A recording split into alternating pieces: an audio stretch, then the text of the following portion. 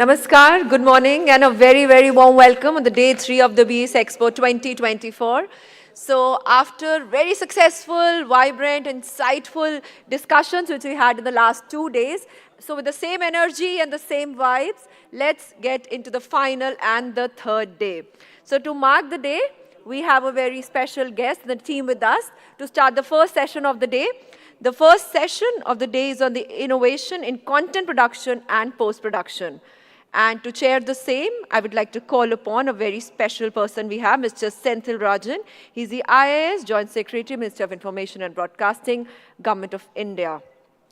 He's a 1997 batch officer from IAS, having served from the grassroots level from news editor to deputy director to joint director, and finally, as the ADG in DD News, Sri Senthil has also worked as a special correspondent in Dhaka, both for All India Radio and Doordarshan.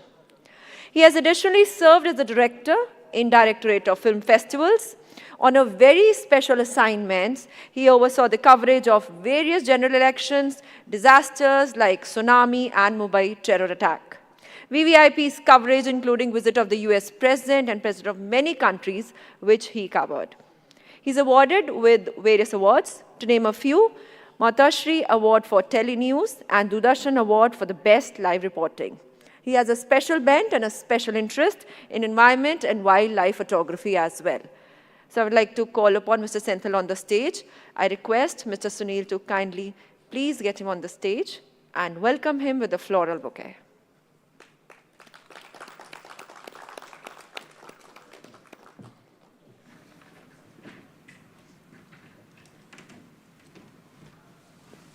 Thank you.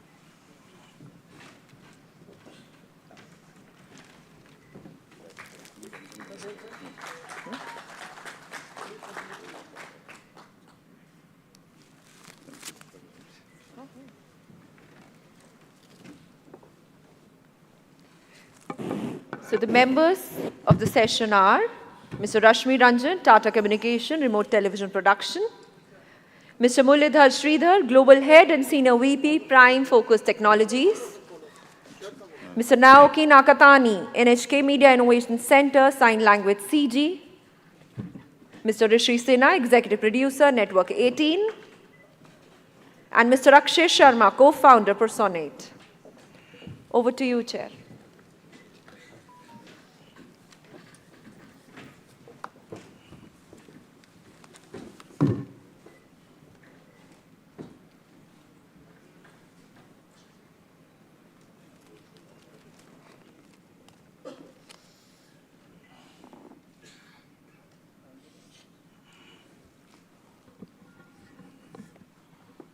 Good morning, everybody. I think on a winter morning, we are all here for a very special session. And as I understand, I was just speaking to Sunil Joshi, who is the president of BES, and he was telling me as to how interesting and what a good gathering you have been having for the last 1 or 2 days over the BES Expo. And it's almost 30 years that BES is organizing this expo. And the fact that we have so many exhibitors talks about how popular this is and how important it is an event in the broadcast sector. Today's topic is for us, which we are focused on, is content, innovation in content production and post-production. So I think we have an eminent panel. We have Mr. Rashmi Ranjan Kanungo, who's a seasoned media professional with expertise in media and business management. And he has global experience in live sports production management, including managing properties like Commonwealth Games, ICC, IPL, BCCI, and PKL, to name a few. He's currently with Tata Communications. We also have Mr. Muralidhar Sridhar, who has over 26 years experience in technology industry, encompassing product management, entrepreneurship, R&D, and organization building. He is currently the Senior Vice President at Prime Focus Technologies. So, and they are also focusing now with AI, and I think that will be a very important topic that you would like to hear from him. We also have Mr. Naoki Nakatani, who's come all the way from Japan. We welcome him to this gathering because he has traveled especially for this conference, and I think that shows how much of importance they have given from Japan to this event, and we thank you, sir, for joining us. We also have Mr. Rishi Sinha, who's the executive producer, Editorial Network 18 Campaigns and Events. And he's been with them from September 2022. He has a wide range of experience in both content development, also in team management, public policy, and he's been working with the broadcast sector for quite more than a decade. So today we have a very eminent panel which will be giving you inputs on various aspects related to content, innovation in content production and post-production. I thought just to set the ball rolling, I will just make a few remarks on certain issues related to this topic, and then perhaps the panelists can take over one by one. So initially, I think there are 2-3 things everybody says. I think there's an oft-repeated phrase, content is king, which everybody knows, because I think that all of you in the industry will be very familiar with, which actually drives the industry. But if you look at it, I think we are at a technology expo.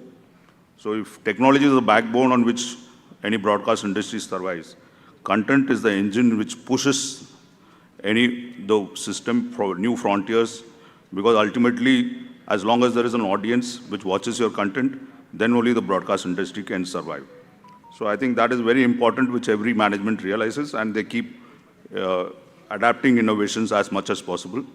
But as far as our country is concerned, we are a huge country, diverse in languages, and there's also a huge audience which is there.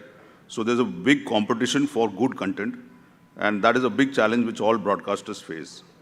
So that is an important issue, and for that, you need to have very innovative content. And today, we in the ministry are focusing on showcasing India as a content hub for the world. So it's not just in TV, but films, animation, gaming. So ministry has been engaged very constantly in ensuring that we are able to position India as a global content hub. And as far as that point is concerned, I think there is a lot of investment that needs to go into creating intellectual properties which are India-owned. So this is something which the creative persons in the industry will be are working towards. So that will be very important. Further to that, I think the formats of delivery of content has also changed. It's very changing very rapidly. Gone are the days when we were only looking at delivering content on television. Now we have so many mobile devices, tabs. So content formatting is also very important. So I think some of the panelists can throw light on that. I think COVID was an opportunity more than a challenge because it changed the pattern of production. Earlier, we were all in the studios. Live OBs used to happen, but when the COVID challenge came in, most of the news channels had to adapt to remote productions. You had anchors sitting in home and putting out news bulletins from their homes, which was remotely produced by their panels at the studios. So that we adapted very quickly, especially we have more than 300 to 400 news channels in India, and most of them operated during the lockdown. And especially if you take the case of DD News, we were 24/7. There was not even one day, even despite some times we had to shift our production basis within 24 hours, we still managed to continue production because of the remote options that were available to us. The other thing is about technology, which I think all of you have already seen. I've seen some good stalls outside. New technologies are coming up. So it is a matter of adapting technology and content so that the reach of the content reaches is manifold. Then comes to the quality of visuals. We are changing very rapidly. We were in SD, now we have moved to HD. I think in Japan you are to Super HD, or in Japan what is it? Ultra HD. So they are all moving very fast. And I think to give credit to Prasar Bharati, G20 went on 4K completely, and the coverage was widely appreciated across the world. And now it is becoming a norm for most of the important events. Prasar Bharati is doing 4K, complete 4K coverages. So that way, quality of visuals takes over, because as technology improves, quality of visuals also have to improve. And the next two big things, I think, which has happened in the last 4-5 years is what I call democratization of production. Today, every mobile device is a almost a production device. People are making their own content, reels, Instagrams. So there is a challenge between the common citizen and the broadcast houses to produce good content, because there are so many individual YouTubers or Instagrammers who are actually producing their own content on their own mobile devices or mini devices, whatever they have, and they are able to put out good content. And as I mentioned, the last big challenge, or which is going to actually change the entire broadcast industry, is the AI technologies that are coming in. This actually is a competition between man and machine. However, machine is a creative, however they learn to be creative, but I think ultimately human mind might prevail over AI, but still we will have to see how AI can be adapted for good technology production. So these are some of the things I thought we will flag, and I hope the panelists will be able to throw some light, because most of them are widely experienced. So we will start, I think, with, since my right hand of Mr. Nakai, can please initiate the discussion. You can give us your opening remarks.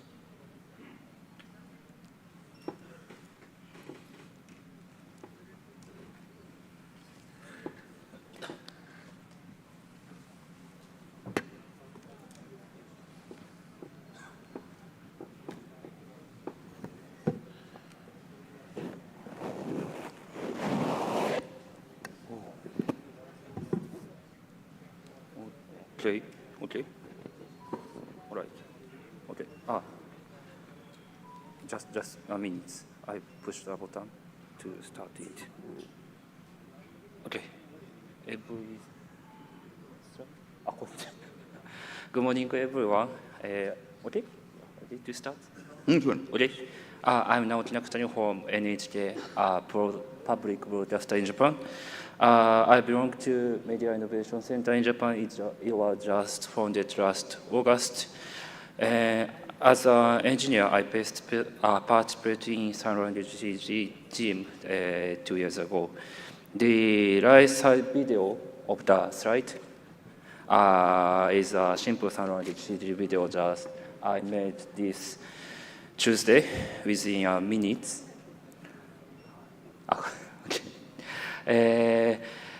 That means thank you. So thank you for inviting me to these sessions. Firstly, I would like to introduce about NHK. It's only public broadcast in Japan. It has 54 branches in Japan. Each local branches make local programs. And we have some Sunrise news programs. On weekdays, we have 2 news programs in the daytimes and the night, and it is also in the weekend. And the second feature of NHK is having a science technology research laboratory. We call it STRL. It was founded around 90 years ago. We have approximately 200 researchers in the laboratories, and 1, 2, 3 researchers have PhD degree holders. This is our Sun Language CG web services. By scanning the QR code on the left down side, you can direct access to our website through your smartphones. The website title is that, sorry, I just make the pointer.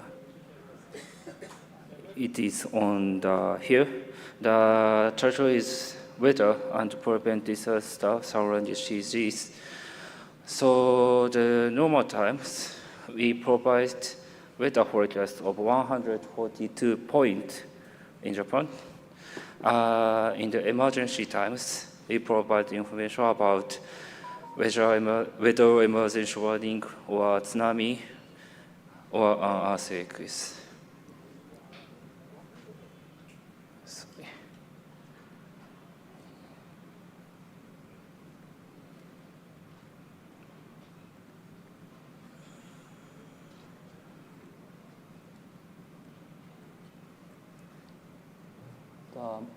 Okay.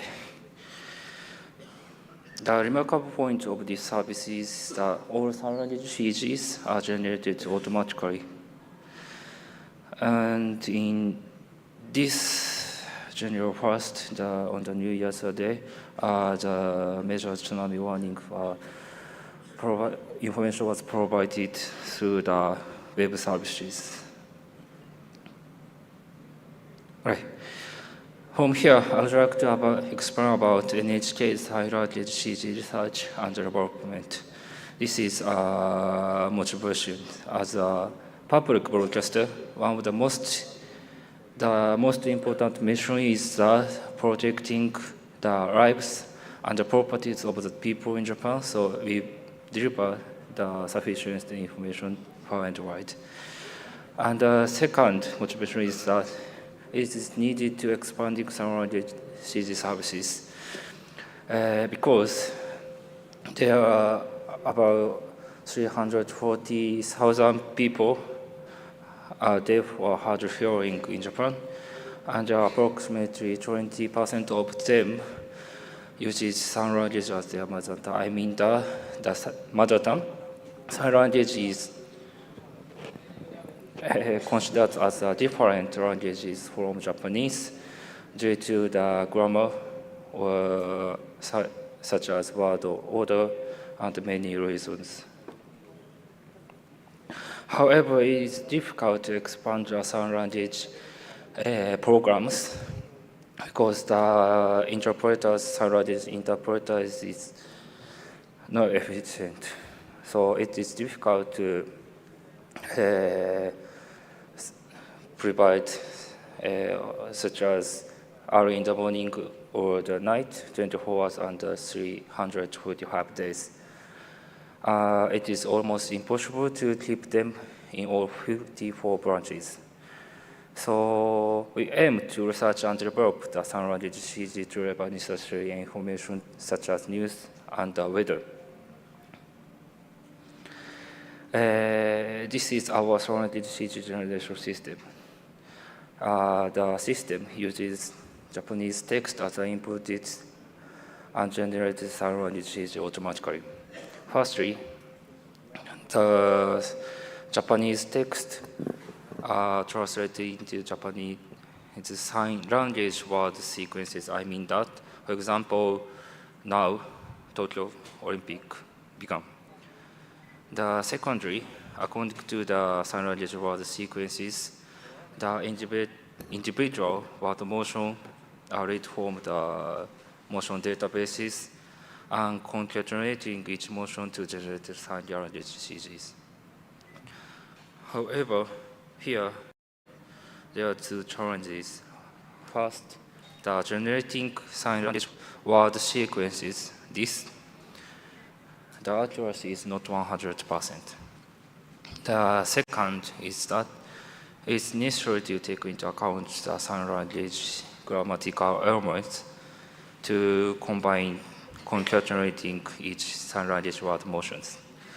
I mean it is necessary to take into account, for example, accent or the intonations. So there are two methods to generate sign language CGs. Firstly, I would like to explain fill in the blank method. The method is used under the weather forecast services. This is a system for the fill in the blank method. Firstly, we prepare some templates with some blanks. For example, today it is blank and head note. That means the end of the sentences. And from the distributed information from the meteorological agency, the blank was filled automatically, such as sunny, cloudy, rainy, snowy. In this system, we use prepared templates, so our sign language CG is generated without any mistakes. This is the detailed expression of the filling the blank method. We prepare some templates with some blanks, like this. And the next step is filling in the blank with distributed information, for example, from distributed info from Japan Meteorological Agency. For example, sunny, cloudy, and fill in the blanks. The advantage is automatically generated and it is no includes any mistakes.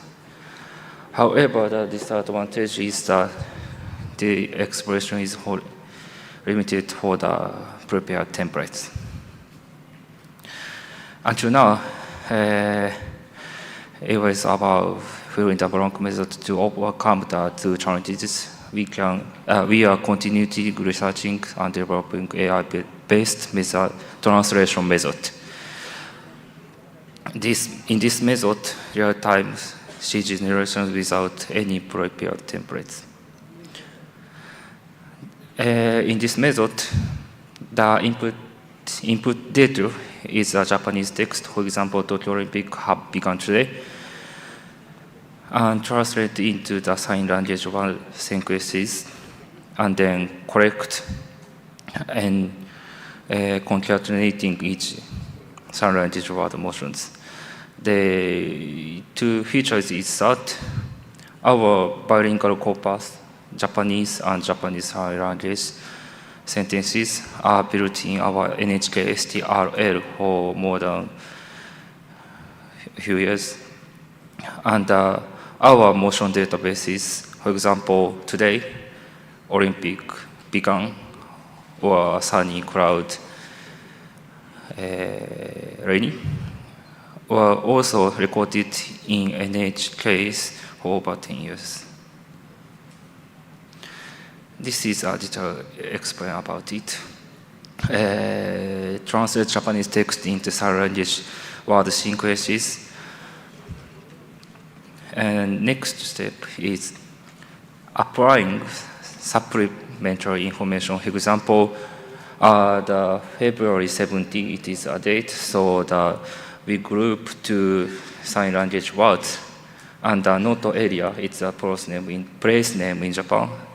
So we group two sign language words, adding information about mouthing Noto, it is a pronunciations. This is necessary to understand it correctly. This is a correlation tool we developed. In this tool, we can correlate sign language word sequences and adding some supplementary information. For example, adding mouths in the blue.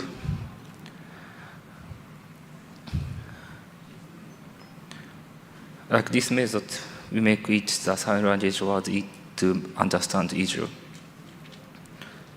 This is an example of supplementary information about mouthing. The left and right video is the sign language word about place name in Japan, Satsuma and Saitama. It is a different place in Japan. However, the sign language motion is very similar. So the mouthing is necessary to understand whether it is Satsuma or Saitama.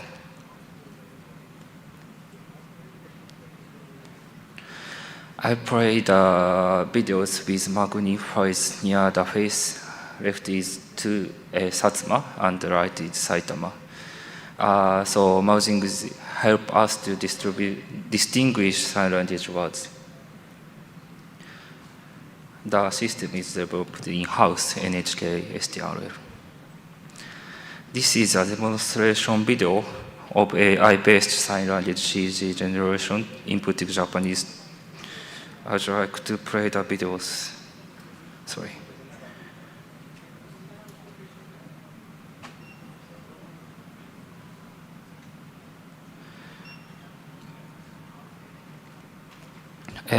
By simply inputting Japanese text and press the translate button, and all process goes automatically, and the sign language CG is generated. So we are still conducting research to develop and improve this AI-based method in NHK STRL. Okay. Today, I explain two methods of our sign language CG generation systems, fill in the block method and AI-based translation method. and the second is now under developing. There are some service images I would like to explain. First, for example, announcement in trains. For example, fill in the blank method, the next station is somewhere, for example, airport, because it is generated automatically. And the AI-based system has more potential. For example, real-time station, for example, hotel reception, or a conference like this. Thank you for listening today.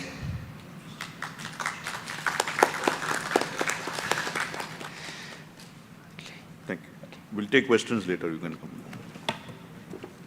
Thank you, Mr. Naoki, for that insightful input about how you are working on developing sign language for avatars and AI-based system. Prasar Bharati in India is already doing sign language bulletins, because these are live sign language bulletins, which are also shared with private broadcasters. But I think this new technology will also help other broadcasters. So perhaps we can take questions after the other panelists speak. I now request Sri Muralidhar Sridhar to make his presentation.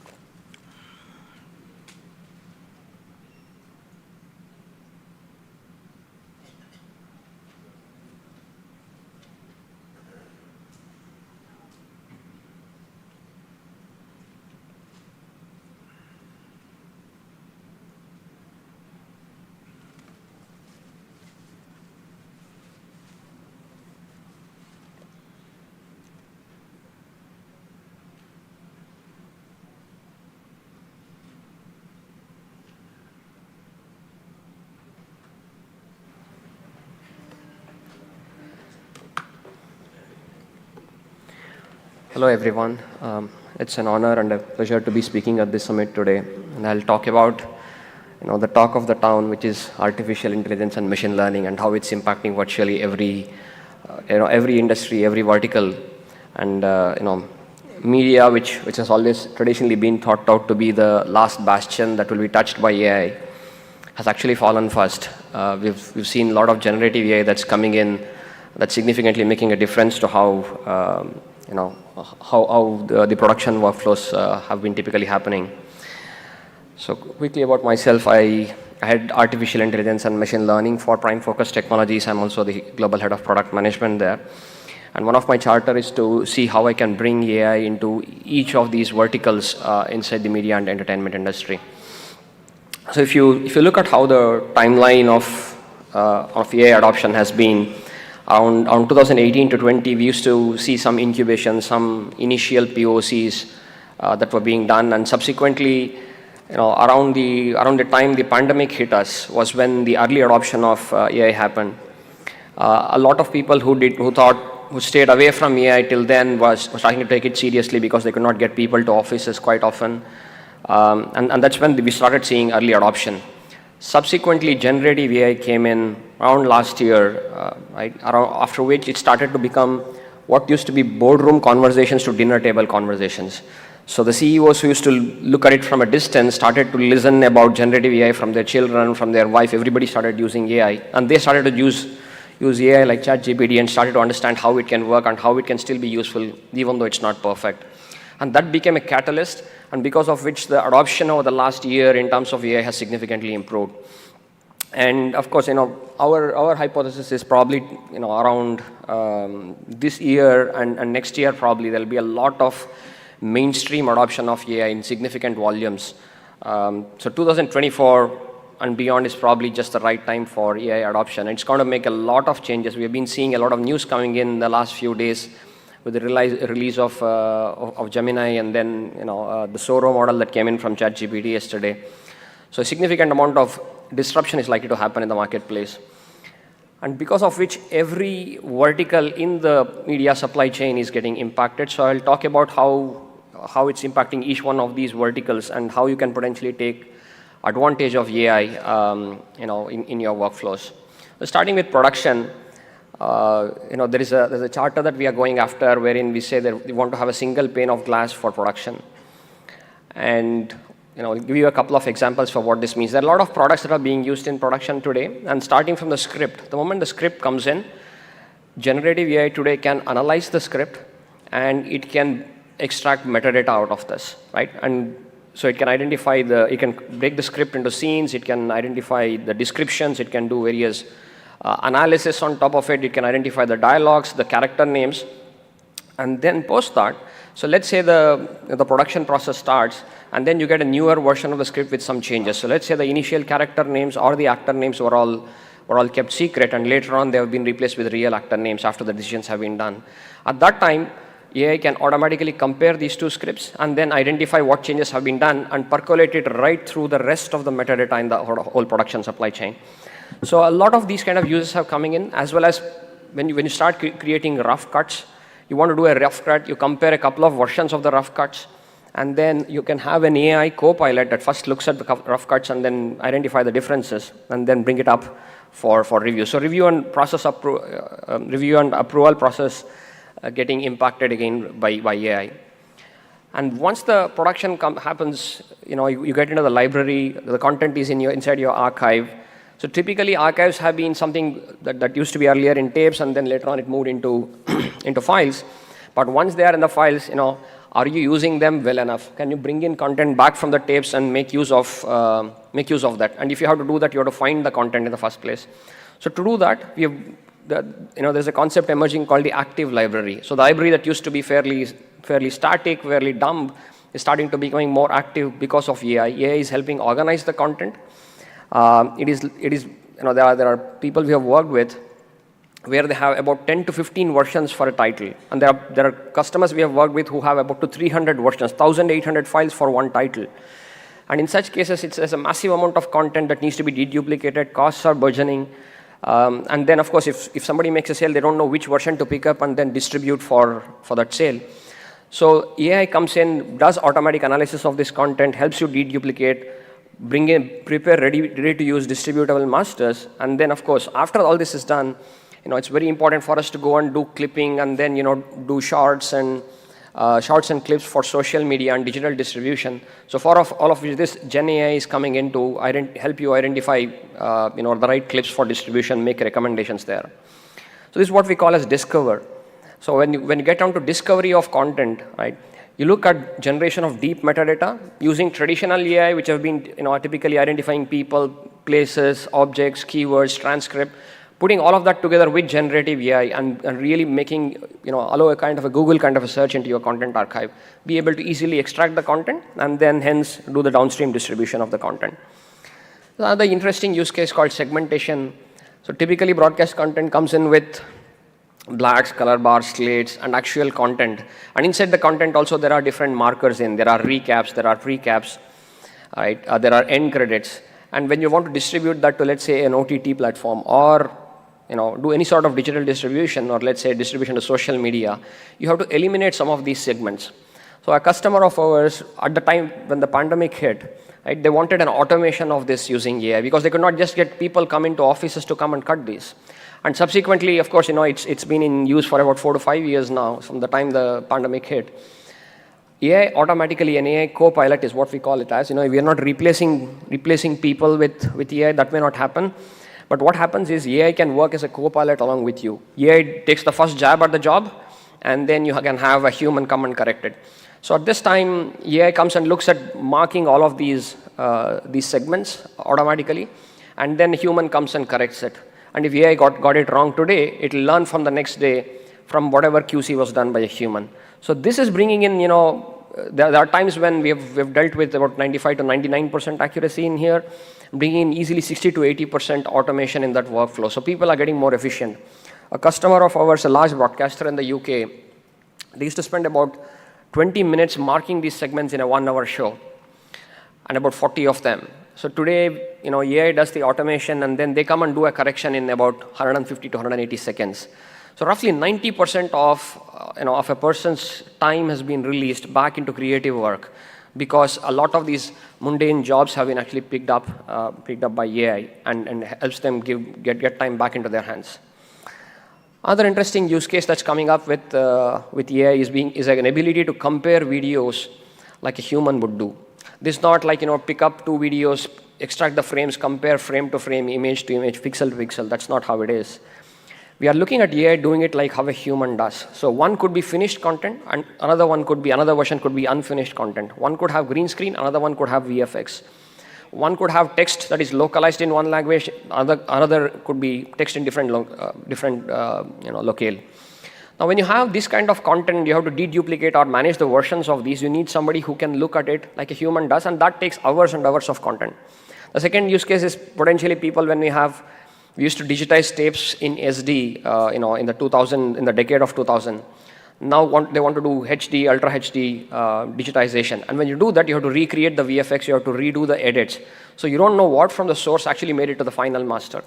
So all of these analyses today are being brought to life by AI-based comparators, which can go read through the content, analyze the content like a human, and give you EDLs with which you can do the remastering as well.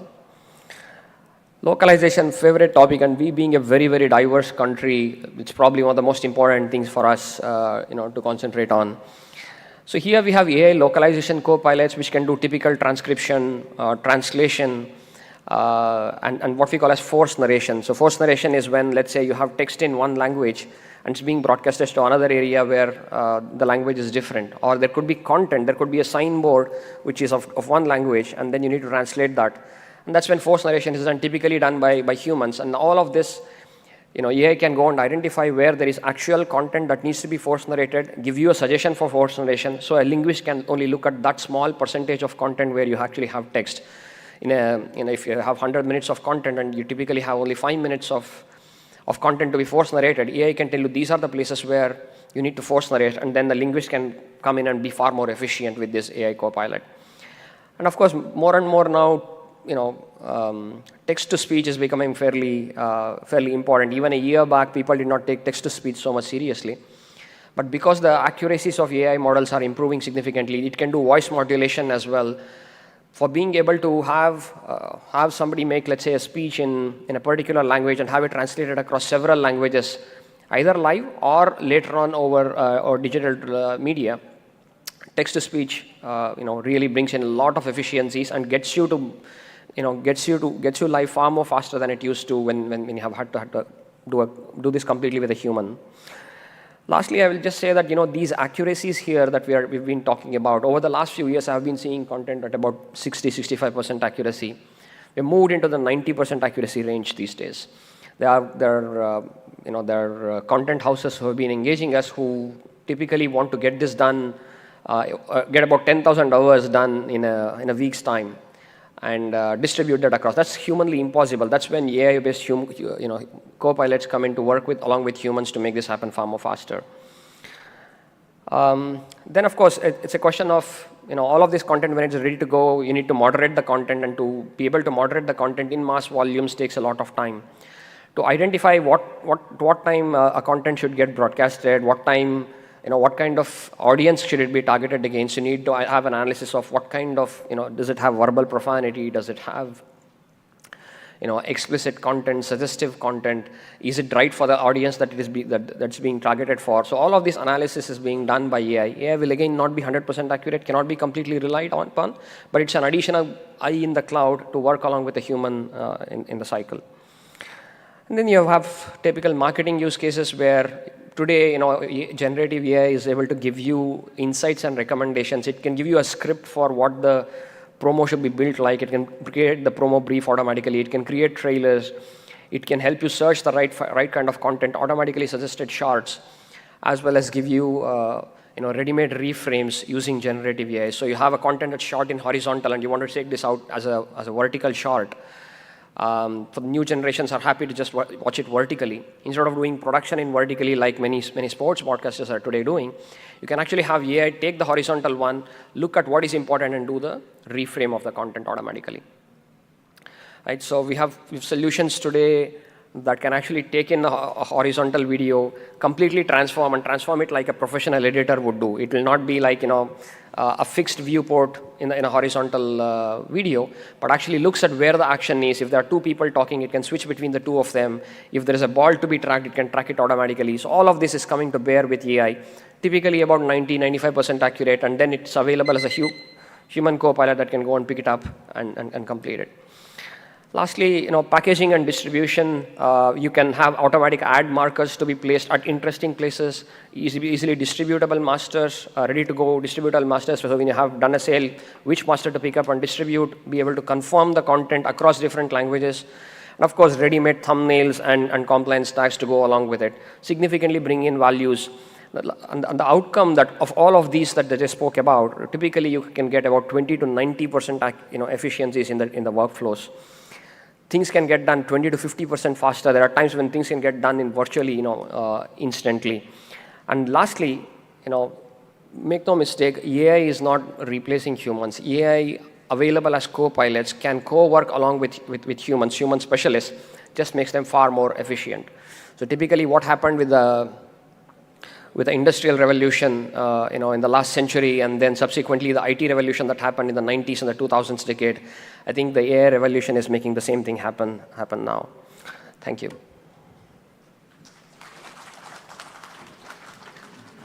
Thank you, Murli. I think throughout Murli's presentation, he kept emphasizing on one fact, that AI is going to be the co-pilot for any human. So the fear of humans being replaced by AI is to be put to rest, but efficient. But most importantly, I think you must also know a little bit of background of the company that he represents. Prime Focus is an Indian company which is now the world's largest company in integrated media services. So they have grown over the years, and today in the post-production market of all movies, I think they stamped an Indian brand on the world. And it is, they won several Oscars also, I think. Won 7 Oscars. And they also won 7 Oscars for post-production work. So let's give a big hand for Murli and his team. And now we will now have Mr. Rashmi Ranjan Kanango, who is from the Global Media and Entertainment and Sports Services.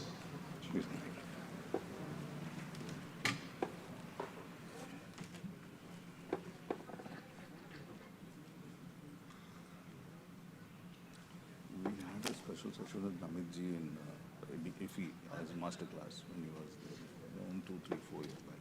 I was heading BF at that time. India is today the most important geographies in the world.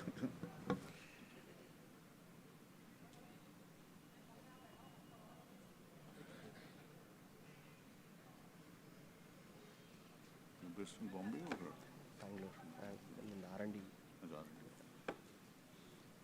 Post-production happens in Mumbai. Yeah.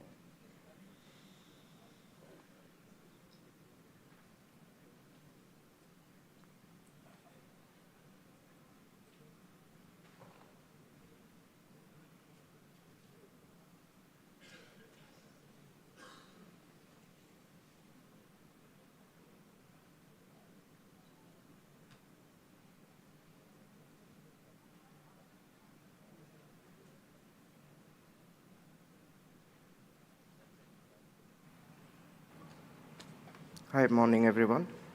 I'd like to start by thanking everybody here and say that it's my pleasure to be here, and I completely agree with how Mr. Senthil Kumar said about the ever-changing landscape of the media acquisition and distribution.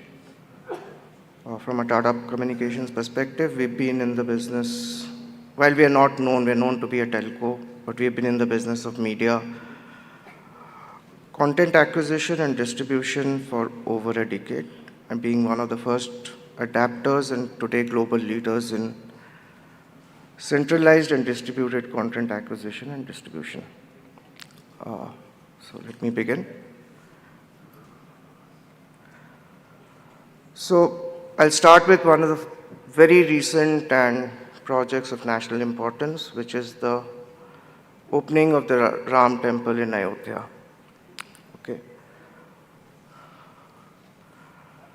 It was a watershed moment in our country. We partnered with Prasar Bharati to be the partner to bring their ultra-high definition content from Ayodhya to Prasar Bharati and concurrently demonstrate and have remote production with 6 feeds coming and getting produced out of DD News in Mandi House, remotely being produced at Mandi House. While the main feed was being produced in Ayodhya, Prasar Bharati was producing a backup feed as a DR from Mandi House if something went wrong on IP over internet and fiber. Okay. So it was a completely new workflow and DR workflow which we implemented with Prasar Bharati. Yeah, obviously after CWG this was the first big event in 4K and we're glad we were able to support Prasar Bharati in its endeavor. This is to just give you a basic workflow drawing of how it worked. So we had, just to give you the challenges, there were no fiber anywhere near Ayodhya for at least 12 kilometers from any end. So fiber had to be pulled for more than 12 kilometers to come into the temple, where there was construction still going on, Z-level security, and every possible challenge that you could face. Okay.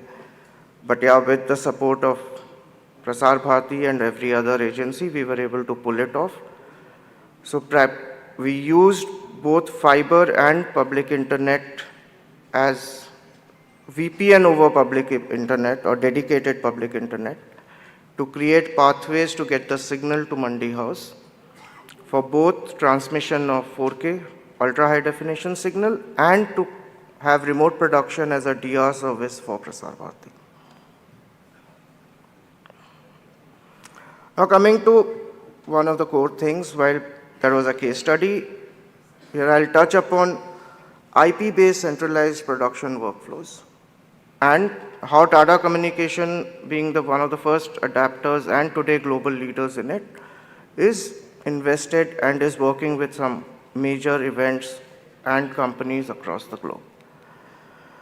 Just to give you production, the primarily key drivers which allow us to go into remote production or production over IP.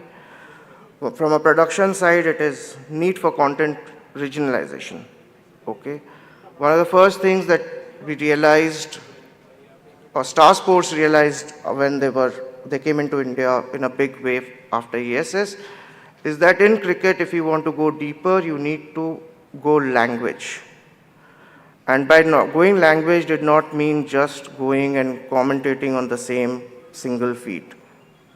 That meant how do you create content in a differential manner that you engage with every language viewer in a dedicated manner. Okay. Second, another thing is when you go to regionalization and localizations, today venues do not allow you or do not have the real estate to support so many feeds to be created from the venue. That was one of the challenges. Third was you could get the technical resource. It's a challenge you could circumvent, but not enough technically qualified people could come up at the same rate at the rate that rights and new properties are coming up today. So therefore, how do you maximize in the best way that you can use your best minds most efficiently? That is what centralized production allows you. Third, and most importantly, as globally we all know, all companies are looking at net zero carbon. This reduces your travel costs, this reduces a lot of, carbon footprint, which currently in the traditional OB fashion has a significant carbon footprint. And then rightly said, we moved from the era of high band to HD. Now we are on the cusp of moving from HD to ultra high definition. In moving from HD to ultra high definition, we have certain challenges where satellite as a medium of contribution is limited. You cannot carry multiple feeds. So comes in the play with fiber, connectivity. And it's been globally proven, with us working on it for more than 10 years, that we can augment content creators' ambitions of taking the next leap of faith by connectivity. Second pillar is primarily on distribution. Okay. Globalization of content. Earlier, everybody used to think, okay, I put it on satellite, and that's the end of it, right? If I take an extended C-band and there's a global coverage, everything is sorted. Then came the Google, the Facebook, the YouTube, Snapchat, and everything else, and then growth of content distribution platforms and formats. Every platform needed a different format. So you had to change, you had to re-engineer the content to adapt to extend your reach. That is where centralized production facilities come into play. And again, high definition to ultra high definition is a journey which will not be, at some point the challenges are that it will not be possible to expand beyond a point if you don't go centralized and you don't adapt to fiber and other new technological thing. This is just a workflow example of how we conduct remote production from a centralized production model. So from the venue, using the Tatacom global network, we bring in on a two-way basis all the signals and data to the central production system. And you have your cameras, your commentators, your mics, everything at the venue, but you can have all your technical facility at the center. So you don't, if you're doing multiple games, you do not have to hire multiple people, because there is, at the rate the rights are growing, the people are not coming into this business. Okay? Therefore, how do you maximize the utilization of a people and reduce the dark days? In the OB business, one of the significant issues is reducing dark days. People just traveling from one venue to the other. Okay? This gives you the same, the next level is, and it has been, right, as rightly put earlier, is this is what we moved to during COVID. Centralized but distributed workflow.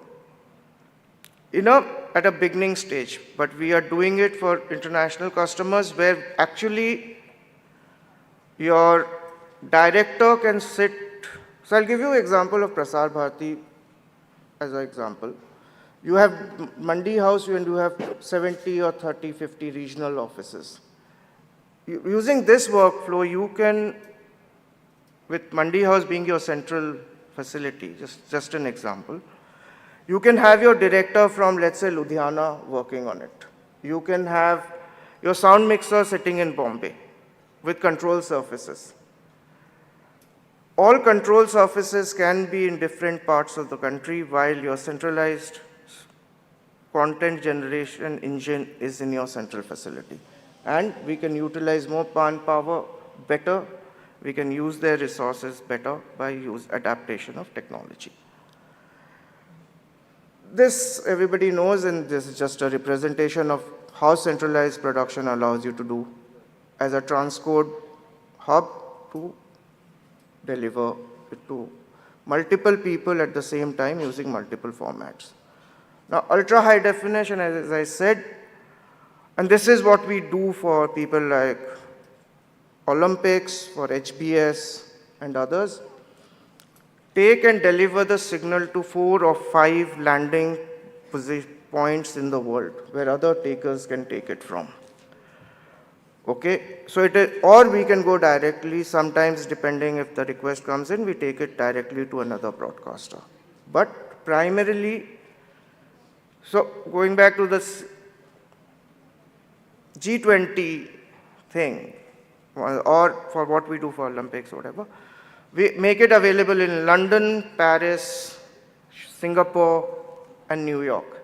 And regional broadcasters from these regions can start picking up from these interconnect points.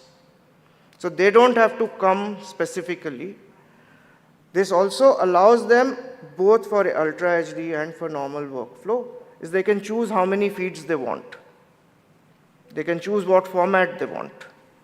And it will all reach the interconnect point from where they can pick it up.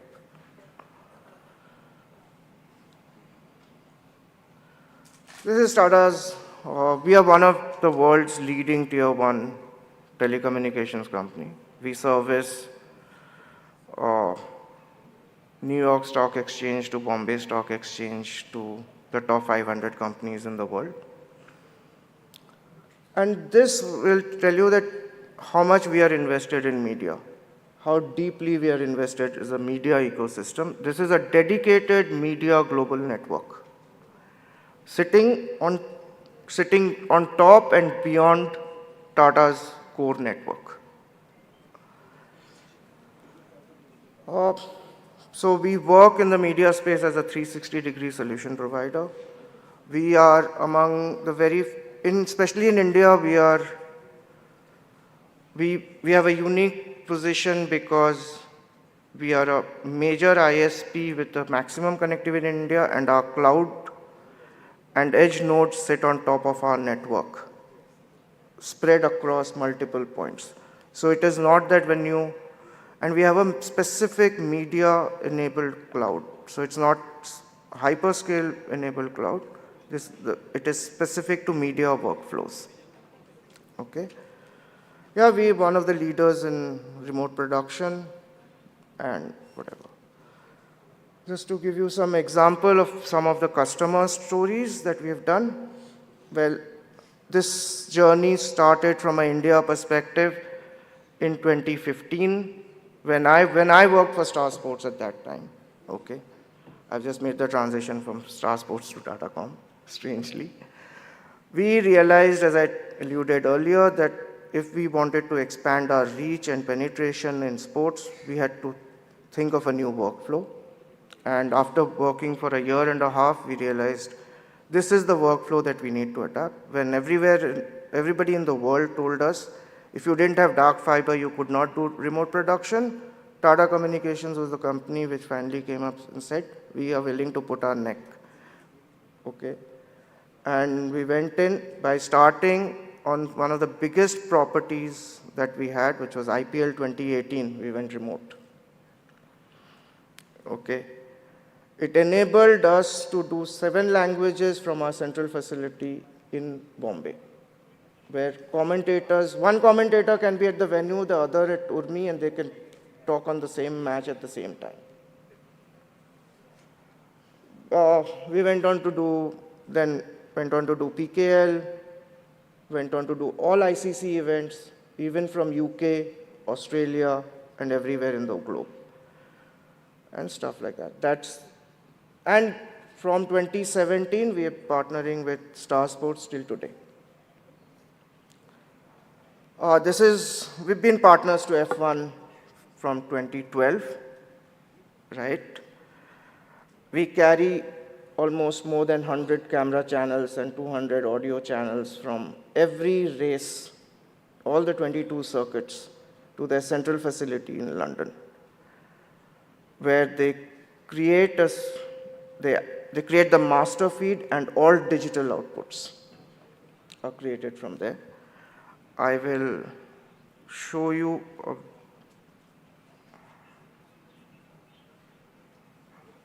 wait, I need to put this up.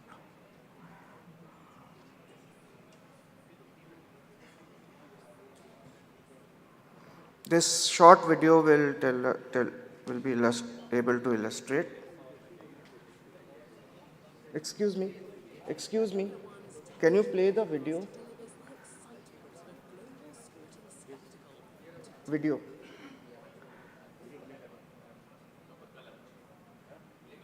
हाँ करा था, कर रहे हैं.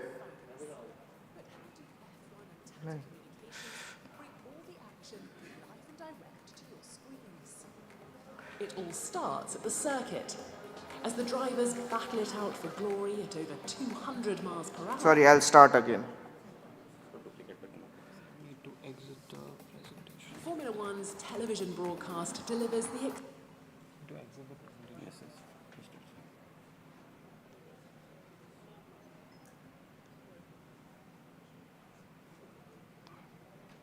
क्या करना पड़ेगा?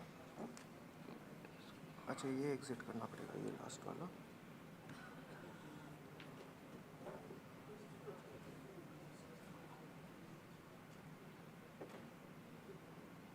अब प्ले करो. नहीं वीडियो इसमें है. बिगनिंग से प्ले कर. excitement of a global sporting spectacle to tens of millions. Formula One's television broadcast delivers the excitement of a global sporting spectacle to tens of millions of fans. But how do F1 and Tata Communications bring all the action live and direct to your screens? It all starts at the circuit. As the drivers battle it out for glory at over 200 miles per hour, F1's cameras and microphones are there, capturing every moment. We generate a huge amount of data from hundreds of sources, and without constant, reliable access to every bit, we wouldn't be able to tell the story of the race. The data flows around the circuit and back to F1's trackside facility, the Event Technical Centre.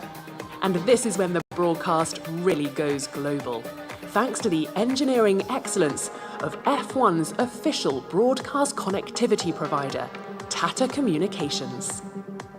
Tata Communications provides a fast, agile, and dependable digital infrastructure, regardless of where the race is taking place.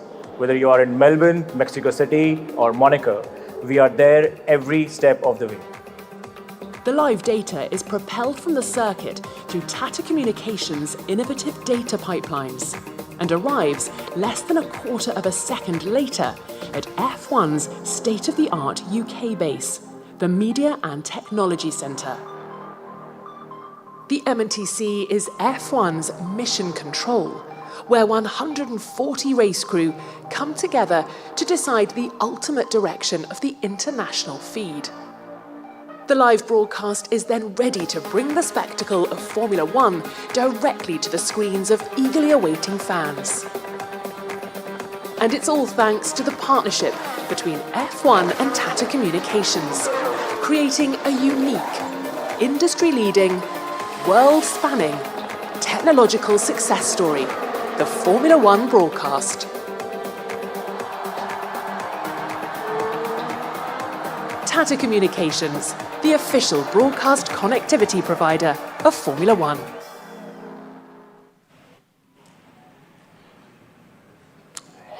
Yeah, with that, I'd say we currently work with the top 4 broadcasters who are invested in sports in India and many more globally. We work on properties like MLB, NBA, and yeah, everything possible that we can think of.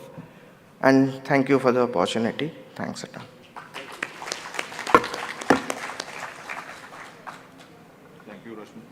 Thank you, Rashmi ji, for that insightful talk about remote production based on fiber. I think you've also emphasized the point that content creators now have to also re-engineering content. So you introduced a new word, I think, which generally content creators feel that they're only in the creative world, but you have emphasized the need for them to understand technology and engineering so that they can understand how to better project their content. So next we have Sri Rishi Sinha, who's on the editorial side, and I think he must have drawn some inspiration from your talk, and we will like to listen to him as, from the editorial standpoint as to how we see content innovation can happen.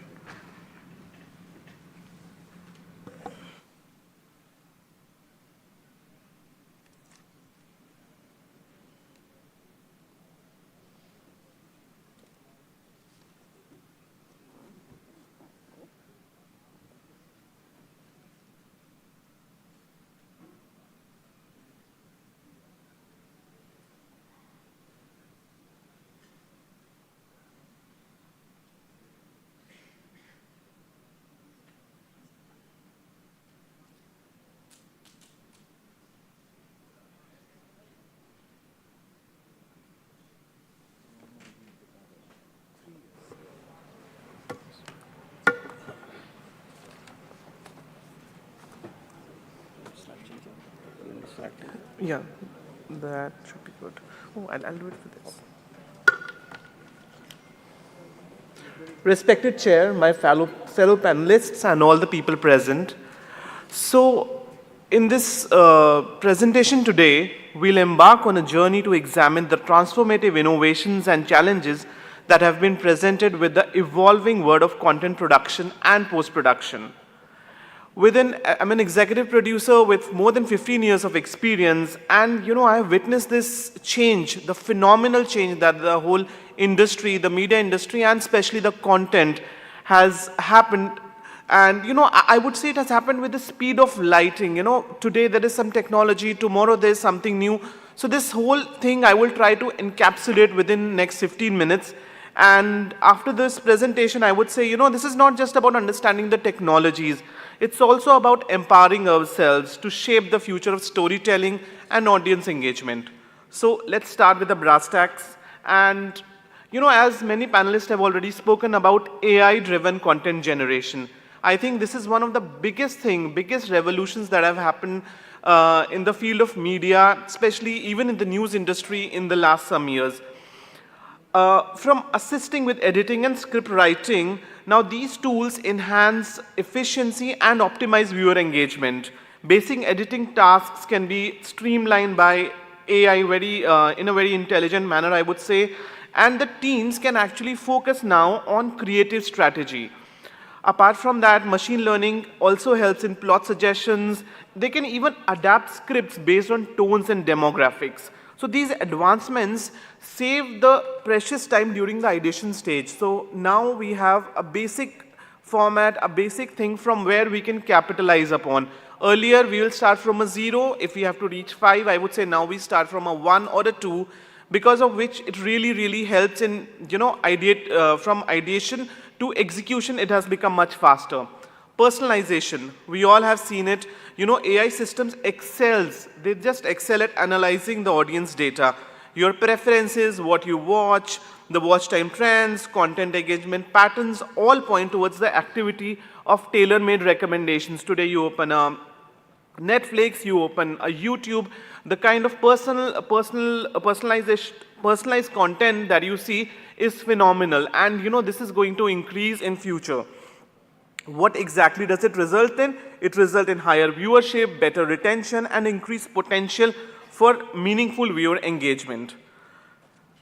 And it's not just about restricted to AI-driven content and personalization. Now the rise of immersive realities. I'm sure all of you must have seen these on your TV channels, on news channels, and the future is not just this. Picture, virtual studios, live audience interactions, and even placing the viewers among the historical events as a news channel or as any other broadcast is covering them. This is the future. This is what we are heading towards.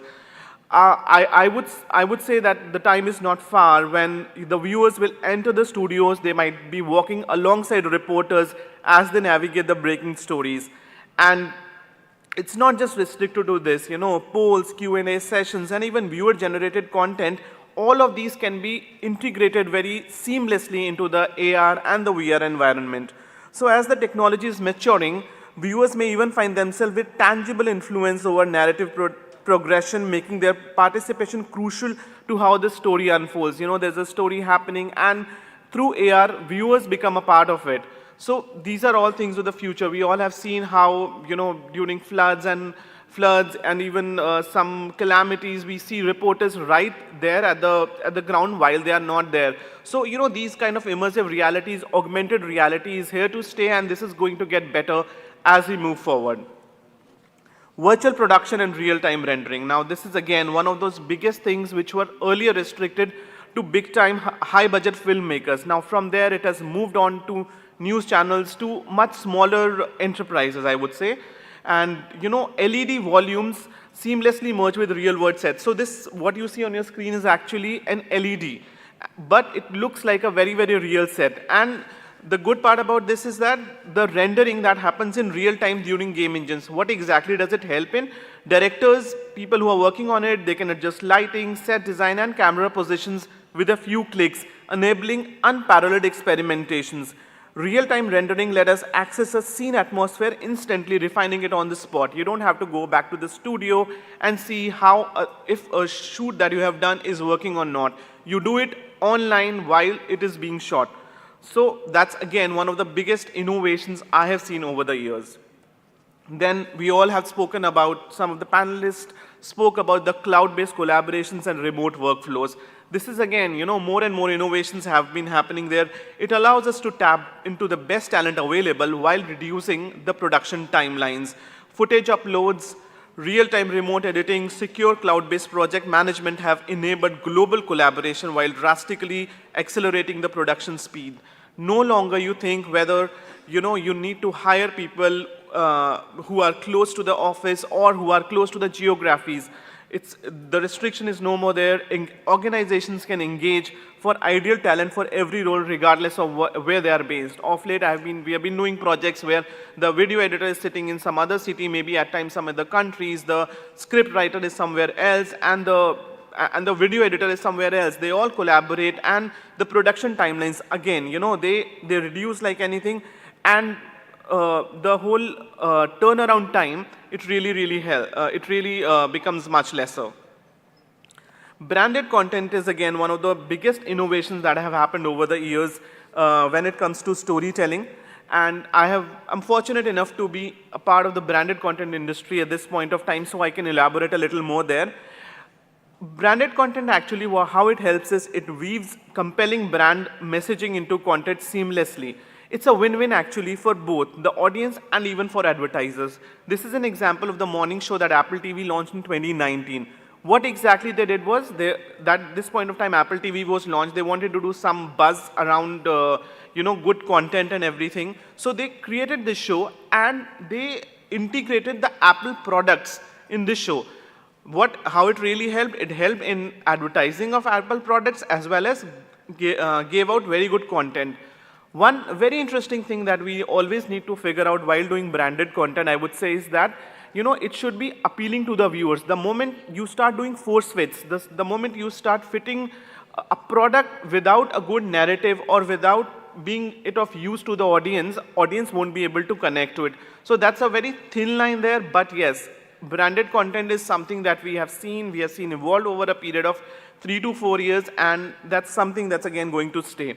Red Bull is again, one of those very interesting examples in branded content. What they do is that, they're an energy drink brand. So what they do, they make very interesting videos of adventure sports and all that, and they put it out on their YouTube channels.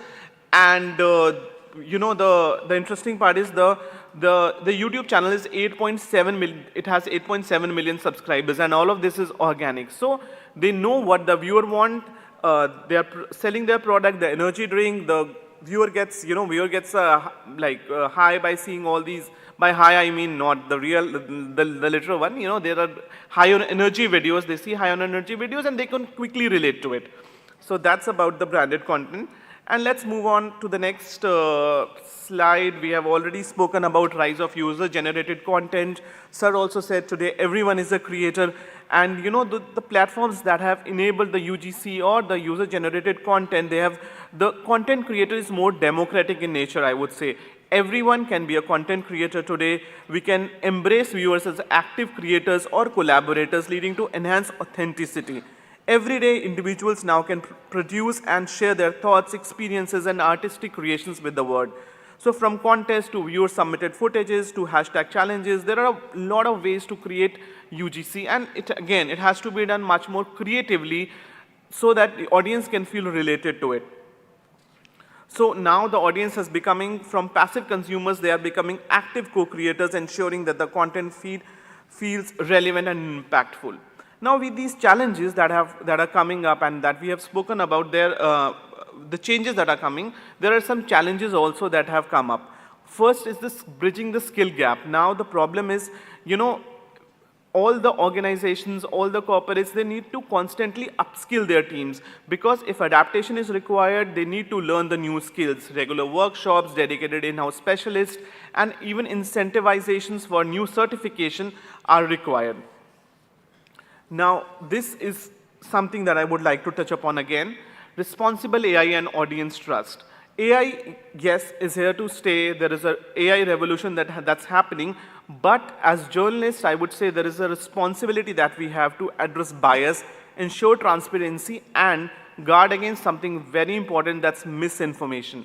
We have seen of late a lot of stories, a lot of things about deepfakes happening, about fake news that's being planted. So as a journalist, I think it's very important for us to use our editorial might, to use our editorial knowledge. AI is important, AI is helpful, but it cannot replace our journalistic review. It is our imperative to actively implement practices addressing the potential for bias, especially in algorithm-driven content recommendations and personalization. You know, as a journalist, it's our responsibility to safeguard public trust. We have to adhere to the fundamental ethical obligations of journalism, honesty, integrity, and upholding meticulously fact-check reporting. Proactive measures like establishing AI usage guidelines or independent review committees are very important for our commitment to this public good. Apart from that, as a media professional, you know, I think one of the biggest things is there is a lifelong learning. As there are a lot of workshops that keep on happening, and adaptation. Adaptation is the key, is the word of the hour, I would say. As media people, we all should know how to adapt. We all should be completely, you know, we have this, and these adaptations should be looked as growth actually, and we should be able to embrace the changes. With embracing the changes in content production, I think we all can be good architects of the future media landscape. So this was a small brief about, you know, the cutting edge technologies and innovation from AI advancement to potential of the UGCs and the branded content. By strategically implementing and embracing these developments, I would say that we can craft a compelling and impactful future of media. Thank you so much. Thank you, Rishi. I can identify with Rishi as an editorial because I've been almost 20 years in the DD newsroom. I've grown up in the DD newsroom, and we can understand as editors how much technology has changed and how much it has helped us in improving our content. So I think we'll now open the floor for questions, and if there are any questions to this panel. One more speaker this time? Okay. We also have Akshay Sharma, who's just joined us. So he's the CEO and co-founder of Personate. And under his leadership, they have won the National Startup Award, and currently they're accelerating Amazon ML Elevate, NVIDIA, and NASCOM. He has worked with India Today Group. So I now invite Akshay to present this.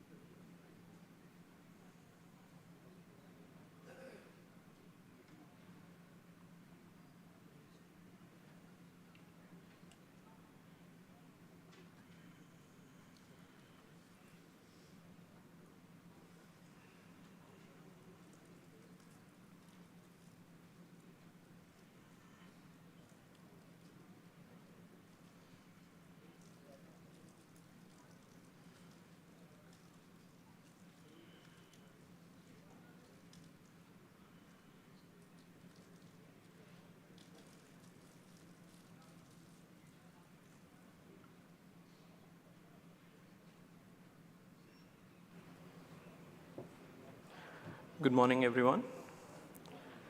I'm Akshay Sharma. I'm the co-founder and CEO for Personate. At Personate, we are building an AI ecosystem for content production at scale with synthetic humans.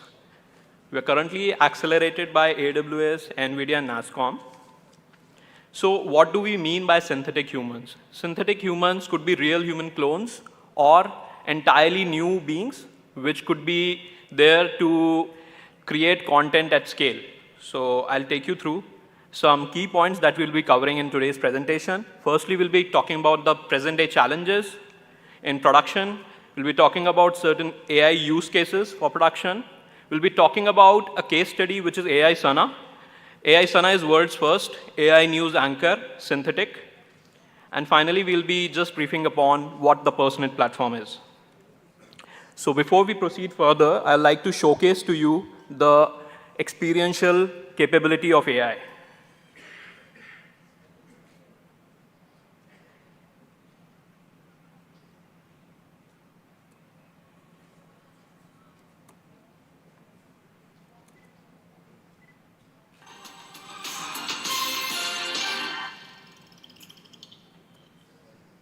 नमस्कार, मैं हूं नैना और आप देख रहे हैं movie मसाला। आज हम आपको दिखाएंगे इमोशनल राइड पर ले जाती फिल्म 3 ऑफ अस के ट्रेलर की झलक। बताएंगे किस फिल्म से OTT डेब्यू कर रही तारा सुतारिया। बात होगी रणबीर की अपकमिंग फिल्म एनिमल के नए सॉन्ग की। साथ ही आपकी मुलाकात कराएंगे फिल्म 12th फेल की स्टारकास्ट से। लेकिन शुरुआत करते हैं एंटरटेनमेंट जगत की 10 बड़ी खबरों के साथ। नमस्कार, रुआ आज तक देख रहल बानी और हम रुआ साथे बानी आई नैना। आज रुआ खातिर खबर लेके आयल बानी, उहो भोजपुरी में। तो आई खबर की शुरुआत कइल जाए। தமிழக ஊடக வரலாற்றில் முதல் முறையாக வணக்கம், நான் உங்கள் AI பிரியா, தமிழில் முதல் AI செய்தி வாசிப்பாளர்। AI நியூஸ் VTV சேனலை சப்ஸ்கிரைब பண்ணுங்க। हाय, मैं हूं शाहरुख खान। आपके लिए लेकर आया हूं मेरी नई फिल्म जवान और मेरे साथ आज तक AI। Thank you Shahrukh. अच्छा बताइए, मुझ में और आप में कौन सी बात कॉमन है? वैसे तो बहुत कुछ होगा, लेकिन आप बताइए ना। चलिए मैं बता देती हूँ। शाहरुख खान और मुझ में ये बात कॉमन है कि हम दोनों हमेशा जवान रहेंगे। बिल्कुल। वैसे एक और बात कॉमन है। कौन सी? आप सब ने दोनों का नाम तो सुना होगा। Thank you Shahrukh. वैसे आपका चार्म देखकर तो मेरे AI दिल में भी कुछ कुछ होता है। और हाँ, I am also 100% ready for जवान विद द किंग खान। 7 सितंबर को आपके नजदीकी सिनेमा घरों में। Are you ready?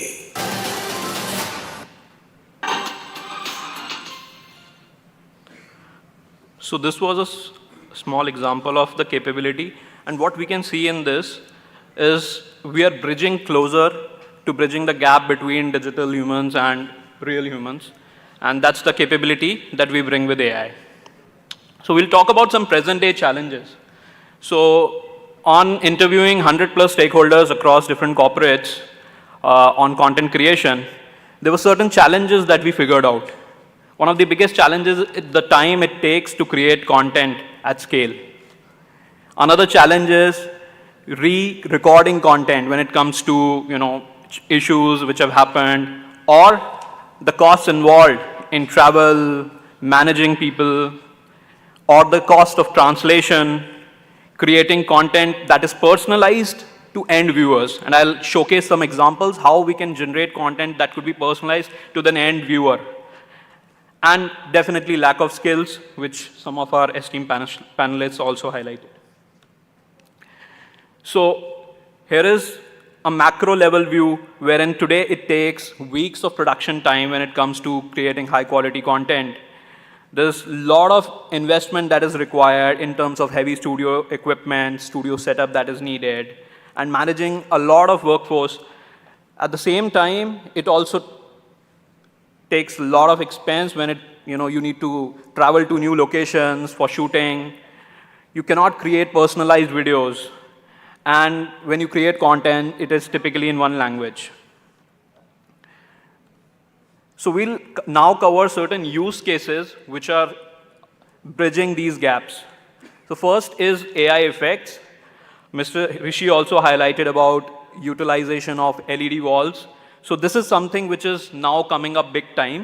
So here we see the example of Mandalorian, wherein this has been done hyper-realistically. 3D generated backgrounds generated with AI can be realistically embedded with Unreal assets like digital avatars. Sony has recently launched Torchlight, which is a big step in this direction. Similarly, today, you can even mimic motion of one person into motion of animated characters. So I'll give an example of this with my own avatar. So this is an animated avatar version of me, which is mimicking the actions done by the actor in this case. So this is the capability that AI is today bringing. We can mimic a lot of things from real world and bringing them to the digital world.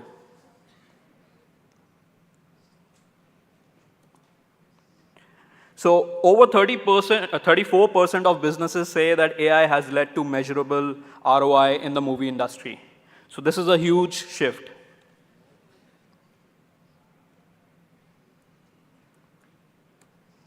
Next is saving on time and effort with, at the same time, building a brand. So today, you can reduce the production time from days to minutes. With AI, and I'll show you a brief overview of the platform. So using a SaaS-based platform today, what used to take several weeks, now you can create the same content within minutes. You can create scripts using AI, you can create music, you can create backgrounds, be it 3D or 2D, translation, voiceovers, hyper-realistic voices, captions. We can build synthetic brand ambassadors for organizations. We can also do this from any device, as our chairperson just suggested. So this is a huge, huge shift when it comes to the business metrics for the media and entertainment industry. Today, organizations are able to create automated YouTube channels. And today, some of our customers are generating hundreds of videos per month. So I'll give you some, in this screenshot, we can see the level of engagement that people are showing for AI-generated content. There are millions of views and also projected earnings starting from on a $6,000 to up to $100K ad revenue from AI-based content. This is a channel that has been launched just 4 months back.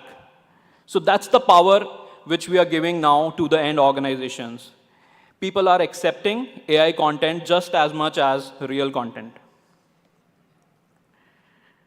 Now, the third aspect is we can build a personal connect with stakeholders.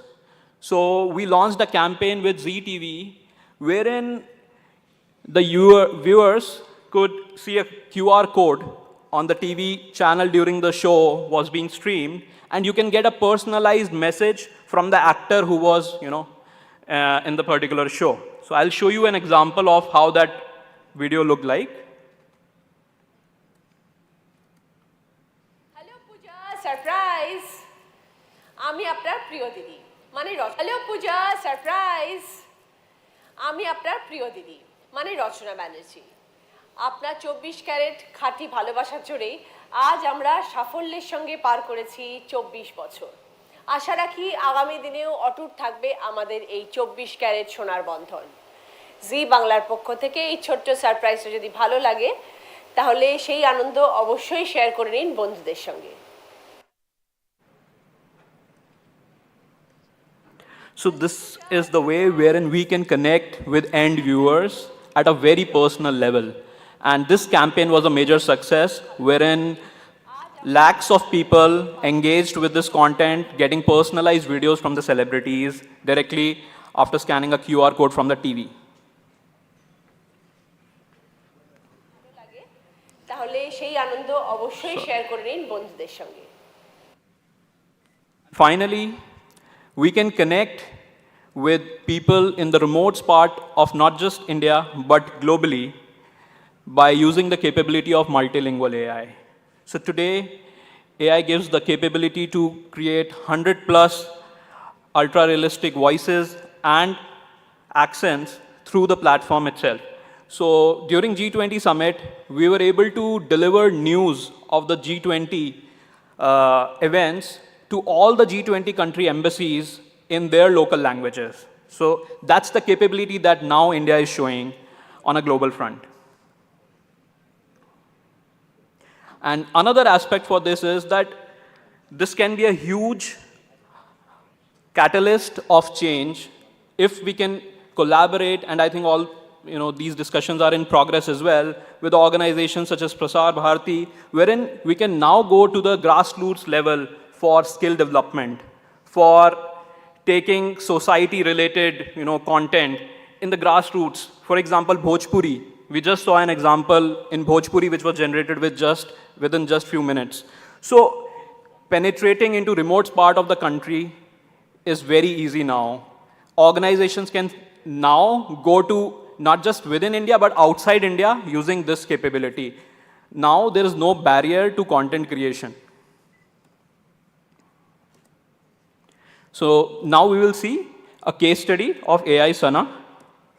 So AI Sana is world's first AI news anchor, which is a non-human. First human AI anchor was launched in China, and India was the first one to launch a non-human AI anchor in March 23, alongside Prime Minister Modi. Thereafter, she has become again the first AI anchor to stream on a prime time show with a daily viewership of 100 million plus. Interestingly, she has been doing another thing, which is again first time in the world, which is automated weather. So today, the weather that you see on the Aaj Tak channel, it is streamed real time. So basically, the weather data comes from the satellite API. Videos are generated and streamed on the television. So there's a digital human on the TV who reads the news in real time. And then there are multiple other shows. We saw the entertainment movie show, horoscope, multiple other shows which are there. There are celebrity interactions for movie launches, coverage by international media houses, even OTT. So now digital humans have made into OTT as well, live events. So what has this led to? Basically, this has led to major impact on business for media and entertainment industry, and also other industries wherein content is, very important. For example, education, e-commerce, where you need to build a connect with the end users. So it has led to major savings in terms of royalty and production costs. Today, AI humans can work 24/7. So they are not here to replace, but to complement. If an AI anchor can, if a normal anchor can speak one language, the supporting AI anchor can help them go to 20 different languages. Similarly, this can be extended to radio, and today already being extended to YouTube. Today, in case of Sana, we have reached 100 million plus viewers across web and TV. Today, AI brand ambassadors are attracting brand sponsorships, so they are also becoming means of revenue generation. They're getting social followers. People are following them, and interestingly, people are also falling in love with them, like you can see on the screenshot. So it's very interesting the way things are evolving, and we see a lot of interest among people in interacting with these personalities. So finally, I would like to talk about the Personate AI platform. It's a one platform for all video generation need. So we are building an AI ecosystem to produce end-to-end videos with ultra-realistic voices, which could be in 100 plus languages and accents. You can generate scripts, backgrounds, translations, and a lot more. All of this can be done through a cloud-based AI SaaS, which you can start as a free trial. So no infrastructure needed to start production. Instant actor cloning can be done. You can produce videos from anywhere over any device. You can generate millions of videos parallelly with our API infrastructure and personalized. So thank you very much for this opportunity, and we are looking forward to build this technology in India for the world. Thank you. Thank you, Akshay. I think we do not have time for questions because the next panel is already ready. But just to summarize, I think everybody agrees that content is the basis of any news and entertainment business. And all the panelists have thrown light on how content innovation can happen using technology for remote production, post-production, and how AI can also complement the content creation.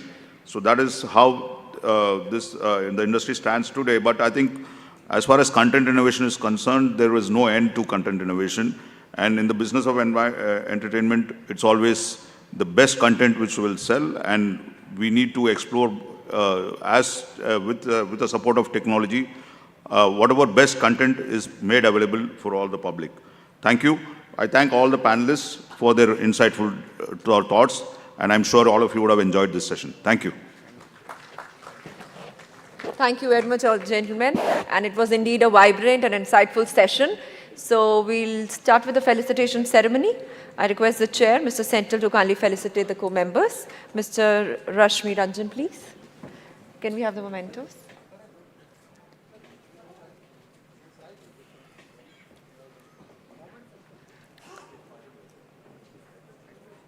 We can come in the front, yeah.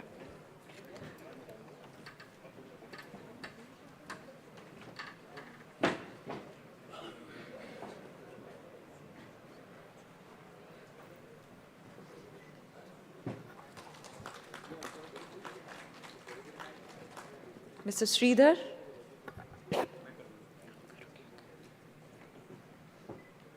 Mr. Naoki Nakatani.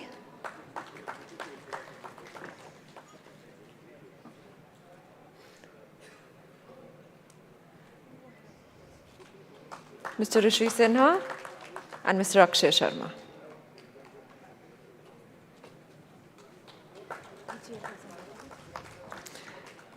I call upon Mr. Sunil, the present BES, to kindly felicitate the chair, Mr. Senthil Rajan.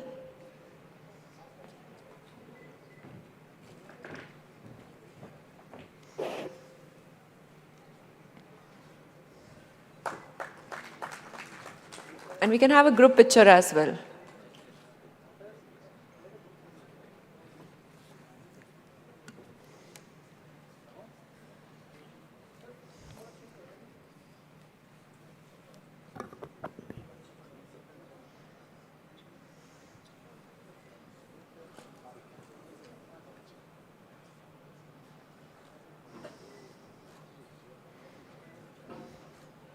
All right, so with this we come to the end of the first session. We'll slip into a very short tea break and we'll resume here in next 10 minutes because the next panel is also ready. We'll be talking on content, marketing and monetization strategy for OTT.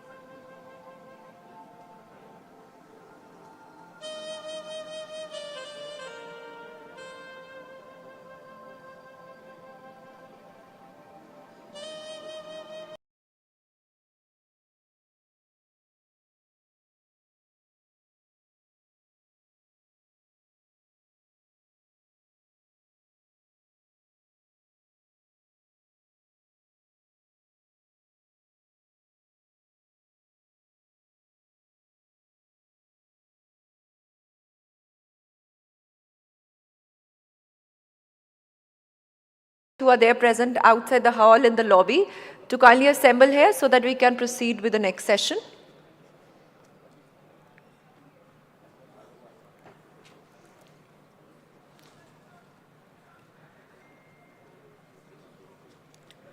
So the next session is on content, marketing and monetization strategy for OTT.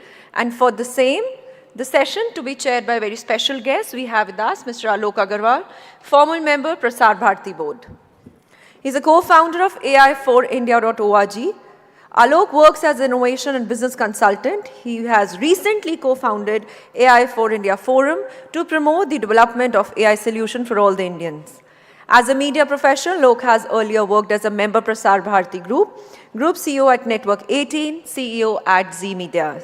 He has also been an advertising professional, having worked as a CEO of a Samsung Group company and agency of the WPP network. And IIT Kanpur, IIM Bangalore and Wharton alumni, Alok has led large corporations, startups, mergers, acquisition, and many successful brand launches. So I would like to call upon Mr. Alok Agarwal here on the stage, please. May I request Mr. Sunil, the President, BES.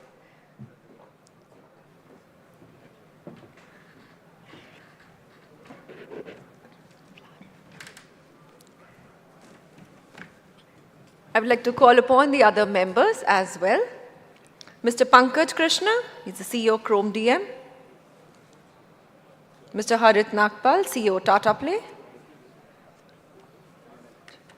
Mr. Ramasai Panchapakesan, Managing Partner Investments, Highways Media India. And Mr. K. Prasanna from FanCode. Over to you, Mr. Agarwal. Thank you. Good afternoon.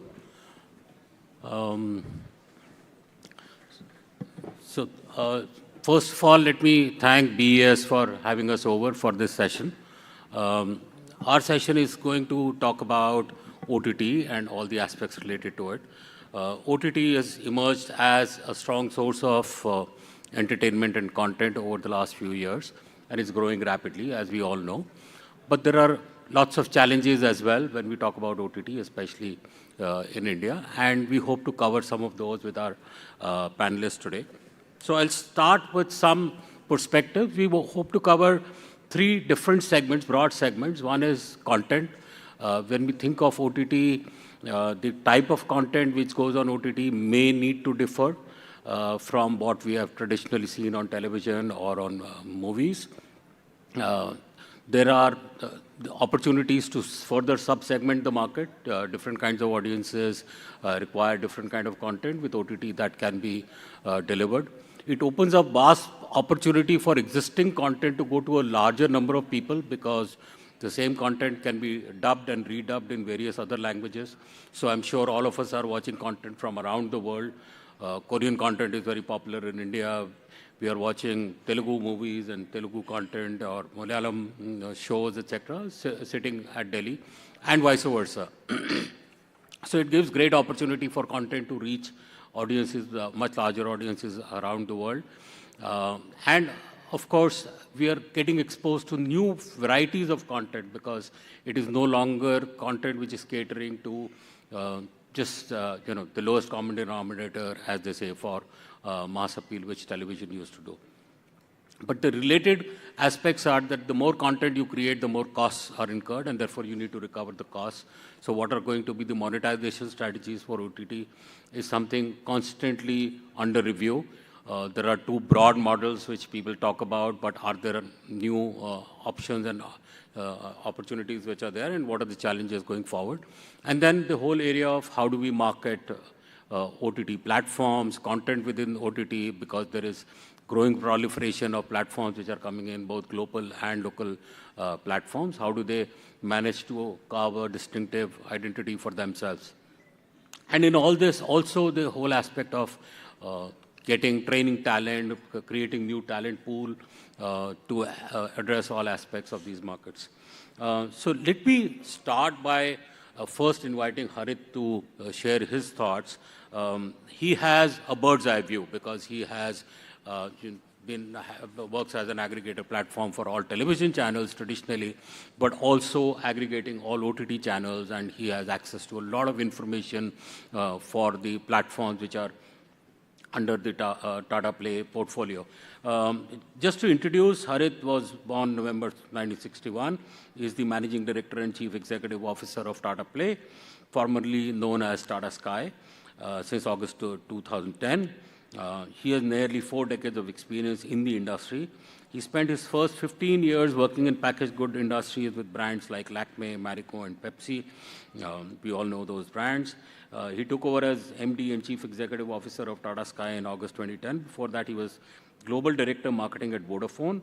He had also served as Director of Marketing and Business at Vodafone India Limited. He has co-authored a case study on the subject of disruption, Tata Sky responding to a disruptive technology, which is now part of the curriculum at the London Business School. His book titled Adapt to Thrive, Not Just Survive was released in December 2023. Welcome, Harit, and over to you. Thank you. Thanks, Alok. You refer to my book, which was recently released. One of the chapters in that basically shuns PowerPoint and says PowerPoint is a complete waste of time. It actually wastes many people's times, one who prepare it and the others who listen to it. I'm a fan of conversations, so therefore there is no PowerPoint I have here today. So sorry about that. I couldn't be preaching, not having PowerPoints and making a PowerPoint myself. So I'll talk. Spent about 4 decades in the industry, moved 6 industries in the process, each one different. By design, did not take a second job in the same industry because did not want to destroy what I created. Every industry I went to told me something. Every industry I went to, they said, this industry is different. Whatever principles apply in the other industries don't apply here. We are unique. I'm sure you heard these things before. Like when you go to the people from the government here would have heard this when they moved ministries also. This ministry is different. And my question used to be, isn't your product consumed by consumers? Consumers who buy a cola, a candy, an airline ticket, open a bank account, buy a life insurance policy, they use a certain criteria for buying a product, selecting between brands. That can't be different when it comes to a cola, a candy, a life insurance policy, opening a bank account, or buying an airline ticket. It is quite similar. There is a basis that they have. So how can your industry be different? You have to start looking at the consumer, not at the technology that you are. And when I got the subject today of what is the production, marketing, monetization principles of OTT, I was wondering if I was making bread, which was earlier selling in stores, and suddenly I start selling that bread online, would the marketing or especially the monetization principles of that bread change? Would I start giving it for free just because the digital, सब लोग digital में free देते हैं तो हम भी उसको free देंगे? But that's not what I see in the industry today. If you look at the content that is being offered to customers, barring 1 or 2 maybe apps, the global apps, 1 or 2, almost every national app is recycling what is being shown on television. Almost 80 to 90%. I mean, every one of these apps have 1 original or 2 originals coming out in a year. The best ones have 3. And everything else is last night's soap shown for free. So first of all, you're talking about monetization of OTT. We need to stop demonetization of pay TV. That's the problem that is being created. You are hoping that customers will watch it for free for so long, and then subsequently, and that's your marketing strategy, that अभी इनको 2 साल free दिखाते हैं और तीसरे साल में हम इनसे पैसे मांगेंगे, they'll start paying. I can bet you stand outside Pragati Maidan and offer people biryani for 365 days for free. On the 366th day, if you go to them and ask for 10 rupees for the same plate of biryani, they're not going to pay for it. I can bet you on that. You want to try it? I'm willing to pay for the first 365 days. But if you don't get customers on 366, please pay me back for the 365 days. I'm willing to invest on that. So that's what I don't like. So my short answer to your question really would be, a new technology, a new delivery mechanism has been invented to go to the customers. It offers you two things. One, it offers you an opportunity for user-generated content also, to a certain extent. The things about dubbing Korean content and content from the world, I see no reason why it can't be done on a broadcast medium. It is being done. We are carrying dubbed channels. I mean, I'm dubbing English into Hindi, Hindi into Malayalam, Malayalam into Hindi, Malayalam into Tamil. So all that is happening. We got channels that are running all the time doing that. So that's not the difference. So to me, it's the same bread. It's a new technology. I don't think the marketing of it, the pricing of it, or anything of it can be very different from what is happening in pay TV. And like you rightly said, we run both the aggregations today, and we are not differentiating between the two. Because if you sell one at pay and one at free, the one that is pay will vanish. Thanks. So just one follow-up question. So do you have thoughts on what could be alternate monetization strategies? I mean, there are two popular models, right? Either subscription-based or advertising-based. But is there a third opportunity? Like you're saying, subscription, nobody pays in India. Advertising, because the reach is low. So who says? Okay.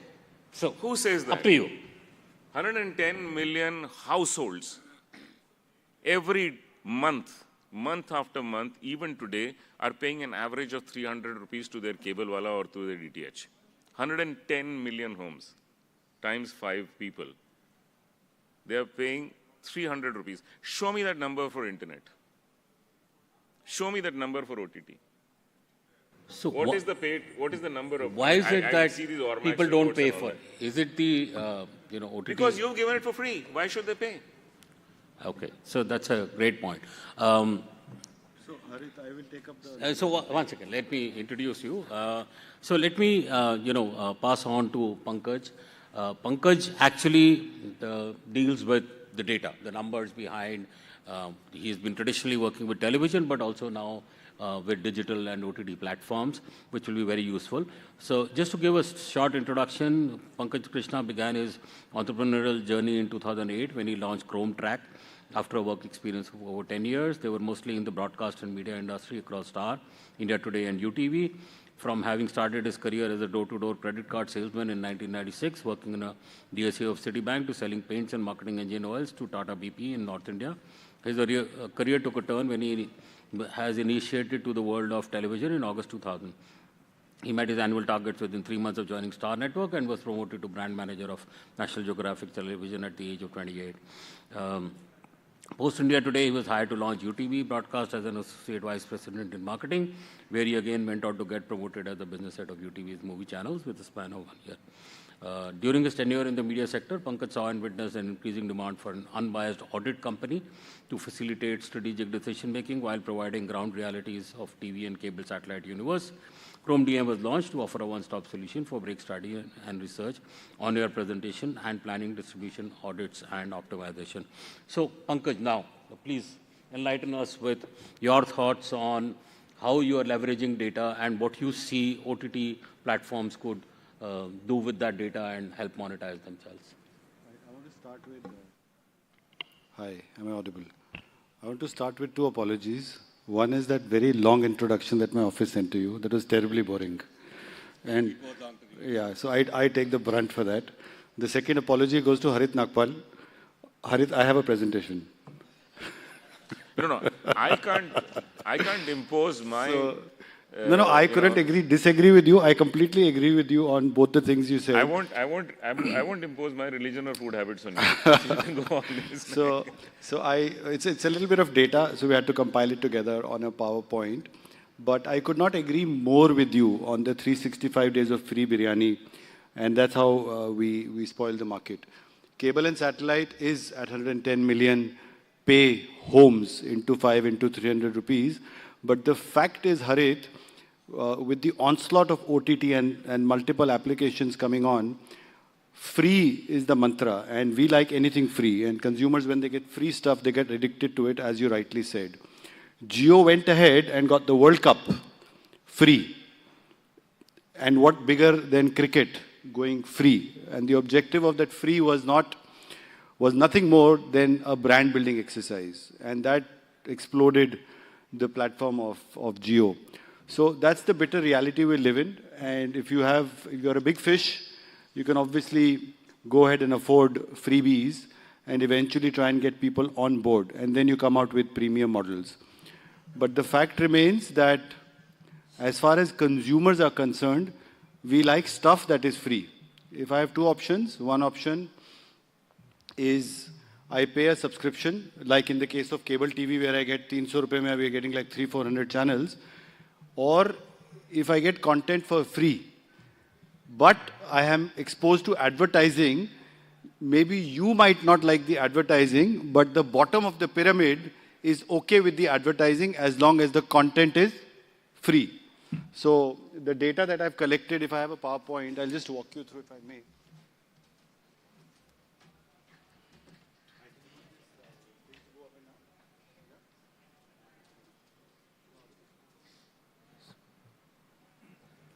Yeah, audible?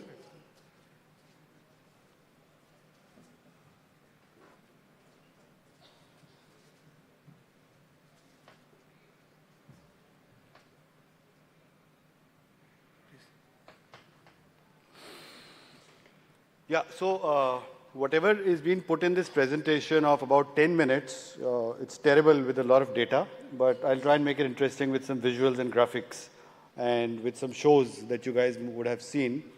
But the point that we are trying to make is India is a free market, free in terms of we like everything free, right? And the truth, ask yourselves, when you park your car, still, do you negotiate with the parking wala that I'm only parking for 5 minutes? Paisa kyun le rahe? Right? That's the attitude that we have. So when it comes to content, we are tuned to consume content for free. Looking at the market, how do you monetize it? In terms of monetizing of OTT content, one of the most important things is to understand what genres of content work and what genres of content do not work. Harit, I want to address this to you. So we measure content across all OTT platforms, which can be dissected by platform, whether it's consumed on a YouTube or a different platform. But if you were to look at the top 10 shows of 2023, these were the top 10 shows. I hope you've seen some of them. I hope you want to raise your hand if you've seen any of these shows. Jayant, all of you, right? So most of us have seen some of these shows. So these were the big shows, but if you were to see the reds, crime seems to be rocking. People love crime. So Farzi Crime was the #1 show. Scam 92, again the top 2, Trial by Fire, they're all crime. Crime seems to be working, and as a result, you will see a lot of content driven around crime. But before we delve into individual shows, I'll walk you through some data. As far as the AVOD and SVOD pay subscribers are concerned, the current numbers as of Jan, the subscriber establishment surveys that we do across all platforms put together, AVOD is obviously huge, it's about 200 million.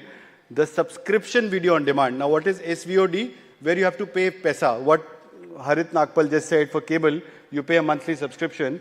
So similarly, for an OTT platform, you pay a subscription, and that stands at about 110 million. Now, Harit, this is a cumulative total of all applications put together, right? The number could be disputed whether the ARPUs are higher or lower. It's correct. Coincidentally, it matches with the cable and satellite number that you quoted. It is absolutely correct. Coincidentally, right? But the point here is, unfortunately, in my view, AVOD is not the future, bleeding constantly and giving content for free. I think the way forward is SVOD, but AVOD seems to fly because everything is free. People like stuff free. So AVOD stands at 205. Just to recap, AVOD मतलब advertising, जिसमें आपको पैसा नहीं देना पड़ता, लेकिन आपको add देखने पड़ते हैं. सब्सक्रिप्शन में आपको पैसा देना पड़ता है, ऐड नहीं देखना पड़ता. ये करंट नंबर्स हैं. Total internet users in India is about 836 million. जिनके पास internet connection है, which hopefully includes all of you. And the total OTT users is 504. So 205 plus 110 will not add up to 534 because there are a lot of YouTube users. And YouTube ka maximum base is again free. Most of you. When you upgrade to premium, you have to pay a certain amount of money जिसमें ads नहीं आते. But most of the base for YouTube as well, unfortunately or fortunately, is all free. These are broadly how the market is landscaped. Now, what we've also dissected is we've taken individual players, the big players in India, the OTT application, जिसको app बोलते हैं आपके phone में, तो Jio Cinema के 120 million subscribers हैं, but they are all AVOD, क्योंकि pay नहीं है. Disney plus Hotstar, majority उसमें SVOD भी है, pay भी है, और free भी है. So SVOD is only at 37 million. AVOD is at 90 million. So majority comes from AVOD. Same thing with Sony Live. AVOD is almost double of SVOD at 36 million. Z5 3x. MX Player is obviously pay. So if you have a broad look at this chart, you will see AVOD numbers are always higher. Base ज़्यादा है. जहाँ subscription है वहाँ कम है. Netflix now is also contemplating on going on a free version as well, right? So to get a broader base of audiences.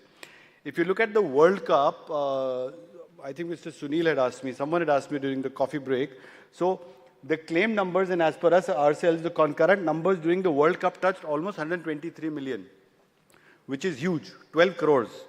This was also free. And Tata IPL touched at about 75 million. So these were all events which were extended to the consumers on an AVOD platform without any subscription. Subscription would have obviously dampened the numbers, but this is the reality of the market. Okay, I've got some interesting numbers on the top shows again, across SVOD and AVOD. So on the left side, you will see subscription video on demand में top 3 कौन से shows थे, which was obviously Farzi, Shahid Kapoor, followed by Telgi Story, Scam 2003, and The Night Manager. AVOD में number 1 was Big Boss and खतरों के खिलाड़ी. लेकिन अगर आप numbers को देखोगे, SVOD में जो biggest था, they got 22.5 million viewers for Farzi, which is huge, 2.25 crore.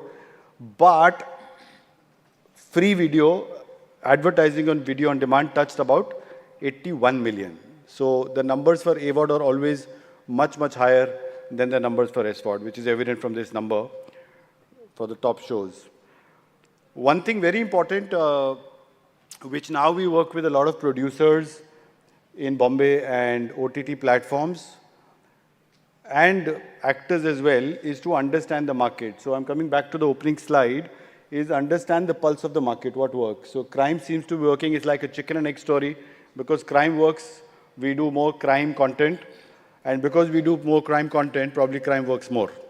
So that's what it is at this point in time. Thrillers, comedy is there, but it's very important to understand the genre, to engage audiences.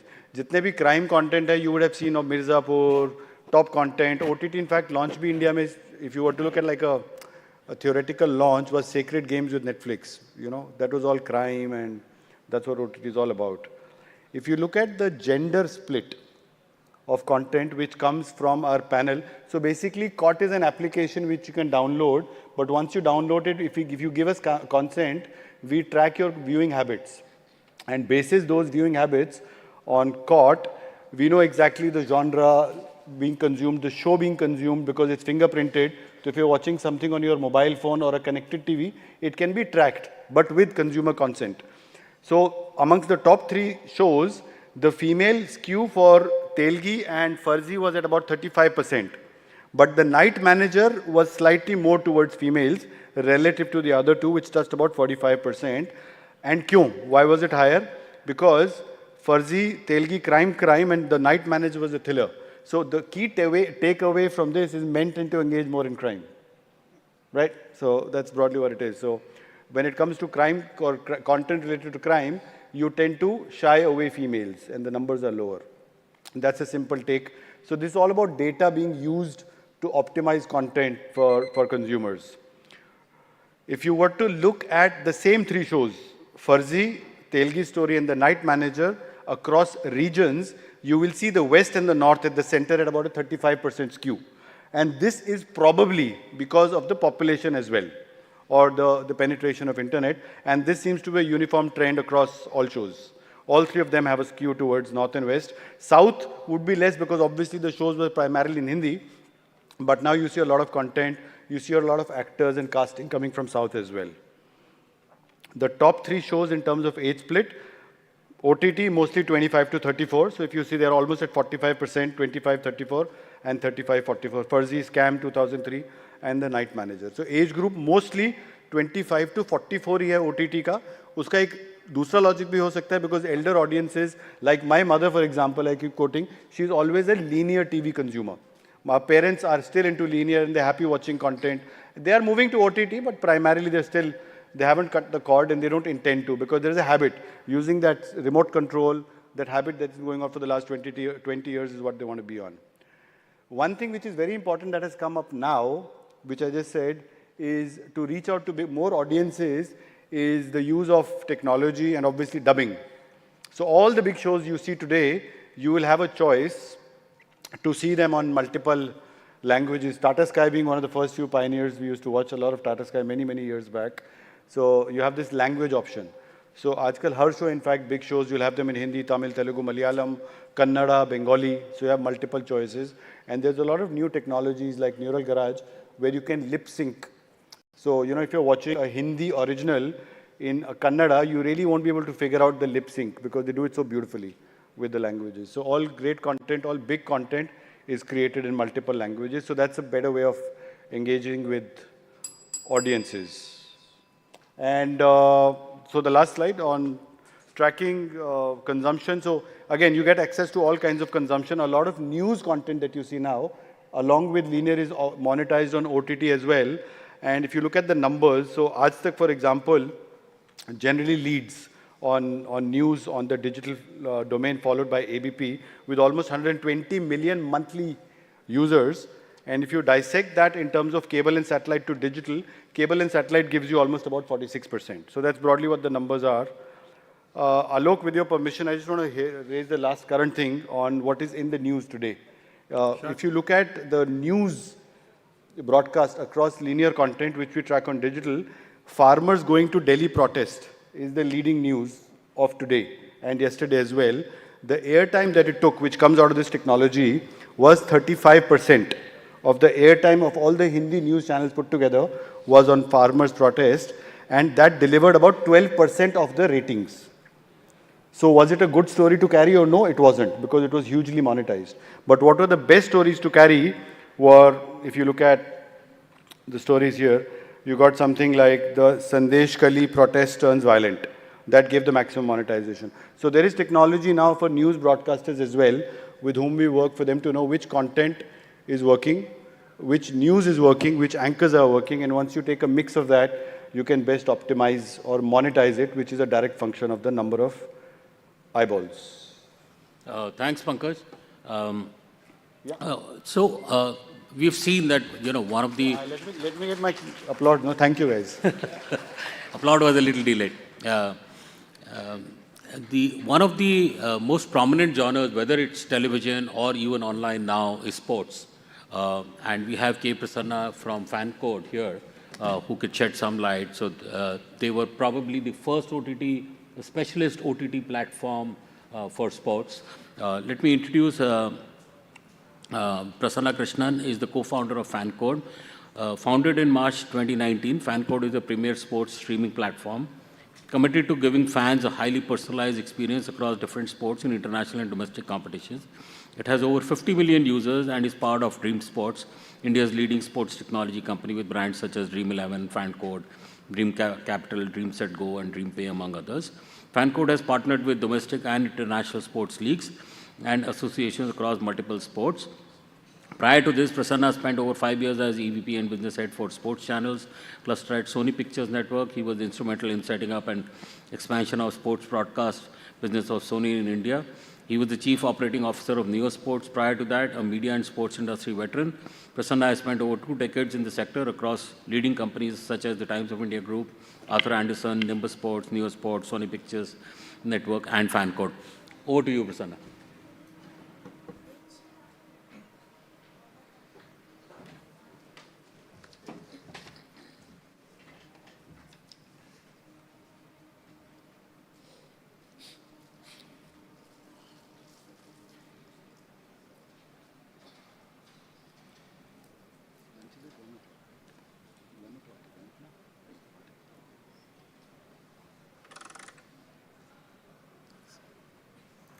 Thank you. Just a brief presentation from a conversation starter or pointers, which I thought could be useful for the discussion, actually. And again, Harit, thanks for setting the context, because it was very gratifying to see that the route we are taking, which is believing that the consumer is willing to pay for the content that they want, that's the underpin part of our strategy. And it's great to see validation coming in from leading experts in the industry in that area. Talking more about fan code and the sector that we operate in, the sports broadcast side, the sports content side, I would put it, in the last 15 years, we've seen this industry grow dramatically. We've seen on the linear side, some 6 to 8 standard definition channels becoming over 30 plus standard def and high def channels. We've seen regional language sports coming into play. We've seen massive growth in this area. We've also seen the rise of the digital on-demand viewing, the whole second television phenomena, how personalized viewing has taken over, and the constraints of real estate, amount of space available on platforms for content to be shown, that's got completely demolished now. Obviously, everybody is in a position to watch their personalized offerings or what they particularly want without having to, bow to the wishes of the other people in the family. Almost every major sport platform, OTT platform has enabled sports streaming also, at least among the main broadcasters in the country. And yet, the most interesting thing that we saw in fan code is that the content scenario still remains very, very challenging. The competition for the tier 1 sports has become extremely fierce. Everyone has started depending more and more on a few large sports properties, the likes of IPL, ICC, BCCI, etc. If anything else, their dependence, the platform's dependence on this has gone up even more. The investment that is going into select areas of sports has gone very, very high as a result. So the interesting thing is that in the last 15 years, while the number of platforms has increased dramatically, the variety of sports coverage has actually declined. Again, 10, 15 years ago, pretty much every international content was available. A lot of it has now vanished from the screens, and what has taken over instead is great depth and quality of coverage on the few marquee events. From a single stream of an IPL or something, we now talk about 10, 11, 12 language coverages with customized feeds, etc., etc. And at the same time, a lot of content that used to be available, let's say golf, for instance. If you're a golf fan in this country, the possibility of you being able to watch that on any mainstream platform is now pretty much gone. And that's the problem that we came in to solve. Regional sports coverage was another area which we observed, that while regional language coverage has emerged in a big way, there is really very little coverage of regional sports. Events coming in from any particular state, etc. I mean, I'm yet to find adequate coverage coming in on any platform on that area. We also believe that the power and potential of digital is still to be fully unlocked. And that is, like Harit also pointed out, more often than not, platforms have often been an extension of their broadcast business. They've not looked at it in isolation on a standalone basis. Concurrency, which is a massive problem in broadcast television, is not a challenge at all in digital, which enables you to bring niche content, and there can be 100 simultaneous matches shown on a digital platform with each one catering to a niche interest, something which linear could not do in the past. So product innovation and how you tackle the consumer is extremely important.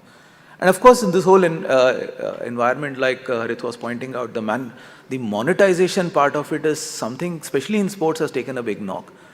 By far the biggest events, the World Cup, the IPL, etc., pretty much everything has gone on a free-to-air basis with the assumption that it's ad-funded is going to work. I don't know, we'll have to see how it evolves, because I haven't seen that work in the past, in my personal experience. The subscription market is definitely at a bit of a crossroads right now, but I'm sure it's a matter of time before some of it turns. So, looking at this scenario, where is fan code fit in this whole thing? What is our approach?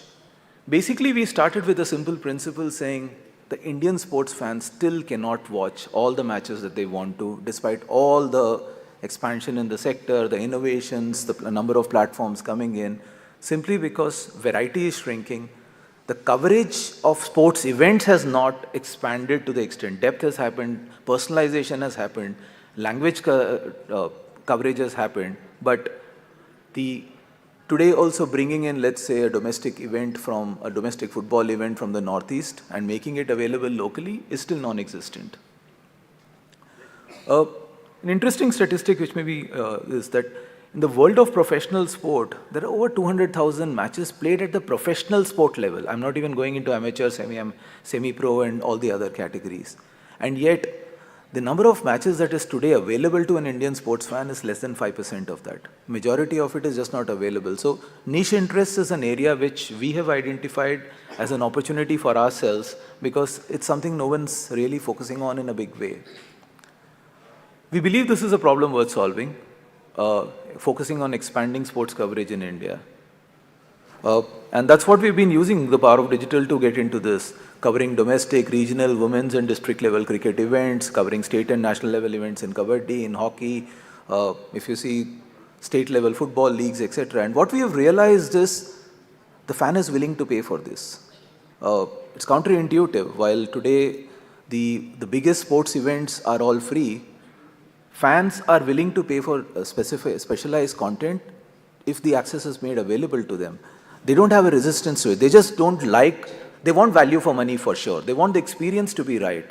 And if you are able to provide it to them, they're happy to engage with you and support you in this area. And similar goes for premium events, international events, which is again catering to niche audiences in this country. So our approach to monetization has been very clear. We are focusing on a core fan proposition. We are building a direct-to-consumer business which is looking at a comprehensive coverage, providing them all kind of engagement, data stats, etc. to supplement the live coverage. Pricing is the one area where we believe we have been differentiating from everyone else because we've gone into sachet pricing in a big way.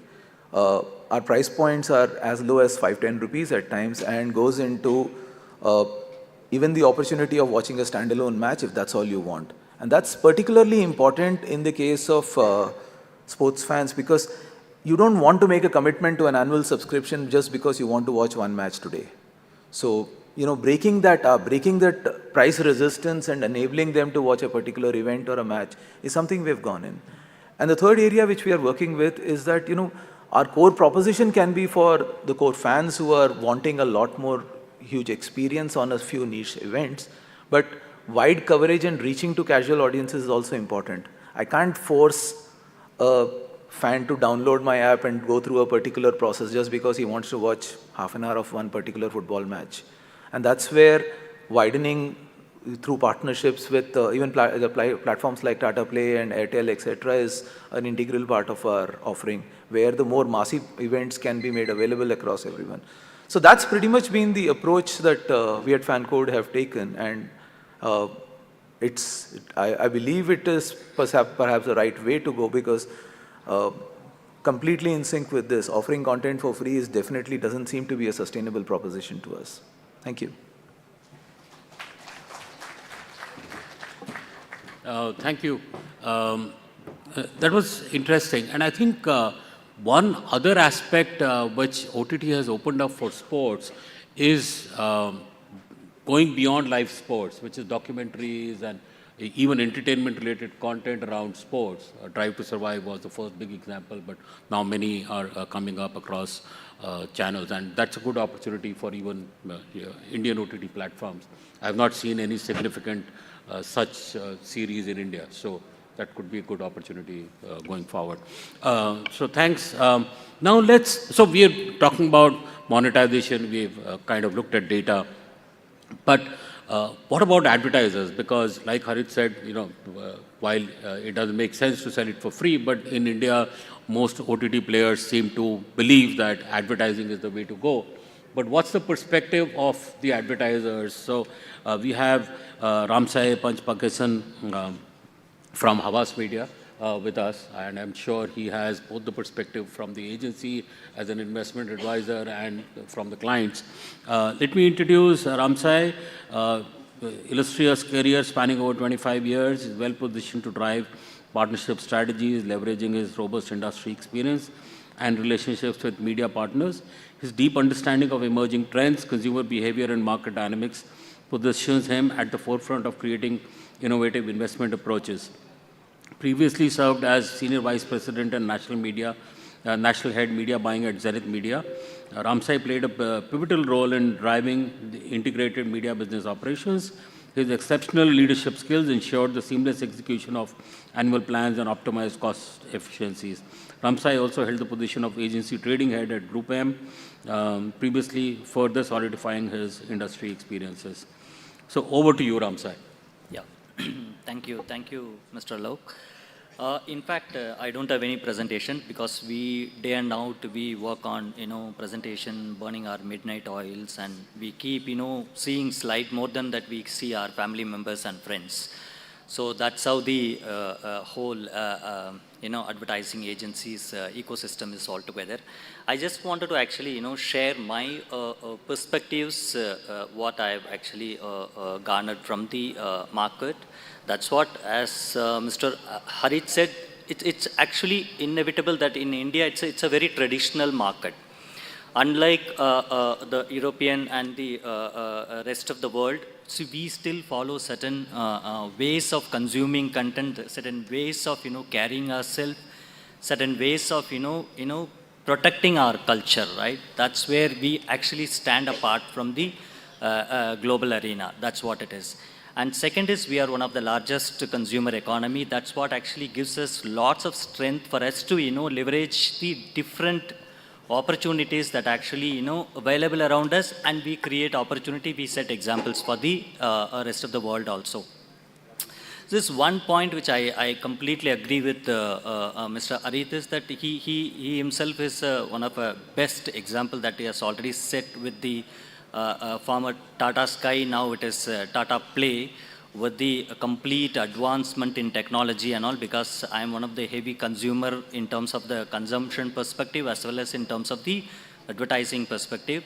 So people say that the traditional medium is dying, the contents are going, or people are going towards the privacy content, where people actually started adopting the small screens. But in this case, if that is the case, today we wouldn't have been having 60 million DTH households in the country, and of which, and that too again, it's not that there is not much of new players came and did any kind of disruption. The existing player only actually built this ecosystem so efficiently, which is only 4 players market today, that DTH market is. And if I'm correct, around 35% of the complete market share is owned by Tata Play out here, of which close to 80% of the consumers are actually from the premium segment. That itself is a foolproof for us to understand that how this paid content and the paid ecosystem is still prevalent, and it will continue to stay prevalent, is what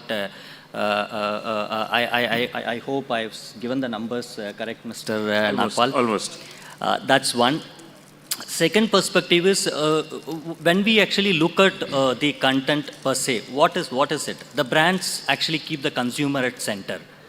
The consumers actually keeps the content at the center, right? They chase content, brand chase consumer. And what the content chases? Content chases actually the creative. So this is then again it actually comes back. This is how this circle gets completed.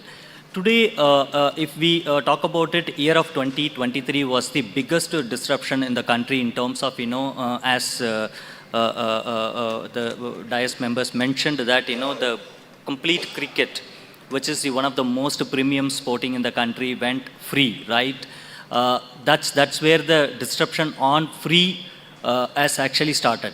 It's not that. It has started, much before that also in the television ecosystem in the year of 2015, 2016, where we all used to have the availability of free-to-air television channels, where, this was actually catered with certain purpose. It was a purpose-oriented, where DD Free Dish used to actually play a very pivotal role to reach out the content to the remote villages and the rural part of the India, which actually constitute today close to 54 to 55% of the population that, and even the television viewing population that we actually cater upon. So coming to the entertainment sector. So when we actually look at what we look in terms of the monetization, so there are 2 ways of monetizing the content. One is that the content which is available in the archived manner, what again I take a reference, Mr. Nagpal said, that the television is actually broadcasted something that is actually resting in the trays of the OTT platforms. That is actually for the residual content, right? And there is a live content. The live contents are nothing but all the live ecosystem that actually completely works in a different methodology altogether. So when we look at live ecosystem, the live ecosystem gives us the much more stickiness, and in terms of the opportunity to monetize also, and it is topical in nature, because once you miss it, it never comes back, and that's how it becomes an obsolete, right? So that's where the live ecosystem has been made free to maximize the monetization through the content that was available when it was compared to a subscription, because subscription again it comes at a cost, and there are multiple players actually operate in the same ecosystem, and it becomes a very competitive game for them, for the platform owners to gain the momentum when we are starting at a fresh stage. That's where we start, we would have seen it, the free samples. So that's how it starts, right? Once the free samples actually hits a success node, then we slowly convert the semi-monetization and then fully monetize. That's what has happened with even the cricket also. And with cricket being a short break, and it gives us a lot of opportunity for the advertisers to reach out to the audiences and for the platform owners to make huge money. Just to quote that, it is close to, broadcast and digital alone made close to some 2,400 to 2,500 crores in last IPL alone. That's how the numbers are, in terms of monetization. Third is how this ecosystem works. I mean, these two ecosystems are going to coexist forever. So why we say this? Because we are actually, as I said, that we are one of the growing economy, as well as that we do have a rural land which actually gets, into an upgradation stage, which is an urbanization, which is keep happening, right? So there are advertisers. I still remember gone back 20 years back when I used to do the media planning and all. Cricket only very few people can afford, or the premium content on the broadcast only few advertisers can afford because of the entry cost being so high. In a digital ecosystem, the only advantage that actually comes to make the monetization in an incremental manner. When I say incremental manner, of course, the broadcast being the base pillar, and the OTTs and the other platforms being the incrementality to the content. So you can actually now start focusing on certain specific market with a lesser entry cost. That's where the aspirations of the local hyper brands have been fulfilled. They've also been actually able to sample the platforms, and they've started taking the advantage of the platforms. The only gray area that we all face to understand is that in broadcasting ecosystem there is a proper syndicated study. That who you are reaching and how you are reaching, and the data are available. Even Try actually publishes the data for us, but the digital still it is in the evolving stage, because all the digital data are only from the the platform owners. That's where we have to take it with a pinch of salt, that that's how the ecosystem is actually currently working. The last but not the least is when we look into the complete consumption and the video advertising pie. See, I'm sure we are all aware that it is close to some 98,000 to lakh and 10,000 crore is our advertising industry today, right? That's the number. There are various numbers are floating. I've just quoted the in between middle range number here, of which the digital video alone actually commands close to, in terms of monetization, is 12,000 to 13,000 crore. That's what, that is actually an extension of the broadcast world, is what because it's a video. That's what we call it as second screen, right? When we are watching a primary screen, still the OTTs are called as a second screen only. It is not a primary screen. But having said this thing, the second screen actually gives us that the incrementality, and it has actually given the complete way to reach hyper local in nature with the regionalization of the content. And the content creators have actually started monetizing through the I mean, YouTube, what we actually seen that there are so many influencers actually, make a lot of money through YouTube. That's the way that monetization is actually going in the content space. So eventually content is what? Content is to actually entertain, engage, and then get evaluated. That's how the content gives us an opportunity to entertain. Content gives us a clutter-breaking environment. And especially in an ecosystem like live content, I don't know how many of you have watched news channels on the day of Mandir, Ramlala's Mandir inauguration, right? Ayodhya Mandir. You would have seen that none of the part in the screen would have been left blank with a small screen showing the content. That's how the content, getting monetized in today's arena. Every pixel is paid in the content ecosystem. So I think it's a way to go, and we have still long way to go to develop this OTT content, which original contents, what I would say. Thank you. So one follow-up question, which is, what are you seeing are the advertising trends in terms of rates, television versus OTT? And I think the fair way to look at it would be CPMs, right? So that you can evaluate, because I think TV reach is still far larger than OTT reach. See, in fact, so from an industry point of view, I've been abide by certain guidelines I have to follow. If you ask me from a personal opinion, it's all that wherever there is a content, there you have a consumer. And it is actually, the CPRP cost per rating point is what the CPRP for people's reference here. Every rating point is as a concurrence, what the concurrence has been. There is certain amount of concurrency that the viewership comes. That concurrency averaged it out to certain period, which is half an hour is what we actually... hello. I think that's fine.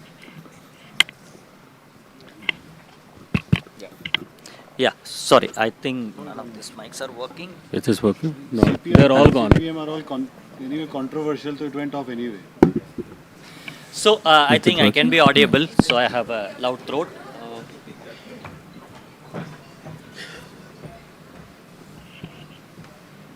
Thank you.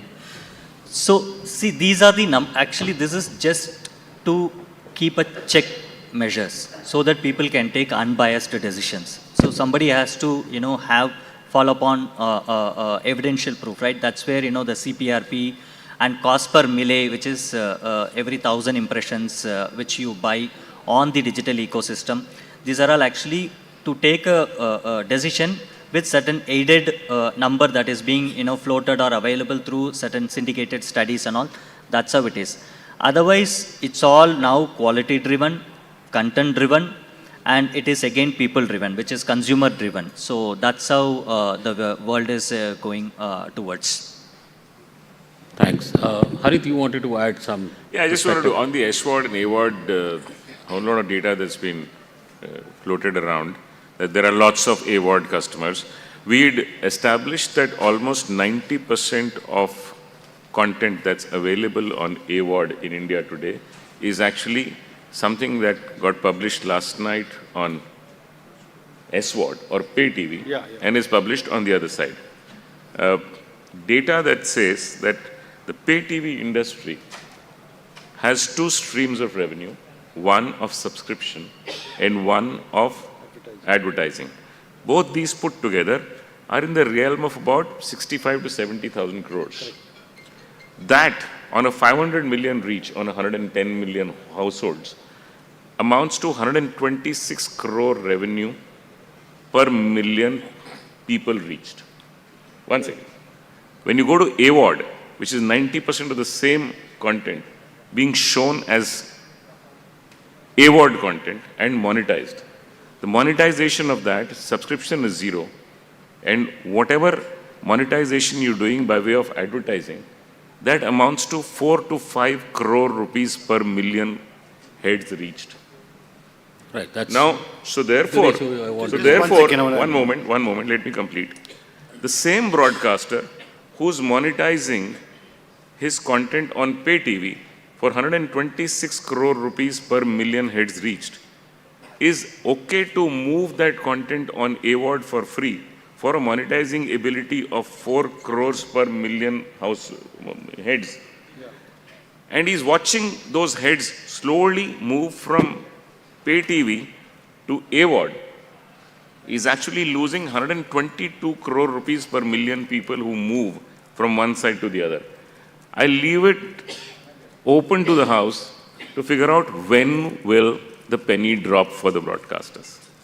That's all I'm saying. Yeah, so no, I don't want an answer. No, I'm not answering that, but I'm just adding to what you're saying. In my view, AWOD is current. I completely agree with the numbers, Harit, and I think it's a brilliant way of putting the monetization on in terms of heads per million. The only thing is AWOD seems to be flying because unfortunately everyone wants everything for free. That's all it is. And is it the right way to go or not? I think time only will tell. So the life of a dog is 10 years, the life of an industry is 100 years. We've only seen about a couple of years of Right. So AWOD. Let's see how long. Absolutely. But the one other trend is that on subscription, people are showing advertising, which is really annoying. You know, So that makes the subscription free. The subscription but they're cheap. charging. Sorry, the subscription is cheap. If you were not putting advertising, the Right. subscription would have been much But they more have to expensive. figure out आपको 300 रुपए में the right 400 model. Channel दिखा देते हैं, ad डाल के, आपको ad free देखनी है, the same thing will become double the price. Will you pay? I would pay, but You it would depends pay. on- Will the yeah. masses be able to pay? So you're ruining We had a customer TRA experiment experience. 3 years, 4 years ago, where we just increased the price of the lower end of subscriptions by 50%. What is the impact on subscriptions? 40% churn. So then obviously that's a very sensitive market. Okay, I think we'll have to start winding up. Huge sensitive market. So We had some, I can just add to that particular last point. In the last year, in one of the cricket series that we did, the India Tour of West Indies, we actually offered consumers an option of taking an ad-free option at an extra 25 rupees per subscription. 6% people opted There you are. for it. I've been wanting to run an ad. It was a straight option. That's because they've been spoiled, right? Because No, everybody is we giving- gave them both the choices. We He's gave them giving option A more and chance. option B. I've got enough satellite capacity. I've got a spare satellite today. I've got 300 channel capacity today extra. I've been dying to put together an ad-free channel by just charging, 20 rupee channel for 25 rupees.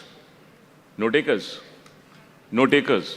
हम ad देख लेंगे boss. There is another story floating on the buzz of Reliance acquiring Tata Play a percentage I of also that. read I also read it. No, I couldn't read it. I'll tell you why. The point I'm So trying to make that's not the it appears on discussion. Financial Express, Let's but that's not- on subscription. Let's not divert from the core topic. We are not talking about mergers and acquisitions. No, it's about the subscription Today. model. Yeah. Okay, so I think we are coming to the end of our time. Thank you, gentlemen, very much for being part of this very interesting discussion. And I'm sure we can keep going on and on because it's a hot topic and has big potential, both from a business perspective as well as a consumer perspective. But we'll have to stop it here.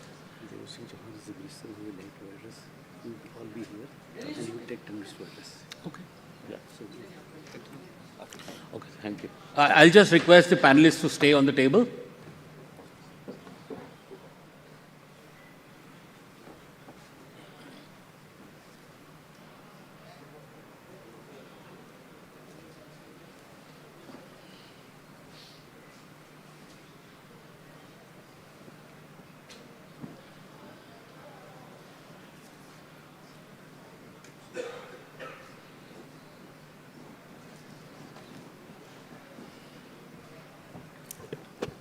Thank you so much, gentlemen. We are honored to have our Honorable Minister, Mr. Devasingh Chauhan, with us. I request the President BES, Mr. Sunil, to kindly invite him there on the guest and at the same time kindly felicitate him and welcome him with a floral bouquet. We would like to have a special address from Mr. Chauhan as well.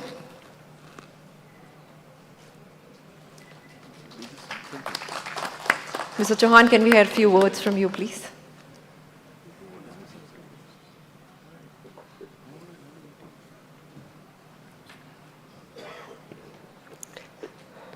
सबको नमस्कार. Sorry, dignitaries on the dais. Sorry. Sir, welcome. In fact, just बगल में हमारा national convention है. तो political party के कार्यकर्ता के हिसाब से हम लोग को ये नेशनल कन्वेंशन में आना होता है। और मैं यहाँ जो अतिथि होते हैं, जो बिना बोले आते हैं, बिना बताए आ जाते हैं, वैसे ही आपका एक्सपो का मैं अतिथि बन के आ गया हूँ। ब्रॉडकास्टिंग सर्विस से मेरा पुराना नाता है। मैं ऑल इंडिया रेडियो में एज ए इंजीनियर करीब 13 साल तक जॉब करने के बाद अभी राजनीति के क्षेत्र में हूँ, और राजनीति में करीब मैं 20 साल से काम कर रहा हूँ। मुझे मेरे पुराने साथी जो एक समय ऑल इंडिया रेडियो में भुज में मेरे कलीग हुआ करते थे, तो उन्होंने मुझे बताया कि हम लोग यहाँ आए हैं, तो मैं बोला चलो मैं आपसे मिलने आ जाता हूँ। तो मुझे पता नहीं कि यहाँ आने के बाद मुझे यहाँ भाषण करना पड़ेगा। तो नेता होता है तो सब भाषण करवाते हैं, लेकिन बदलते समय के साथ टेक्नोलॉजी में जो बदलाव आया है, और विशेष तौर पे क्योंकि मैं MOS टेलीकॉम हूँ तो मैं टेलीकॉम की बात करूँगा, लेकिन आप सब एक ही परिवार से हैं तो आप सब जानते हैं कि जो टेक्नोलॉजी का आधार लेकर इस देश में जो सबसे बड़ा परिवर्तन आया है, और आज जिस तरीके से रोड, रेल, ट्रांसपोर्ट की या कनेक्टिविटी की आवश्यकता होती है, वैसे ही डिजिटल कनेक्टिविटी की डेवलपमेंट के लिए एक सबसे बड़ी आवश्यकता है। और वैसे भी कम्युनिकेशन में हमारा ब्रॉडकास्टिंग सर्विस, हमारा टीवी, रेडियो, जो भी हमारे कम्युनिकेशन के साधन हैं, उनमें भी बहुत बड़ा परिवर्तन टेक्नोलॉजी को लेकर आए हैं। आज क्वांटम कम्युनिकेशन की बात हो रही है। आज जिस तरीके से हमारे इस टेक्नोलॉजी के क्षेत्र में AI और M2M मशीन लर्निंग की बात हो रही है, तो ऐसे में ब्रॉडकास्टिंग सर्विस के क्षेत्र में जो इंजीनियरिंग या टेक्नोलॉजी के जो फील्ड में काम करने वाले, चाहे एंटरप्रेन्योर्स हो, चाहे एकेडमिया हो, चाहे इंडस्ट्री हो, इन्हें भी ये नए बदल के समय के साथ अपने आप को बदलना पड़ेगा। जो नई टेक्नोलॉजी है उसको हमें आत्मसात भी करना पड़ेगा। और ऐसा ही एक एक्सपो एक माध्यम होता है जहां पान इंडिया, पूरे भारतवर्ष से अलग अलग प्रांतों से आए हुए आप जैसे इंजीनियर्स या टेक्नोक्रेट्स आकर जब इस एक्सपो में न केवल बात करते हैं लेकिन अपनी सक्सेस स्टोरी बताते हैं। यहाँ आकर जब एक प्रदर्शनी होता है, और ऐसी प्रदर्शनी में मैं ऐसा मानता हूँ कि नॉलेज शेयरिंग होता है, और ऐसा ही नॉलेज शेयरिंग करके हम आने वाले समय में जब आदरणीय प्रधानमंत्री, यशस्वी प्रधानमंत्री, विश्व के सर्वाधिक लोकप्रिय नेता, विश्व में भारत को 2047 में डेवलप कंट्री की एक सपना लेकर, एक संकल्प लेकर, इस काल को कर्तव्य काल समझ के सबको, हर नागरिक को अपना कर्तव्य निभाना है, तब अपना BES भी अपने को एक प्रतिबद्ध करे कि 2047 में भारत को विकसित बनाने में हम हमारे क्षेत्र में इतना कंट्रीब्यूट करेंगे, जिसके कारण आने वाले समय में जो नई जनरेशन है, 2047 की जनरेशन, उनके लिए हम एक डेवलप कंट्री बना के जाएं। आज के इस एक्सपो को मैं मेरी ओर से खूब बहुत बहुत शुभकामनाएं देता हूं, और फिर से मैं आपसे क्षमा चाहता हूं कि आपके कंटिन्यू कार्यक्रम में मैं आकर, जैसे कभी कभी अच्छा कार्यक्रम चलता है, अच्छा भोजन चलता है और अपने को पसंद न हो, वैसा बैंगन की सब्जी आ जाती है, वैसे ही मैं यहाँ आ गया हूँ। आप सबको बहुत बहुत शुभकामनाएं। बहुत बहुत धन्यवाद सर आपका। May request Mr. Sunil to kindly felicitate Mr. Chauhan, and it's indeed an honor. सबका नहीं होता ना, बैंगन का भरता तो बहुत बढ़िया बनता है। सबका नहीं होता ना, आपने सब बनाया। बहुत बहुत शुक्रिया। ये चेयर का रिस्पेक्ट है हमारा थोड़ी।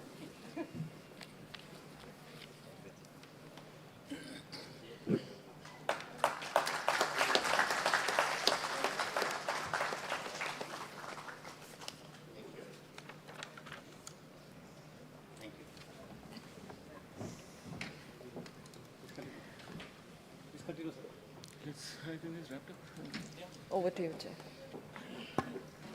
Yes, we are done. Perfect. So thank you, gentlemen, and all the participants there on the dais. We can proceed with the felicitation ceremony. I request the chair to kindly felicitate the members. Mr. Pankaj Krishna.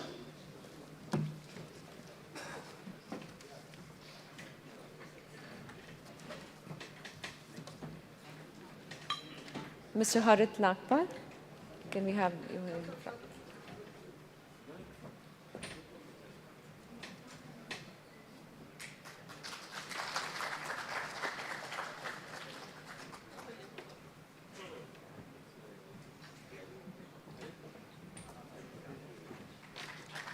Mr. Ramsay.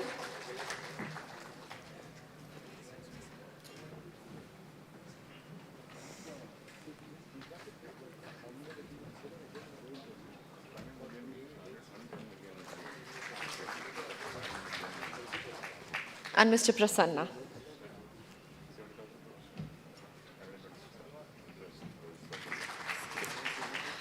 Now I request Mr. Aftab Ahmed to kindly felicitate Mr. Agarwal.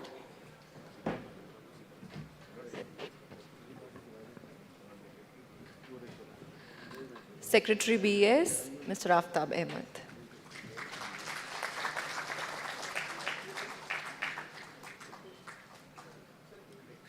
We can have a group picture, all the participants. We can have a group picture. So Mr. Ahmed as well.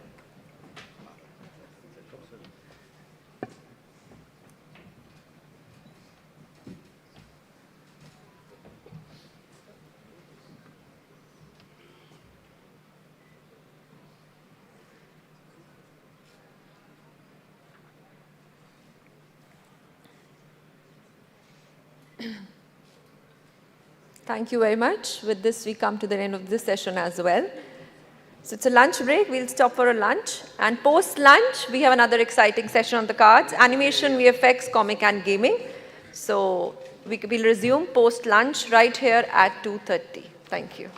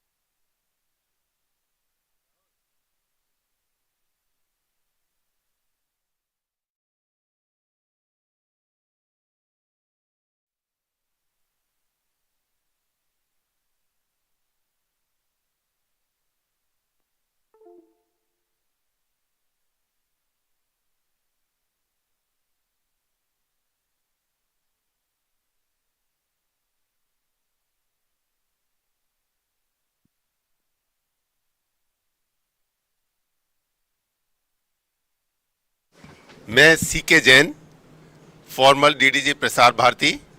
मैं BS में इस बार as visitor आया हूं और मेरे साथ हैं श्री अनिल प्रकाश जी।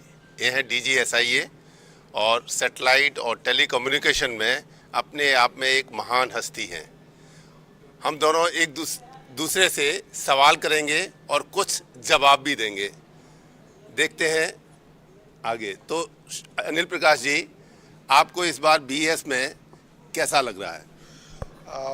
मुझे तो बहुत अच्छा लग रहा है। मैंने जैसे अपने उसमें भाषण में बोला भी कि मुझे ऐसा लगता है जैसे मैं घर वापस आया हूँ।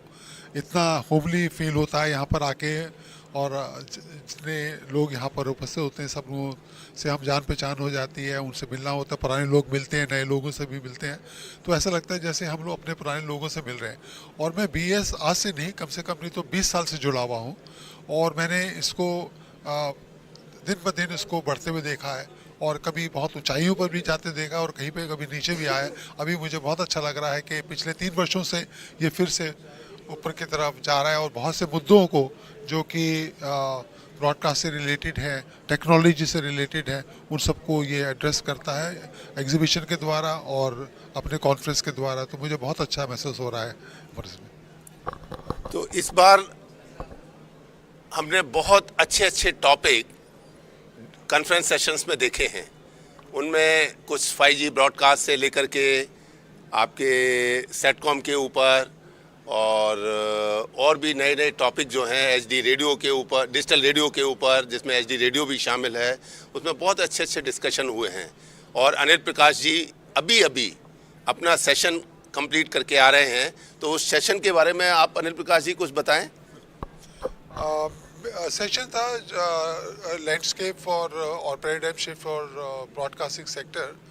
और पैराडाइम शिफ्ट ना कि टेक्नोलॉजी में हुआ है, उसके देखने में समझने में भी बहुत फ़र्क हुआ है। पहले टेलीविज़न स्क्रीन को ही हम लोग मानते थे, अब टेलीविज़न स्क्रीन जो है आपके हाथ में आ गई है।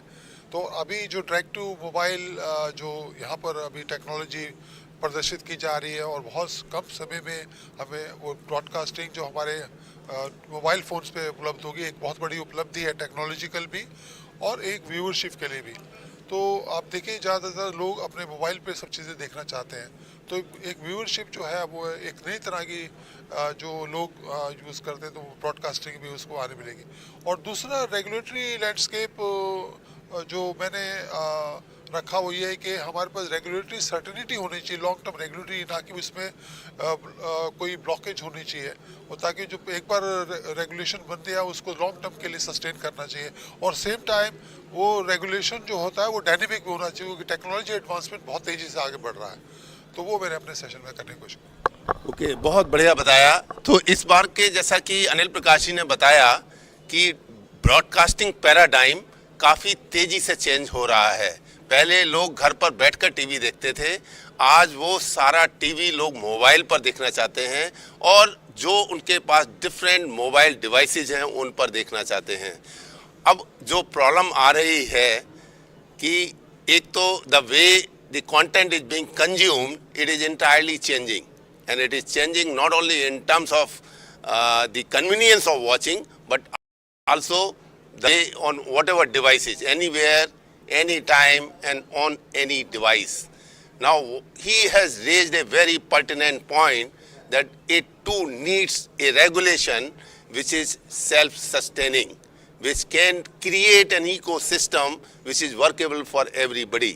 So I think what he was also raising, we had one session on D2M, direct to mobile broadcasting, which is I am sure going to be a path-breaking technological innovation that is coming up, and it is coming up in a big way. So I am sure you would agree that it too requires a regulation, not only in terms of the spectrum preservation, but also in terms of delivery of the content and other aspects of broadcasting. What do you feel about it? बिल्कुल, उपभोक्ताओं को हर तरह की चीज़ों की उपलब्धि होनी चाहिए, और उसमें एक टेक्नोलॉजी या रेगुलेटरी बैरियर नहीं होना चाहिए। ये हमें मार्केट फोर्सेस और कंज्यूमर पे छोड़ देना चाहिए कि वो किस रूप में उस कंटेंट को देखना पसंद करता है। अगर वो अपने मोबाइल में देखना चाहता है तो रेगुलेशन और उसमें बैरियर नहीं बनना चाहिए कि अगर वो है, लेकिन टेक्नोलॉजी एडवांसमेंट है, टेक्नोलॉजी उसको प्रोवाइड कर सकती है, लेकिन रेगुलेटरी कंस्ट्रेंट की वजह से वो ना हमारे उपभोक्ताओं तक नहीं पहुंच पाता है। तो एक बड़ी विडंबना है, उसमें हमें टेक्नोलॉजी जो है एडवांसमेंट के साथ में हमारी रेगुलेटरी जो है उसका समागम होना बहुत आवश्यकता है समय के साथ साथ। और मार्केट इतनी बड़ी है, इंडिया मार्केट इतनी बड़ी है कि हर कोई टेक्नोलॉजी के लिए हर उसके लिए अपना दे सकता है, जबकि कस्टमर को एक चॉइस होनी चाहिए कि किस टेक्नोलॉजी को वो देखना चाहता है और किस रूप में और कहाँ देखना चाहता है। तो बहुत बढ़िया पर्टिनेंट आंसर इन्होंने दिया है कि टेक्नोलॉजी, यू सी, आज की डेट में बहुत सारी टेक्नोलॉजीज हैं। जैसे कि जब टेलीविज़न आया था तो लोगों ने सोचा था कि अखबार बंद हो जाएंगे, ऐसा नहीं हुआ। आज अखबार की ग्रोथ टीवी से कहीं कम नहीं है।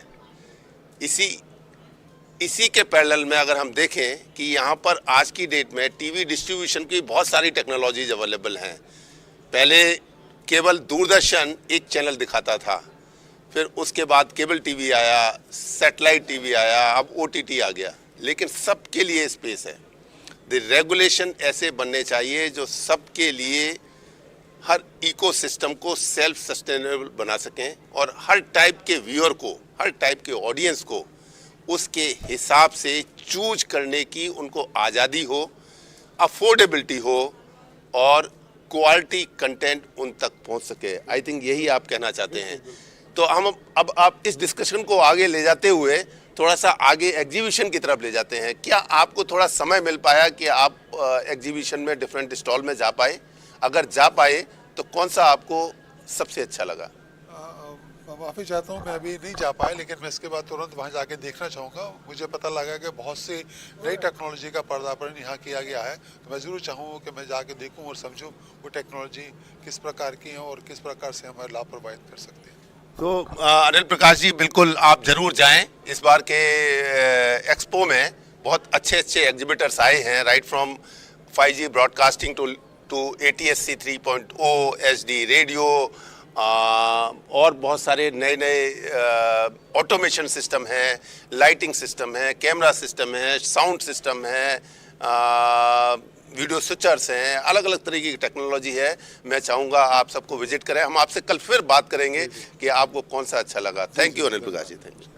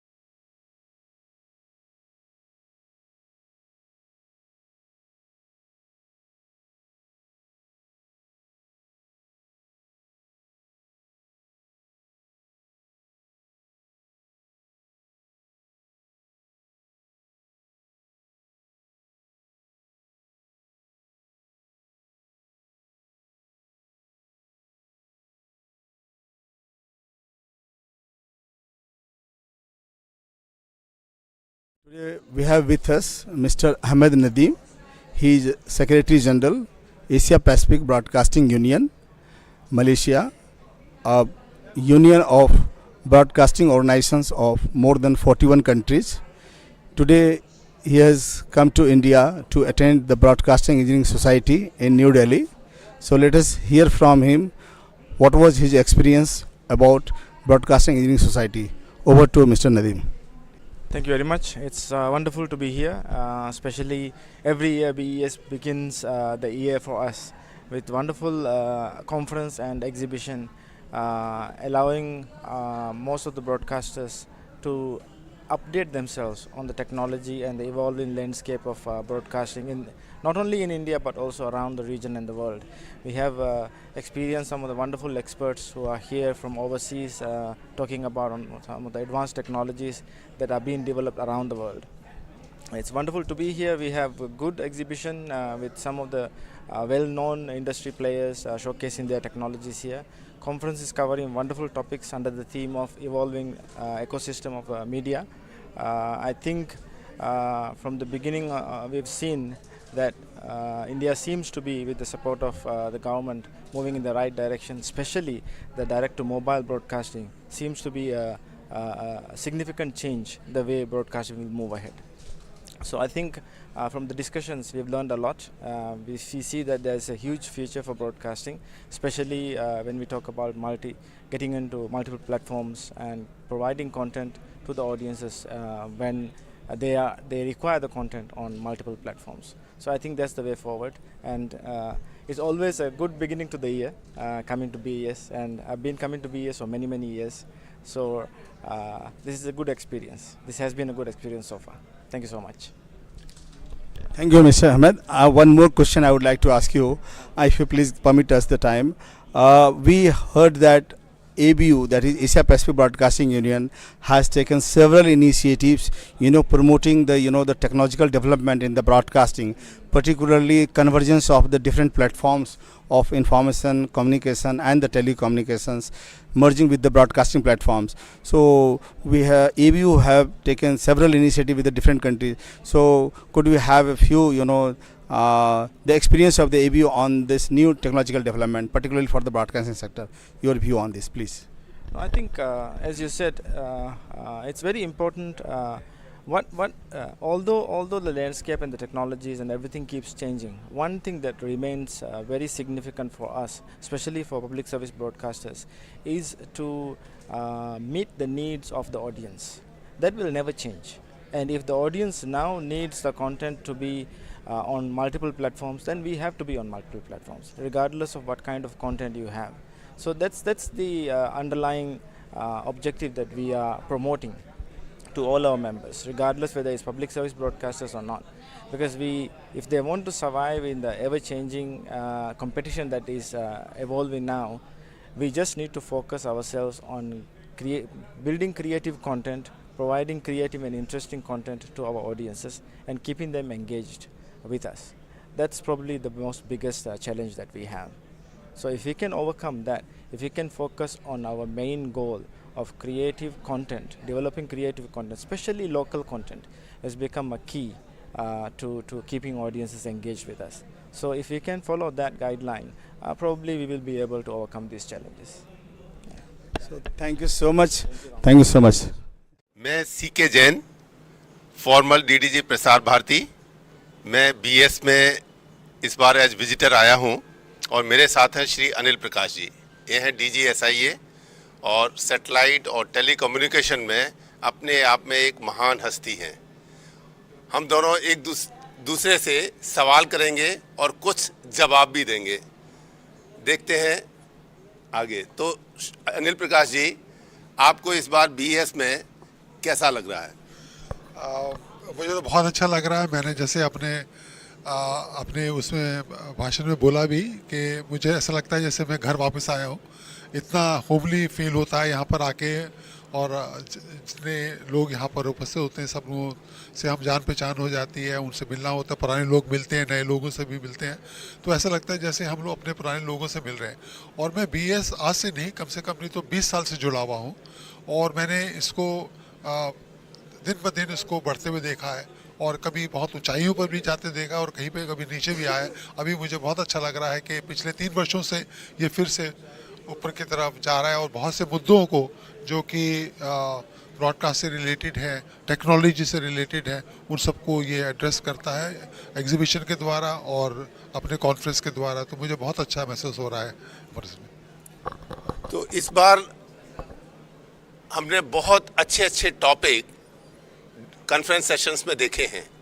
उनमें कुछ 5G ब्रॉडकास्ट से लेकर के आपके सेटकॉम के ऊपर और भी नए टॉपिक जो हैं HD रेडियो के ऊपर, डिजिटल रेडियो के ऊपर, जिसमें HD रेडियो भी शामिल है, उसमें बहुत अच्छे डिस्कशन हुए हैं।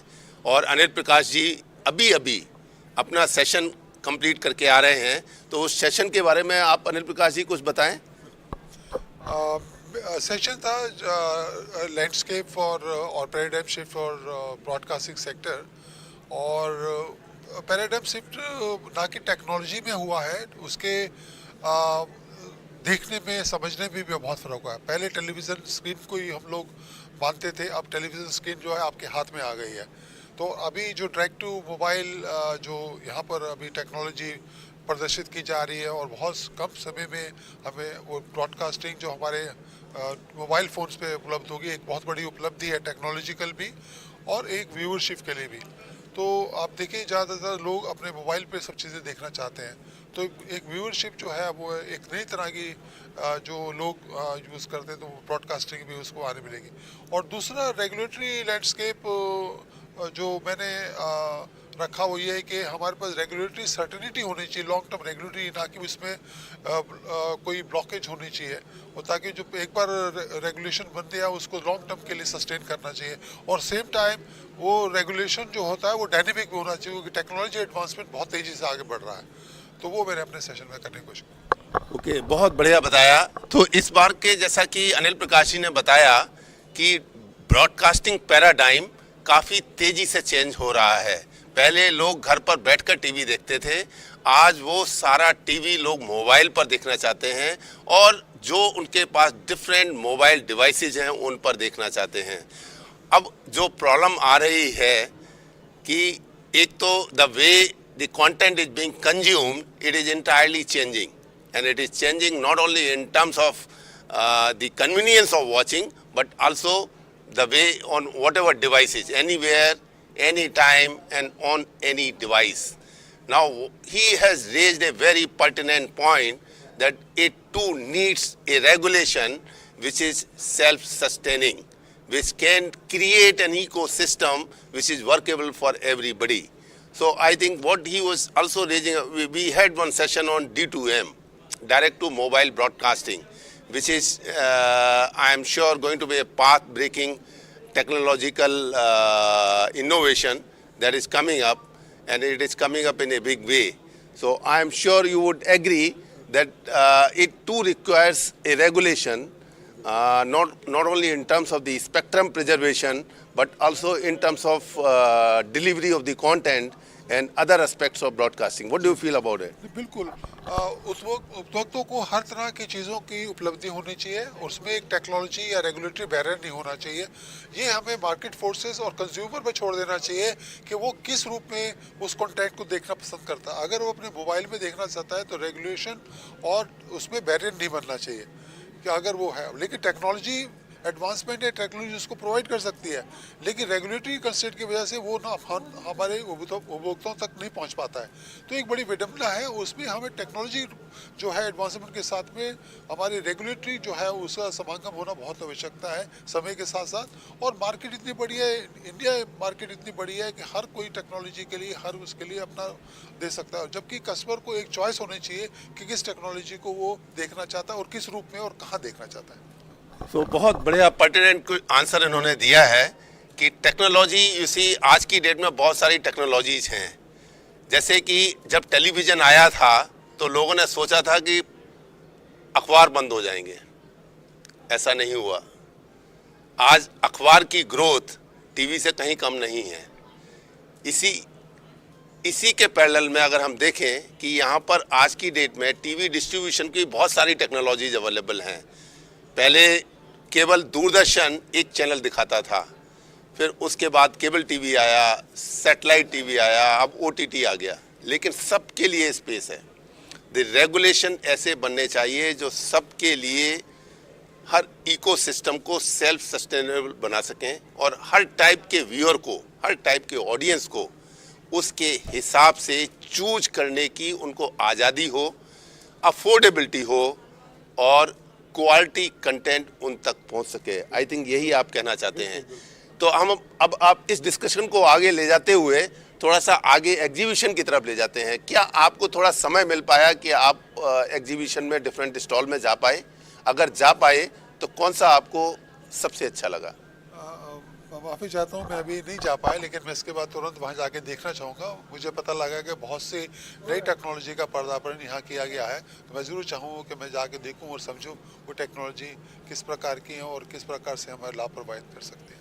तो अनिल प्रकाश जी, बिल्कुल आप ज़रूर जाएं। इस बार के एक्सपो में बहुत अच्छे एग्जिबिटर्स आए हैं, right from 5G broadcasting to ATSC 3.0, HD radio, और बहुत सारे नए ऑटोमेशन सिस्टम हैं, लाइटिंग सिस्टम है, कैमरा सिस्टम है, साउंड सिस्टम है, वीडियो स्विचर्स हैं, अलग अलग तरीके की टेक्नोलॉजी है। मैं चाहूँगा आप सबको विजिट करें। हम आपसे कल फिर बात करेंगे कि आपको कौन सा अच्छा लगा। Thank you Anil Prakash ji, thank you.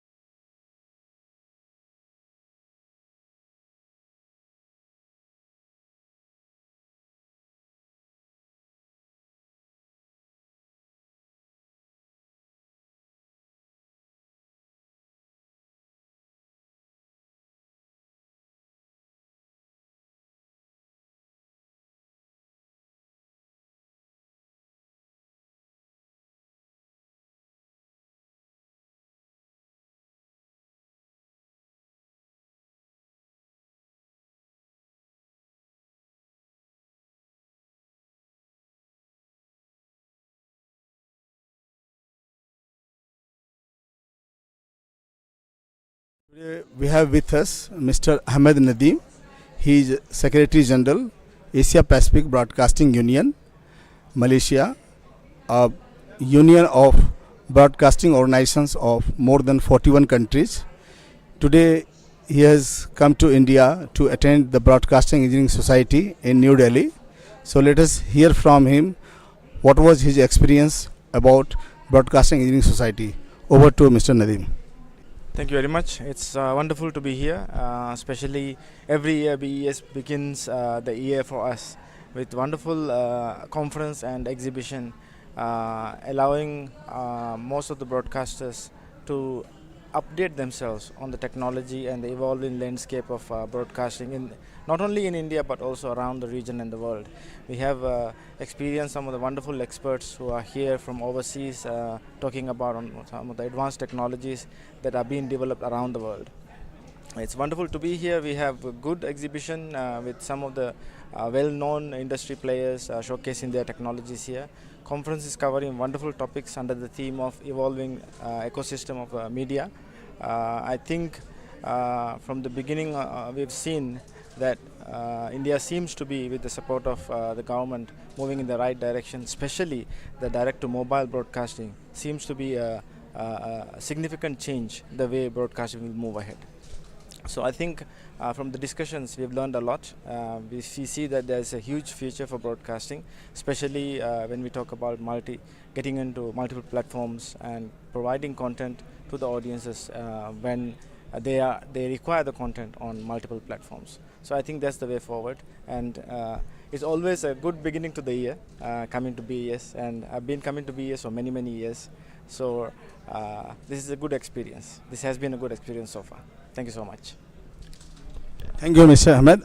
One more question I would like to ask you, if you please permit us the time. We heard that ABU, that is Asia Pacific Broadcasting Union, has taken several initiatives, promoting the technological development in the broadcasting, particularly convergence of the different platforms of information, communication, and the telecommunications, merging with the broadcasting platforms. So ABU have taken several initiatives with the different countries. So could we have a few, the experience of the ABU on this new technological development, particularly for the broadcasting sector? Your view on this, please. I think, as you said, it's very important. Although the landscape and the technologies and everything keeps changing, one thing that remains very significant for us, especially for public service broadcasters, is to meet the needs of the audience. That will never change. And if the audience now needs the content to be on multiple platforms, then we have to be on multiple platforms, regardless of what kind of content you have. So that's the underlying objective that we are promoting to all our members, regardless whether it's public service broadcasters or not. Because if they want to survive in the ever-changing competition that is evolving now, we just need to focus ourselves on building creative content, providing creative and interesting content to our audiences, and keeping them engaged with us. That's probably the most biggest challenge that we have. So if we can overcome that, if we can focus on our main goal of creative content, developing creative content, especially local content, has become a key to keeping audiences engaged with us. So if we can follow that guideline, probably we will be able to overcome these challenges. So thank you so much. Thank you so much. मैं CK Jain, formal DDG Prasar Bharati. मैं BS में इस बार as visitor आया हूं और मेरे साथ हैं श्री अनिल प्रकाश जी। ये हैं DG SIA और सैटेलाइट और टेलीकम्युनिकेशन में अपने आप में एक महान हस्ती हैं।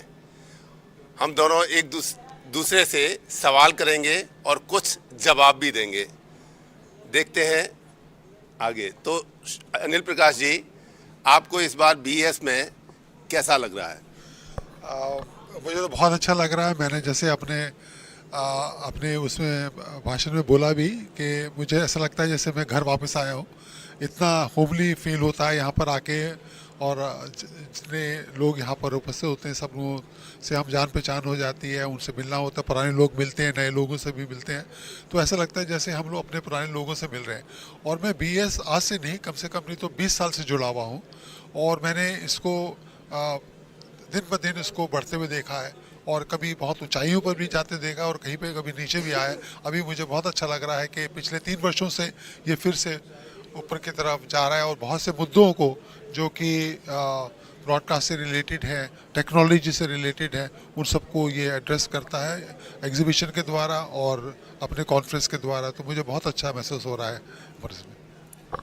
तो इस बार हमने बहुत अच्छे अच्छे टॉपिक कॉन्फ्रेंस सेशंस में देखे हैं। उनमें कुछ 5G ब्रॉडकास्ट से लेकर के आपके सेटकॉम के ऊपर और भी नए नए टॉपिक जो हैं HD रेडियो के ऊपर, डिजिटल रेडियो के ऊपर, जिसमें HD रेडियो भी शामिल है, उसमें बहुत अच्छे अच्छे डिस्कशन हुए हैं। और अनिल प्रकाश जी अभी अभी अपना सेशन कंप्लीट करके आ रहे हैं, तो उस सेशन के बारे में आप अनिल प्रकाश जी कुछ बताएं। सेशन था लैंडस्केप फॉर और paradigm shift for broadcasting sector. और पैराडाइम शिफ्ट ना कि टेक्नोलॉजी में हुआ है, उसके देखने में समझने में भी बहुत फ़र्क हुआ है। पहले टेलीविज़न स्क्रीन को ही हम लोग मानते थे, अब टेलीविज़न स्क्रीन जो है आपके हाथ में आ गई है। तो अभी जो डायरेक्ट टू मोबाइल जो यहाँ पर अभी टेक्नोलॉजी प्रदर्शित की जा रही है और बहुत कम समय में हमें वो ब्रॉडकास्टिंग जो हमारे मोबाइल फ़ोन्स पे उपलब्ध होगी, एक बहुत बड़ी उपलब्धि है टेक्नोलॉजिकल भी और एक व्यूअरशिप के लिए भी।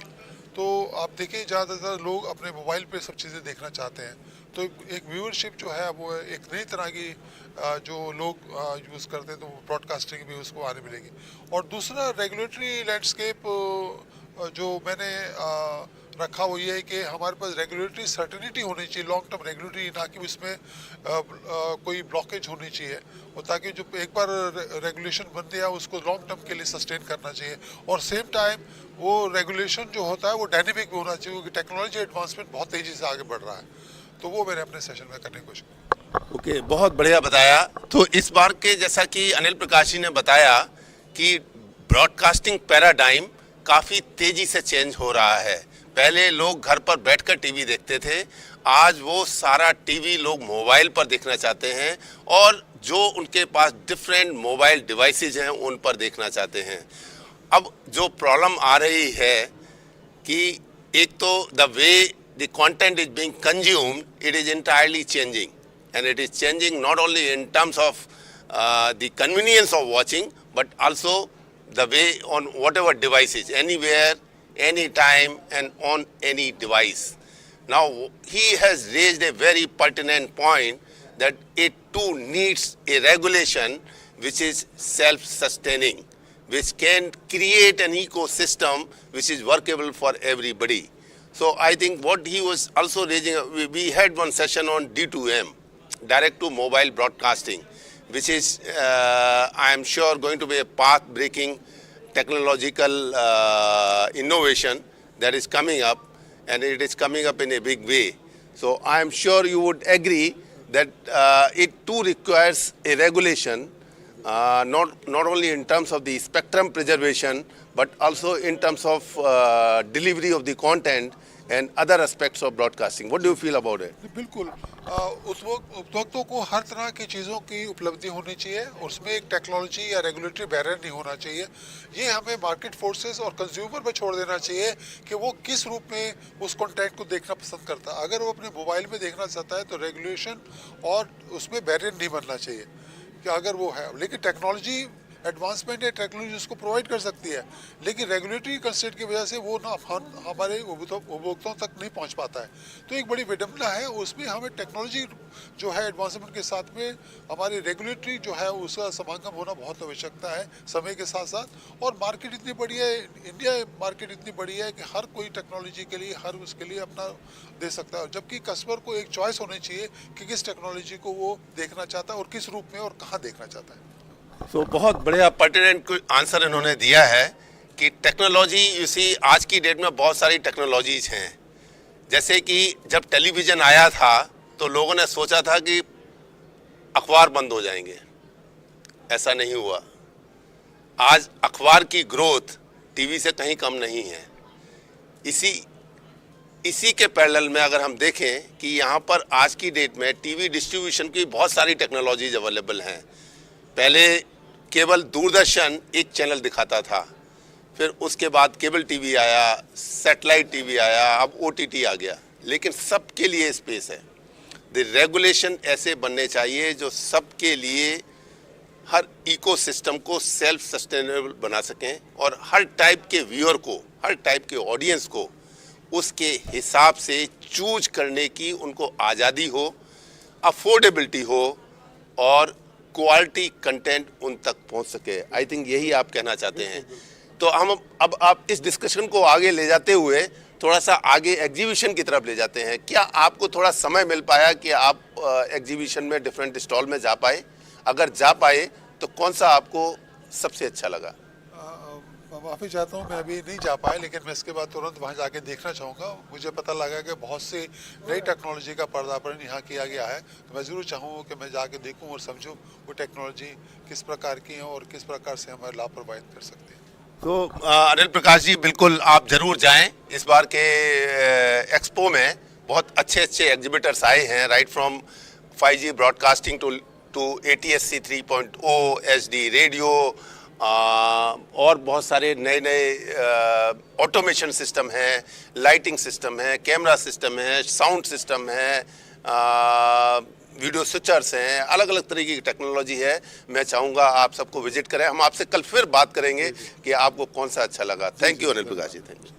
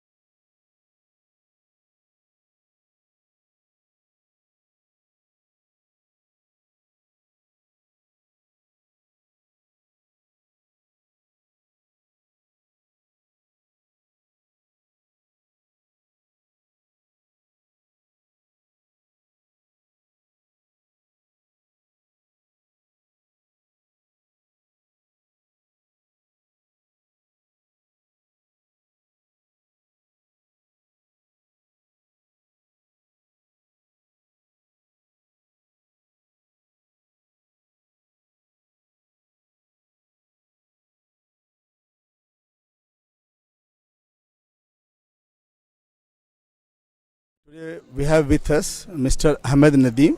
He is Secretary General, Asia Pacific Broadcasting Union, Malaysia, a union of broadcasting organizations of more than 41 countries.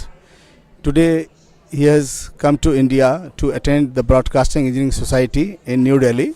So let us hear from him what was his experience about Broadcasting Engineering Society. Over to Mr. Nadeem. Thank you very much. It's wonderful to be here, especially every year BES begins the year for us with wonderful conference and exhibition, allowing most of the broadcasters to update themselves on the technology and the evolving landscape of broadcasting, in not only in India but also around the region and the world. We have experienced some of the wonderful experts who are here from overseas talking about some of the advanced technologies that are being developed around the world. It's wonderful to be here. We have a good exhibition with some of the well-known industry players showcasing their technologies here. Conference is covering wonderful topics under the theme of evolving ecosystem of media. I think from the beginning we've seen that India seems to be, with the support of the government, moving in the right direction, especially the direct-to-mobile broadcasting seems to be a significant change the way broadcasting will move ahead. So I think from the discussions we've learned a lot. We see that there's a huge future for broadcasting, especially when we talk about getting into multiple platforms and providing content to the audiences when they require the content on multiple platforms. So I think that's the way forward, and It's always a good beginning to the year coming to BES, and I've been coming to BES for many years. So this is a good experience. This has been a good experience so far. Thank you so much. Thank you, Mr. Ahmed. One more question I would like to ask you, if you please permit us the time.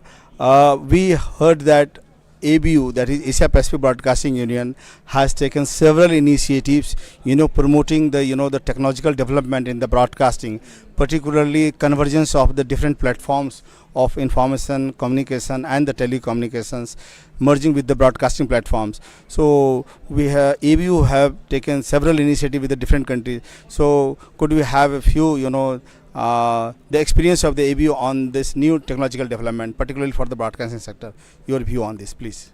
I think, as you said, it's very important. Although the landscape and the technologies and everything keeps changing, one thing that remains very significant for us, especially for public service broadcasters, is to meet the needs of the audience. That will never change. And if the audience now needs the content to be on multiple platforms, then we have to be on multiple platforms, regardless of what kind of content you have. So that's the underlying objective that we are promoting to all our members, regardless whether it's public service broadcasters or not. Because if they want to survive in the ever-changing competition that is evolving now, we just need to focus ourselves on building creative content, providing creative and interesting content to our audiences, and keeping them engaged with us. That's probably the most biggest challenge that we have. So if we can overcome that, if we can focus on our main goal of creative content, developing creative content, especially local content, has become a key to keeping audiences engaged with us. So if we can follow that guideline, probably we will be able to overcome these challenges. So thank you so much. Thank you so much. मैं CK Jain, formal DDG Prasar Bharati. मैं BS में इस बार as visitor आया हूं और मेरे साथ हैं श्री अनिल प्रकाश जी। ये हैं DG SIA और सैटेलाइट और टेलीकम्युनिकेशन में अपने आप में एक महान हस्ती हैं। हम दोनों एक दूसरे से सवाल करेंगे और कुछ जवाब भी देंगे। देखते हैं आगे। तो अनिल प्रकाश जी, आपको इस बार BS में कैसा लग रहा है? मुझे तो बहुत अच्छा लग रहा है। मैंने जैसे अपने उसमें भाषण में बोला भी कि मुझे ऐसा लगता है जैसे मैं घर वापस आया हूँ। इतना होमली फील होता है यहाँ पर आके, और जितने लोग यहाँ पर उपस्थित होते हैं सब लोगों से हम जान पहचान हो जाती है, उनसे मिलना होता है, पुराने लोग मिलते हैं, नए लोगों से भी मिलते हैं, तो ऐसा लगता है जैसे हम लोग अपने पुराने लोगों से मिल रहे हैं। और मैं BS आज से नहीं, कम से कम नहीं तो 20 साल से जुड़ा हुआ हूँ, और मैंने इसको दिन ब दिन इसको बढ़ते हुए देखा है, और कभी बहुत ऊंचाइयों पर भी जाते देखा और कहीं पे कभी नीचे भी आया। अभी मुझे बहुत अच्छा लग रहा है कि पिछले 3 वर्षों से ये फिर से ऊपर की तरफ जा रहा है, और बहुत से मुद्दों को जो कि ब्रॉडकास्ट से रिलेटेड है, टेक्नोलॉजी से रिलेटेड है, उन सबको ये एड्रेस करता है एग्जीबिशन के द्वारा और अपने कॉन्फ्रेंस के द्वारा। तो मुझे बहुत अच्छा महसूस हो रहा है इसमें।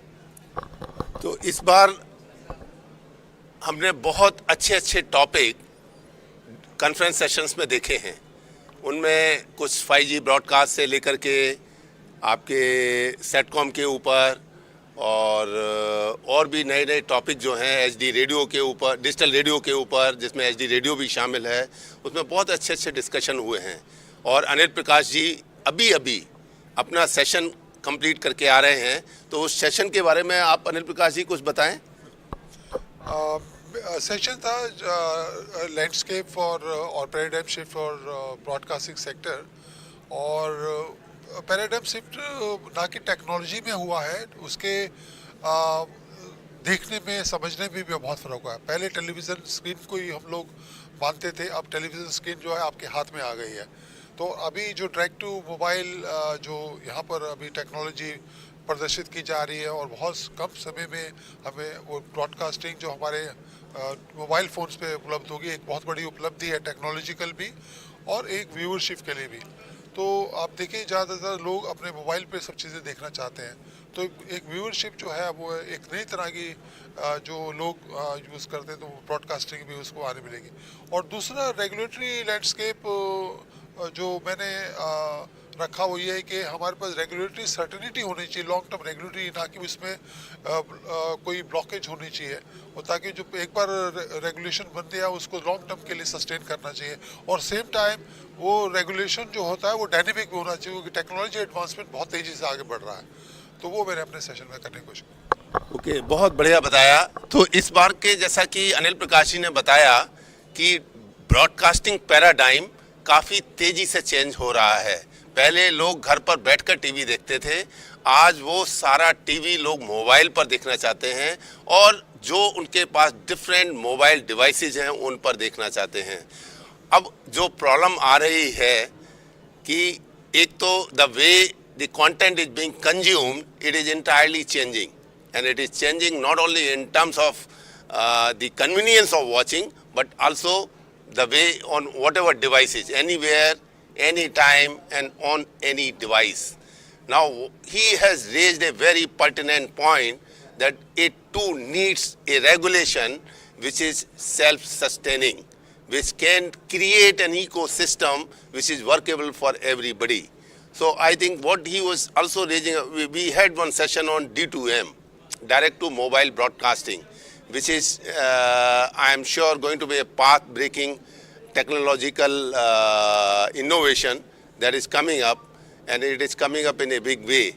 So I am sure you would agree that it too requires a regulation, not only in terms of the spectrum preservation, but also in terms of delivery of the content and other aspects of broadcasting. What do you feel about it? बिल्कुल, उपभोक्ताओं को हर तरह की चीज़ों की उपलब्धि होनी चाहिए, और उसमें एक टेक्नोलॉजी या रेगुलेटरी बैरियर नहीं होना चाहिए।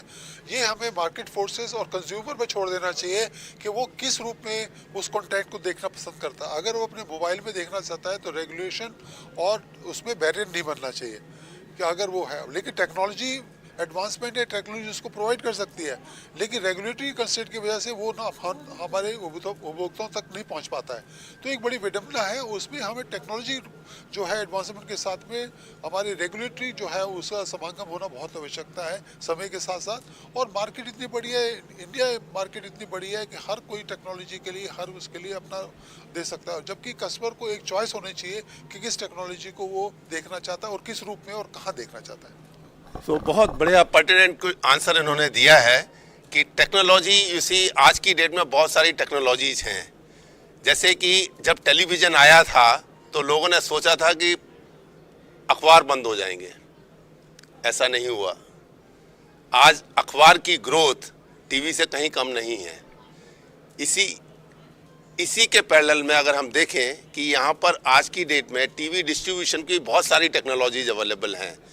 पहले केवल दूरदर्शन एक चैनल दिखाता था, फिर उसके बाद केबल टीवी आया, सैटेलाइट टीवी आया, अब ओटीटी आ गया, लेकिन सबके लिए स्पेस है।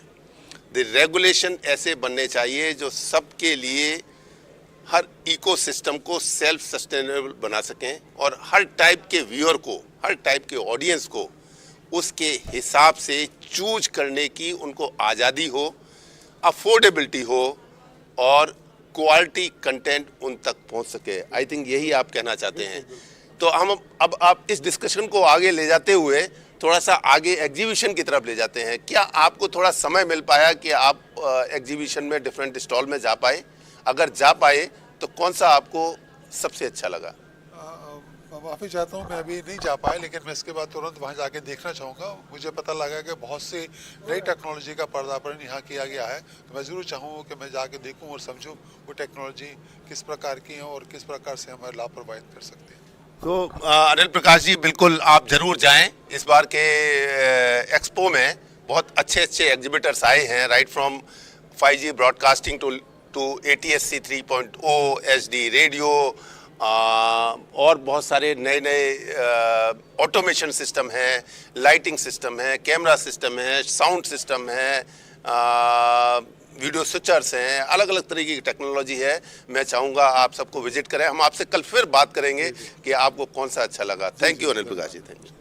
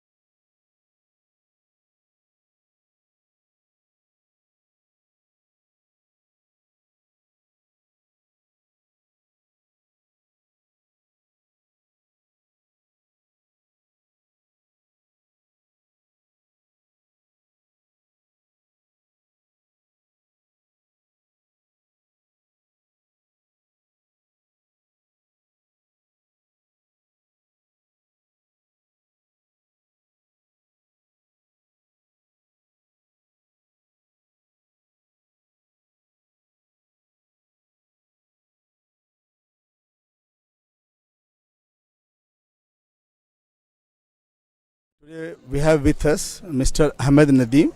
He is Secretary General, Asia Pacific Broadcasting Union, Malaysia, a union of broadcasting organizations of more than 41 countries.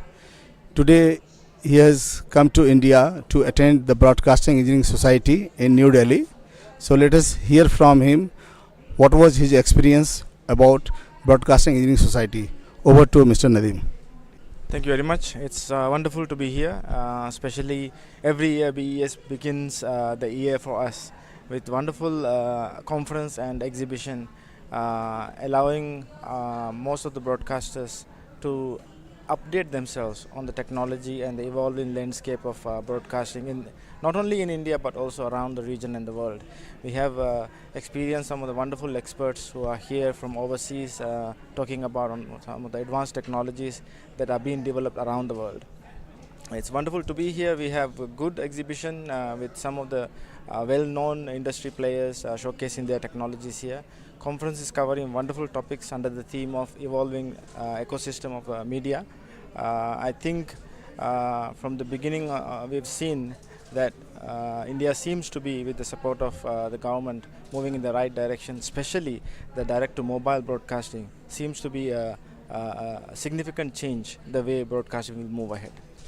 So I think from the discussions we've learned a lot.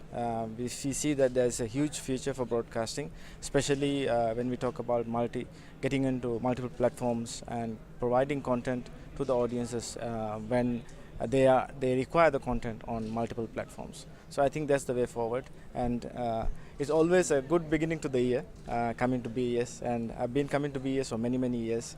So this is a good experience. This has been a good experience so far. Thank you so much. Thank you, Mr. Ahmed. One more question I would like to ask you, if you please permit us the time. We heard that ABU, that is Asia Pacific Broadcasting Union, has taken several initiatives, promoting the technological development in the broadcasting, particularly convergence of the different platforms of information, communication, and the telecommunications, merging with the broadcasting platforms. So ABU have taken several initiatives with the different countries. So could we have a few, the experience of the ABU on this new technological development, particularly for the broadcasting sector? Your view on this, please. I think, as you said, it's very important. Although the landscape and the technologies and everything keeps changing, one thing that remains very significant for us, especially for public service broadcasters, is to meet the needs of the audience. That will never change.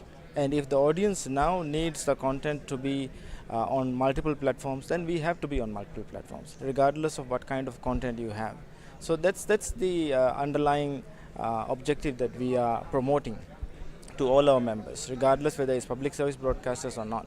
Because if they want to survive in the ever-changing competition that is evolving now, we just need to focus ourselves on building creative content, providing creative and interesting content to our audiences, and keeping them engaged with us.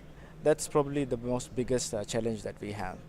So if we can overcome that, if we can focus on our main goal of creative content, developing creative content, especially local content, has become a key to keeping audiences engaged with us. So if we can follow that guideline, probably we will be able to overcome these challenges. So thank you so much. Thank you so much. मैं CK Jain, formal DDG Prasar Bharati. मैं BS में इस बार as visitor आया हूं और मेरे साथ हैं श्री अनिल प्रकाश जी। ये हैं DG SIA और सैटेलाइट और टेलीकम्युनिकेशन में अपने आप में एक महान हस्ती हैं। हम दोनों एक दूसरे से सवाल करेंगे और कुछ जवाब भी देंगे।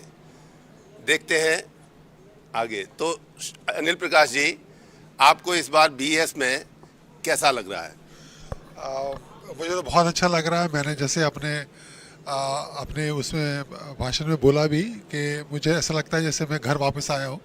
इतना होमली फील होता है यहाँ पर आके, और जितने लोग यहाँ पर उपस्थित होते हैं सब लोगों से हम जान पहचान हो जाती है, उनसे मिलना होता है, पुराने लोग मिलते हैं, नए लोगों से भी मिलते हैं, तो ऐसा लगता है जैसे हम लोग अपने पुराने लोगों से मिल रहे हैं।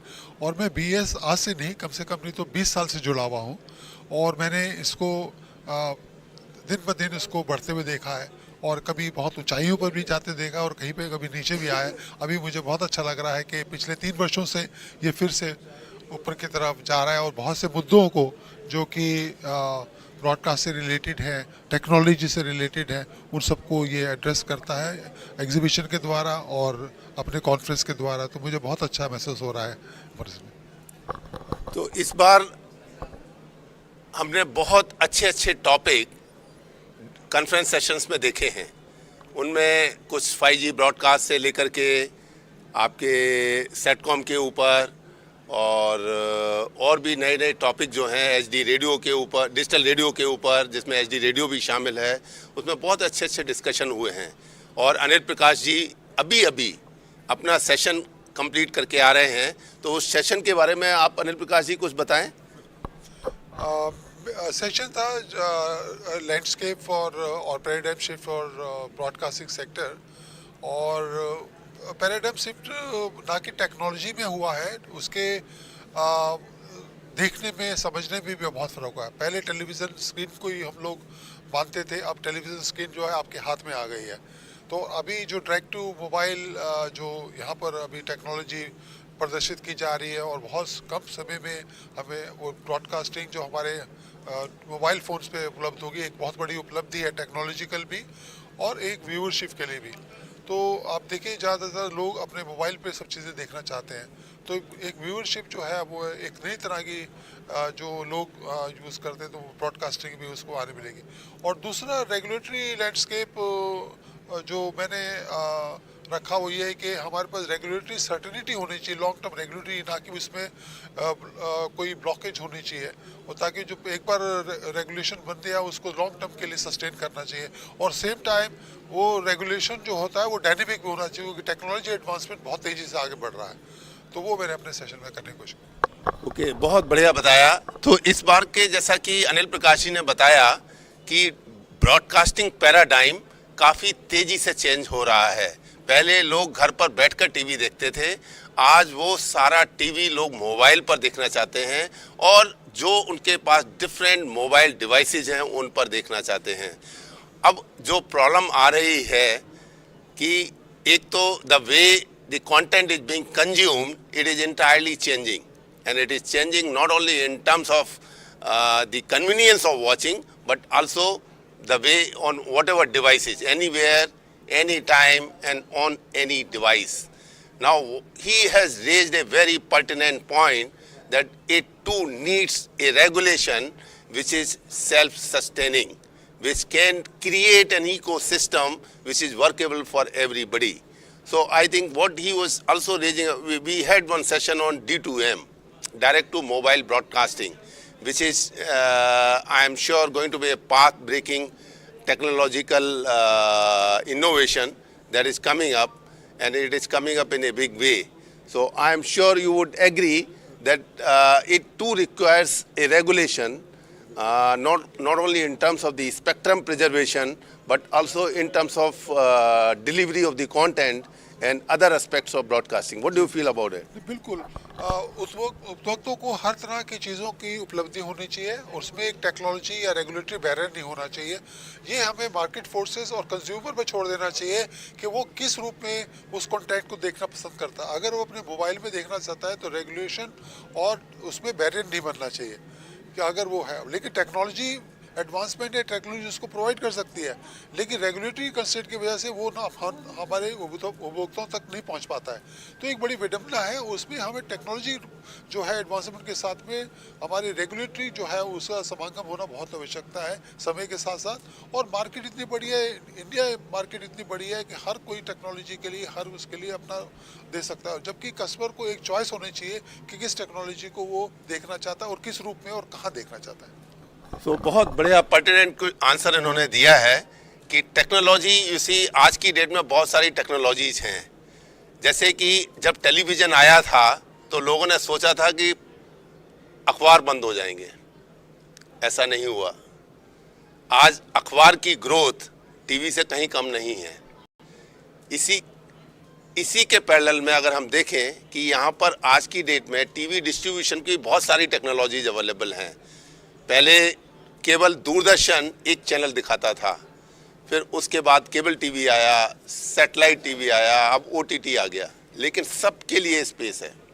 द रेगुलेशन ऐसे बनने चाहिए जो सबके लिए हर इकोसिस्टम को सेल्फ सस्टेनेबल बना सकें और हर टाइप के व्यूअर को, हर टाइप के ऑडियंस को उसके हिसाब से चूज करने की उनको आज़ादी हो, अफोर्डेबिलिटी हो और क्वालिटी कंटेंट उन तक पहुंच सके। आई थिंक यही आप कहना चाहते हैं।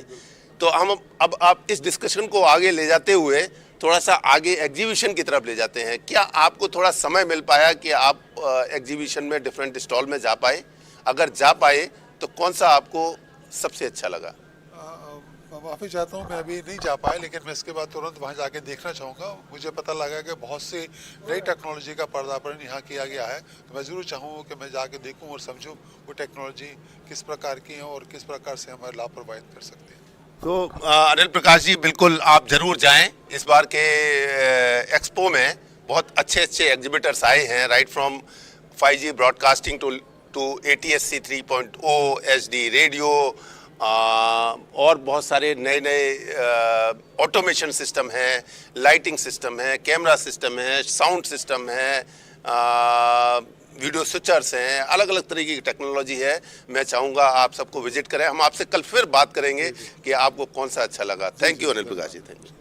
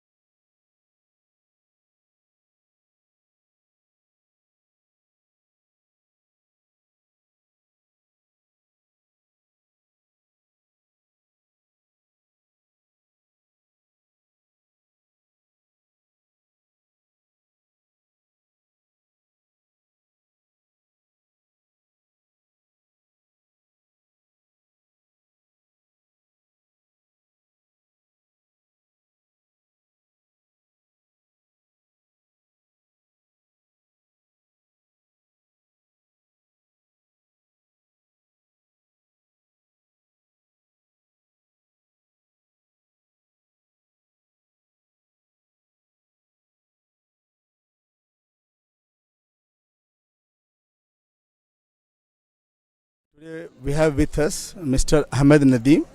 He is Secretary General, Asia Pacific Broadcasting Union, Malaysia, a union of broadcasting organizations of more than 41 countries. Today he has come to India to attend the Broadcasting Engineering Society in New Delhi. So let us hear from him what was his experience about Broadcasting Engineering Society. Over to Mr. Nadeem. Thank you very much. It's wonderful to be here, especially every year BES begins the year for us with wonderful conference and exhibition, allowing most of the broadcasters to update themselves on the technology and the evolving landscape of broadcasting, in not only in India but also around the region and the world. We have experienced some of the wonderful experts who are here from overseas talking about some of the advanced technologies that are being developed around the world. It's wonderful to be here. We have a good exhibition with some of the well-known industry players showcasing their technologies here. Conference is covering wonderful topics under the theme of evolving ecosystem of media. I think from the beginning we've seen that India seems to be, with the support of the government, moving in the right direction, especially the direct-to-mobile broadcasting seems to be a significant change the way broadcasting will move ahead. So I think from the discussions we've learned a lot. We see that there's a huge future for broadcasting, especially when we talk about getting into multiple platforms and providing content to the audiences when they require the content on multiple platforms. So I think that's the way forward, and it's always a good beginning to the year coming to BES, and I've been coming to BES for many years. So this is a good experience. This has been a good experience so far. Thank you so much. Thank you, Mr. Ahmed. One more question I would like to ask you, if you please permit us the time. We heard that ABU, that is Asia Pacific Broadcasting Union, has taken several initiatives, promoting the technological development in the broadcasting, particularly convergence of the different platforms of information, communication, and the telecommunications, merging with the broadcasting platforms. So we have ABU have taken several initiatives with the different countries. So could we have a few, the experience of the ABU on this new technological development, particularly for the broadcasting sector? Your view on this, please. I think, as you said, it's very important. Although the landscape and the technologies and everything keeps changing, one thing that remains very significant for us, especially for public service broadcasters, is to meet the needs of the audience. That will never change. And if the audience now needs the content to be on multiple platforms, then we have to be on multiple platforms, regardless of what kind of content you have. So that's the underlying objective that we are promoting to all our members, regardless whether it's public service broadcasters or not.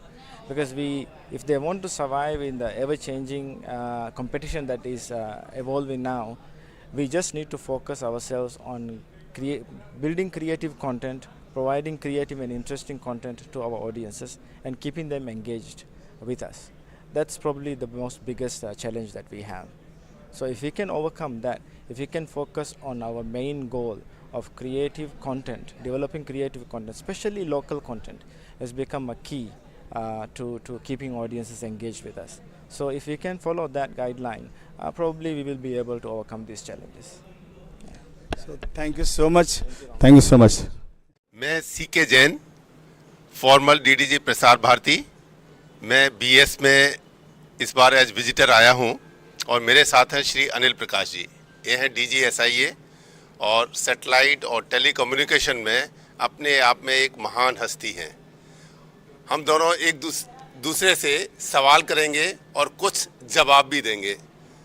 देखते हैं आगे। तो अनिल प्रकाश जी, आपको इस बार BS में कैसा लग रहा है?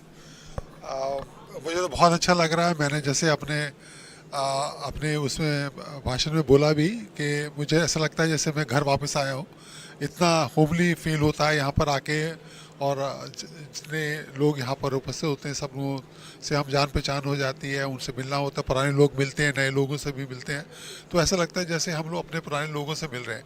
और मैं BS आज से नहीं, कम से कम नहीं तो 20 साल से जुड़ा हुआ हूँ, और मैंने इसको दिन ब दिन इसको बढ़ते हुए देखा है, और कभी बहुत ऊंचाइयों पर भी जाते देखा और कहीं पे कभी नीचे भी आया। अभी मुझे बहुत अच्छा लग रहा है कि पिछले 3 वर्षों से ये फिर से ऊपर की तरफ जा रहा है, और बहुत से मुद्दों को जो कि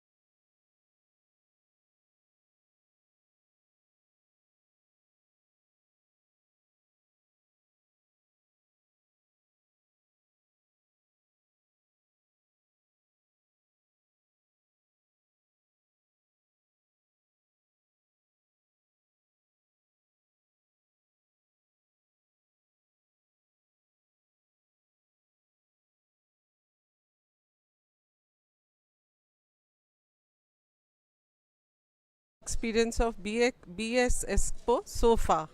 Sir. Thank you, madam. See, I come as a, you know, member to the participating in this conference, which was arranged by this BS and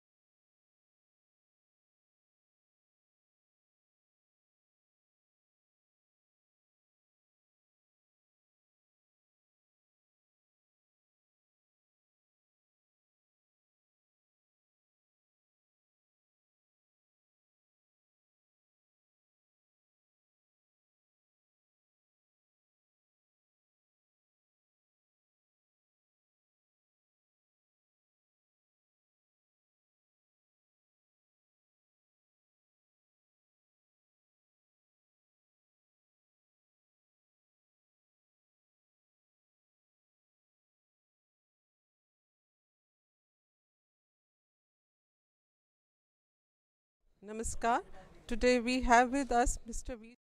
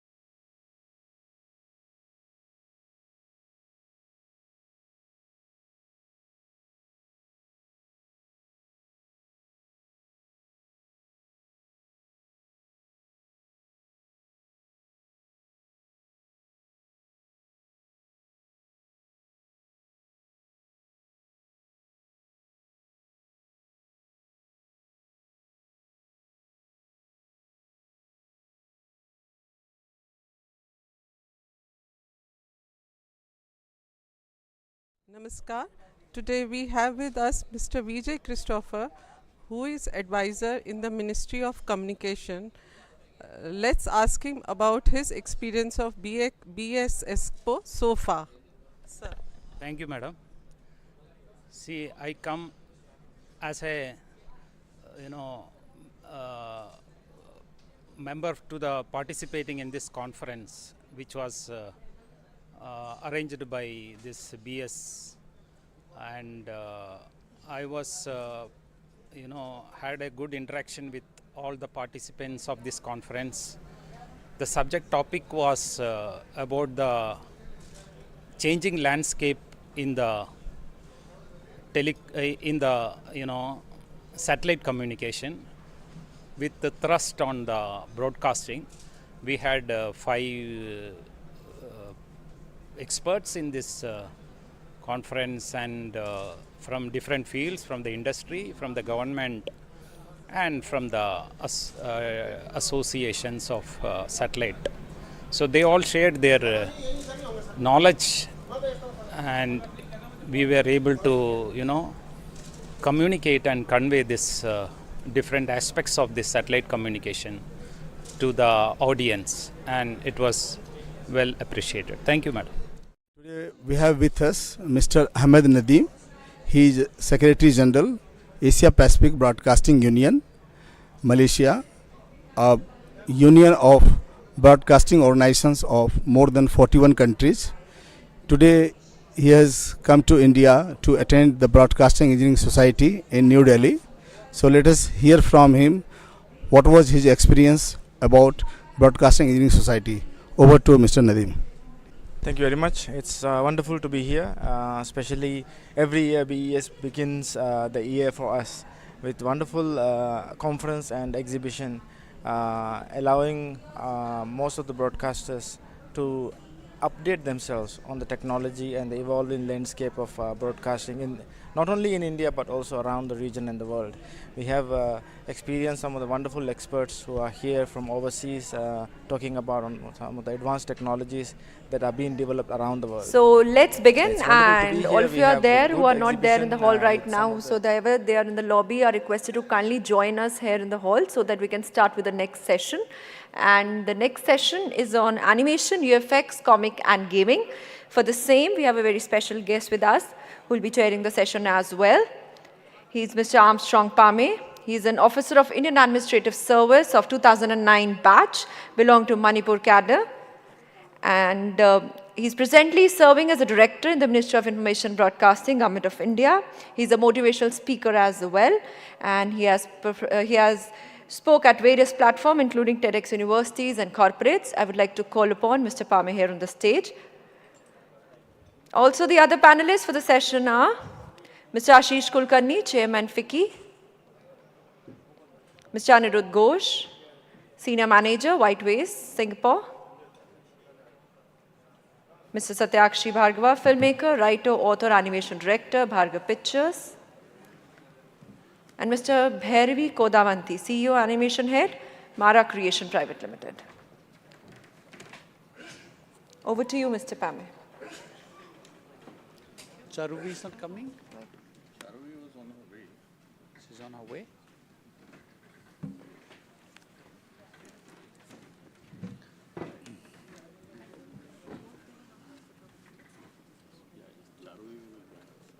Charuvi is joining?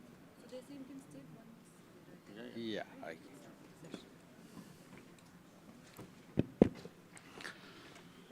Good afternoon, everyone.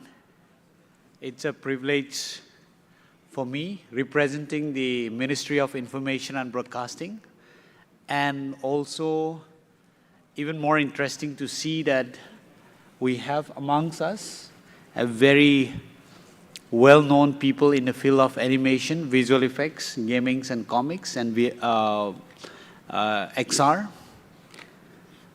I will not waste so much of time in trying to read out the long biodatas, because many of the people sitting here are legends in this field.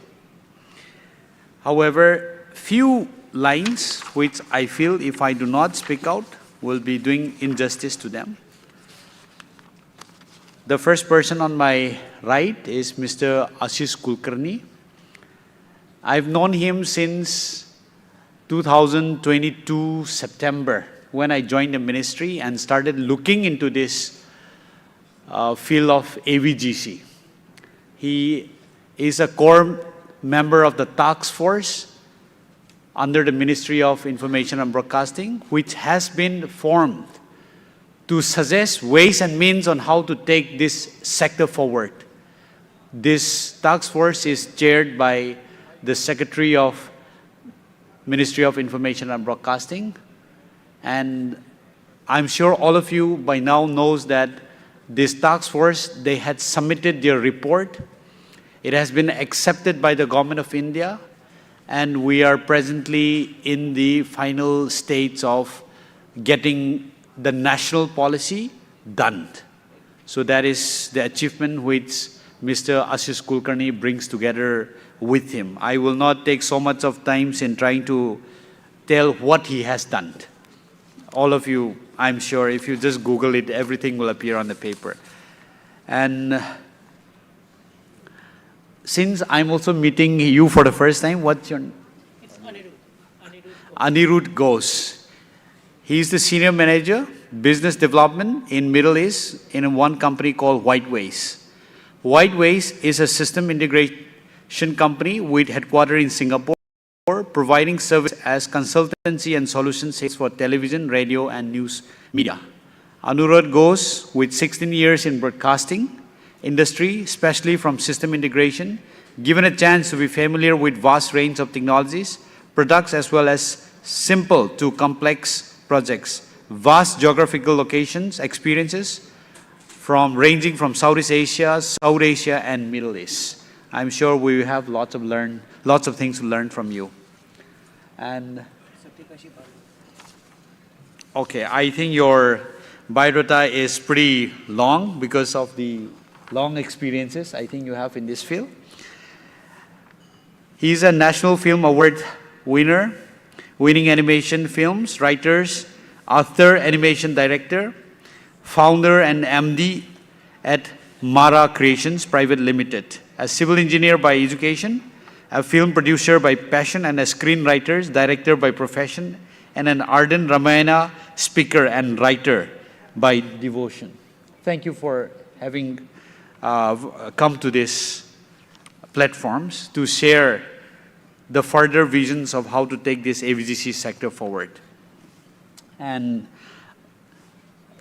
Mr. Bharavi Kodavanti, I hope I pronounce your name right. He is the CEO at Mara Creations. He's also a civil engineer by education. Now he's an award-winning animator and BFX professional with over 23 years of experiences in this field. Charuvi, she's on her way. I hope once she reaches, she'll be joining us. Before I open the floor to all the panelists here, I just want to share for 2 minutes the visions of the ministry. Because as a director in the ministry, looking after this team, and having read and brought out together with the task force member, the AVGC task force.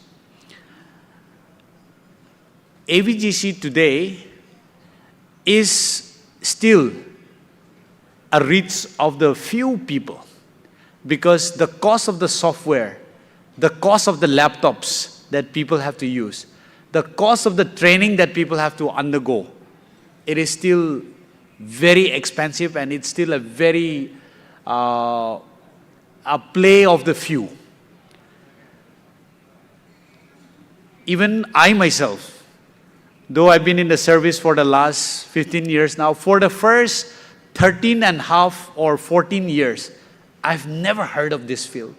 And I was never interested so much in watching animation movies and others because we were quite ignorant of this. I've been working in my state of Manipur only. Having come to this ministry, I started seeing the vast potential that this field can give to solve the country's problem and take the country forward.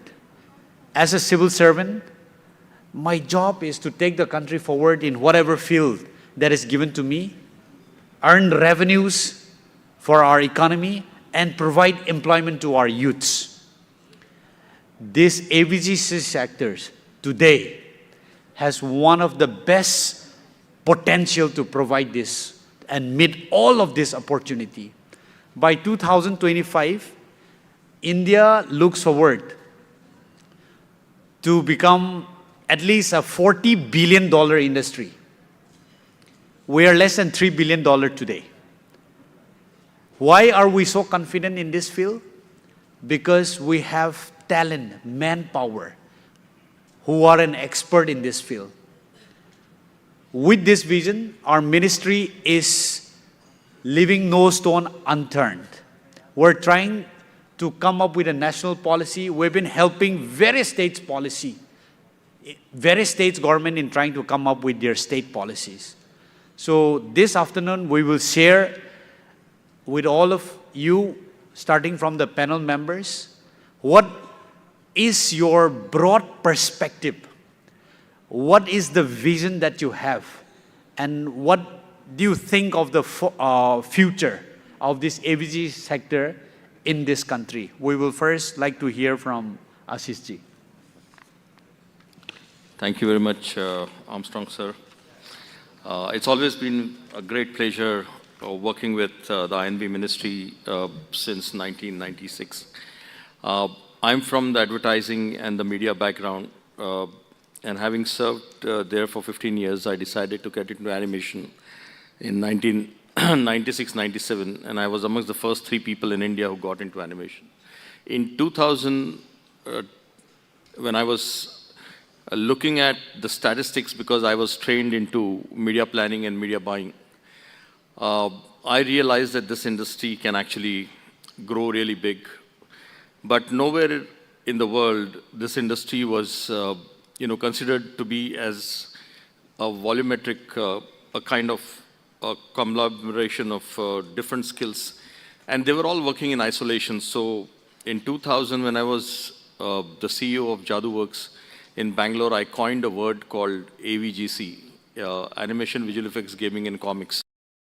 In 2019, we added XR to it, and that's when in FICCI we started with AVGC Forum in 2000, and ever since I've been chairing that, and we have led, in building this industry in a very big way. To give you a very, broad, highlights of the industry is, today we are closer to around 2,65,000, directly employed, trained professionals in our animation, gaming, visual effects, comics, and XR industry. By 2032, we will require 22 lakh trained professionals. One of the biggest handicaps we had of scalability was having no marks for creative arts, performing arts, and design in the school curriculum, and not having many universities having creative programs, which would actually lead to these careers. Many people, by mistake, thought that learning computers is learning animation or visual effects.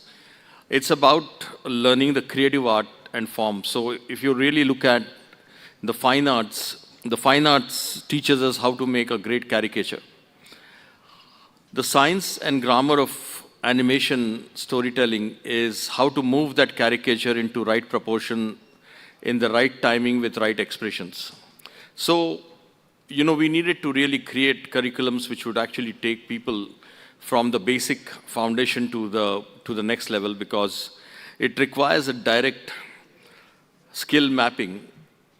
If you are an actor, you can become an animator. If you are a dancer, you can become a rigging artist. If you are a painter, you can become a texturing artist. If you are a sculptor, you can become a modeler. So there is a direct mapping of a traditional skill into a digital skill. And that became very difficult. So we started going to all the traditional art forms in India, to Channapatna, Ramnagaram, Mahabalipuram and all, and pick up artists from there and start training them. And then went to all the art schools to start these programs, but we had a lot of resistance. The National Education Policy 2020 actually came in as a big savior, because from the 6th grade onwards, the kids can take creative arts, performing arts, design, and sports. And then the universities also today are open to starting creative programs in a very different way. More so that most of the universities have arts separate and science separate. And when it comes to arts, it's restricted to, the literature, the language, economics, philosophy, and psychology. It's not talking about creative arts, performing arts in most of the cases. There are very, very few niche universities where it was. And when we realized that if you catch up these artists at early age, then you can actually groom them to be the legends. But today, the requirement of the world is that we need to have arts and sciences to work together, because it's a combination of art and science, because the delivery, as Sir said, is into the digital platform and the digital content ecosystem, which we will talk to you in the second round of our discussion, and show you the scope as to where the industry is really growing. To tell you frankly, today, in the total scheme of media and entertainment universe, AVGC XR is closer to 30% of the universe. And gaming industry is around 15% of the universe, because gaming industry has a B2C application and they do extremely well. But in the next 10 years, in India, where we are going to go, more than 50% of the total size of media and entertainment will be consumed by AVGC XR. And gaming industry will be the single largest vertical, bigger than film, bigger than television, and bigger than even events industry. And that's why the kind of engagement we presently have 600 million active smartphone users. and they are all consuming games, and they are actually playing games on their mobile phones. In the next couple of years, we'll have 900 million active smartphone users, and that's a big access to the content. There are three V's which are ruling the world right now. One is the voice, one is the vernacular, and one is the video. Now, if you talk about how do we create this content in the digital content economy, and supporting that content will be the people who are making careers and building this, because for anything and everything you turn to the digital ecosystem today. And that digital ecosystem, earlier we used to read whatever was there on the digital ecosystem, but today we want to watch videos. And how do you create those videos? That's where the job creation of storytelling is going to really happen. And that's why the skills of animation, visual effects, gaming and comics become very handy, because those are the first formative founding storytelling grammar foundation that puts the story into a visual form in a very systematic way, in a storyboard form in terms of comics, and then converting that into action, into animation. And then when you want to do a larger than life experience, that's where the visual effects come in. And that's why the evolution of storytelling is phenomenally big, whether you're making an ad film, documentary film, or corporate film, or a OTT film, or television film, or even the feature film. Whatever film you make today, visual effects is inevitable. We touch more than 80 to 90% of the scenes, and we correct them and make it visually appealing. So every frame counts today, and you make it more beautiful. And that's where these skills are required. And I think the support that we have from Information and Broadcasting Ministry to form the policy, and so much so that we as an industry have realized that many states in India who wanted to become the film states, who could not become a film-making state, can definitely deliver animation visual effects from those states. And that's when we started working with Armstrong sir and all the team at INB Ministry. 22 states came forward last April when the workshop was done in Mumbai after the task force report. And today we have 11 states who are going to have the policy by 31st March 2024. 5 states already have the running policy, and it's a very successful policy in Maharashtra, Telangana, Goa, Karnataka, and West Bengal. The states of Kerala, Tamil Nadu, UP, and Haryana, and Rajasthan, the drafts are already submitted. They are in the process. They are in the cabinet approval in some places. And we will be having these policies as well. And then we have Orissa, and then we're going to look at the Northeast as well. So I think it's a very encouraging thing that the creative talent in every state, wherever they are, they can be trained into those states, and they can start delivering animation, gaming, visual effects, comics, if they have internet connectivity. And that's a great cottage industry in the rise today, India, as far as India is concerned. And when it comes to the size and the other opportunities, sir, I'll come in the second round. Let's hear the views from the other people. Mr. Ghosh, with your vast experiences, we would like to hear what do you think of how the future looks like in this AVGC sector? So, hello everyone, and thank you, Mr. Armstrong, for this. Actually, it's a little bit different than what we do. As we said that we are system integrator company, so we do more on how televisions and radio perform. But if you see listen the previous conversations which happened last time, we are talking about content, and then we are talking about how to retain the audience for the content. So that become very crucial, because every time we are getting fluctuated from the different attention. So attention become the currency. So here we are talking about how Mr. Ashish also mentioned that there is something which is the creativity, as well as something where we are concerned on the digital economy. So as this is more on animation and all that, I have a presentation. So probably let's see that what the video is talking about rather than more on words. Just a minute.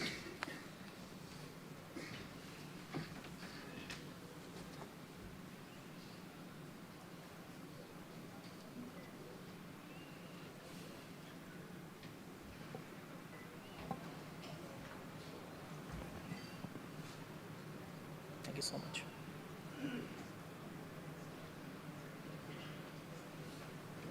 Okay. So yeah, we are from Whiteways, and this is actually the main important, and everyone is talking about in different statement that content is king, or it's the digital attention, whatever you talk about. So we have two things which we prefer to do. One, the attention. Now how we are getting the attention to be retained? One is the creativity, other thing is that the infrastructure behind that, the how to create that so that the same content which coming in lots of TV channels or other social media, rather than that you feel to follow some particular channels. There is in the public as well as the private TV channels have these things in mind that the graphics, the visual effect is giving much more importance than how the anchor going to give the text. So here we have one small videos. This video actually we clicked from our director's home. Let's see what he's talking about.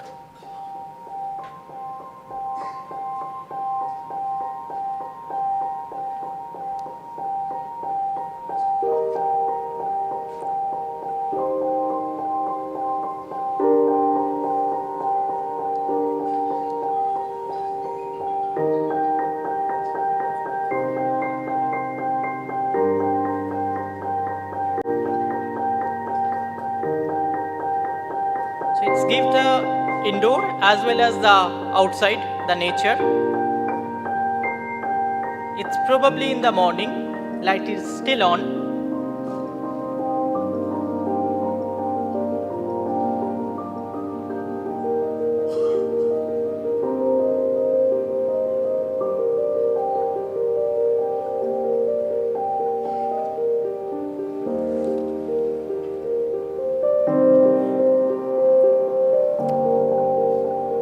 There is a place for outdoor as well.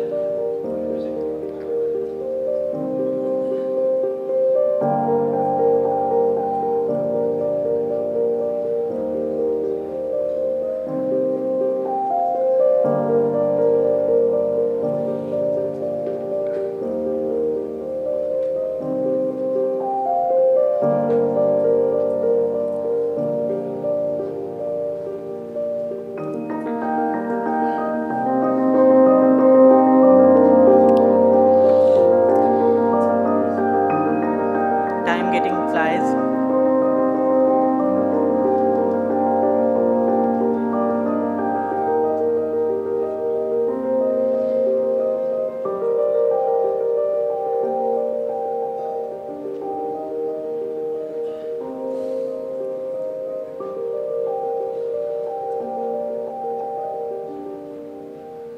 It's very detailed. Now the evening, the sunset, the light getting changed as well. The detailing is so much. Its shadow getting changed.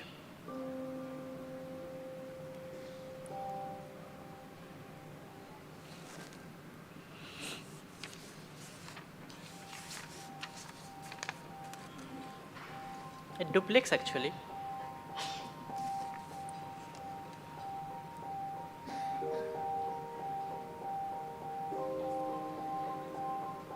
We came in the same corner, but it looking completely different now. West.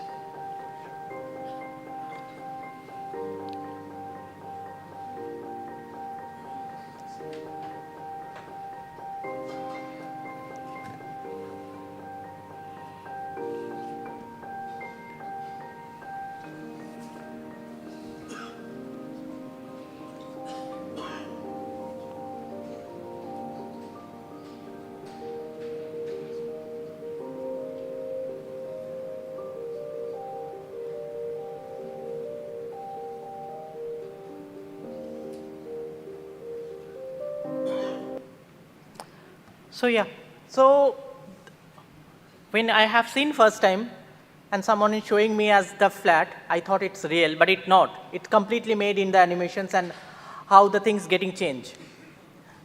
So actually when we are presenting something with this format, if it is a election news from the parliament or if it is any football from the ground itself, it gives a completely different attention for the audience as well as it's related to the digital economy.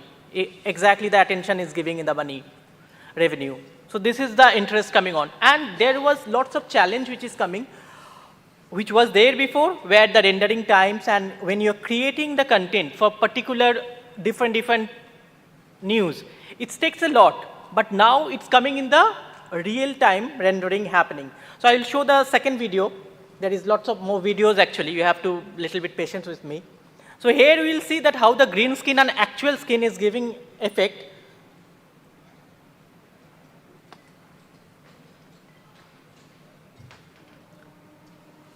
So how the shooting is happening in the green screen, the same time I can see that the output, which is in down, is seamless.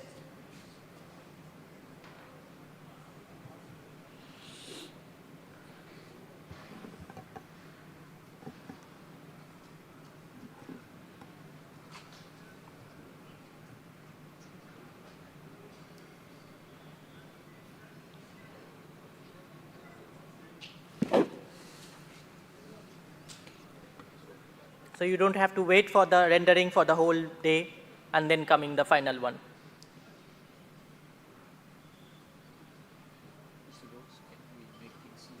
Faster, sorry. Okay, so and how Mr. Ashish also talked about, this is the XR studios coming on. This is how we are planning when we are planning for the studio setup and all that. So earlier when there is a video wall, we have to have a 50-feet video wall, and in that studio is completely occupied with the same, which is huge money as well. Here the same studio you can use for multiple purpose. Sorry, I'm going a little faster on this. The technology, I'm not going more details. Here you can see that when you are doing some shooting as well, you can see the same thing on the teleprompter. Earlier, the people who is going to do the shoot, they didn't have an idea the final output, how it look like. But now when you are getting the captured, itself you can see that what is the final output will come out. If anything wrong, you can change right away.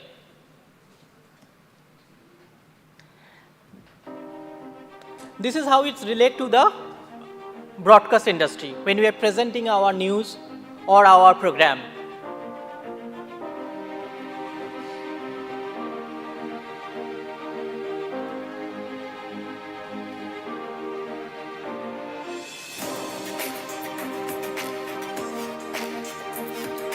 So no video wall, but it has a video wall.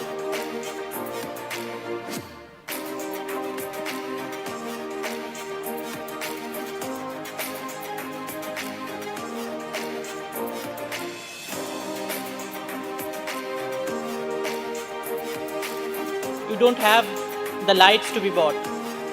You can create the lights here.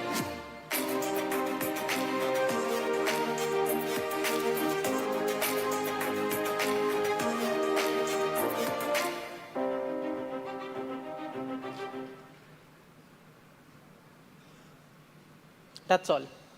Hopefully it's finished on time. Thank you. Thank you. Thank you so much.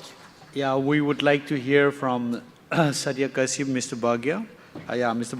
Bhargava. What's your take on how India is positioned in this AVGC sector? First of all, thank you very much, Ji, for giving me this opportunity. Thank you very much, Ji, for giving me this opportunity.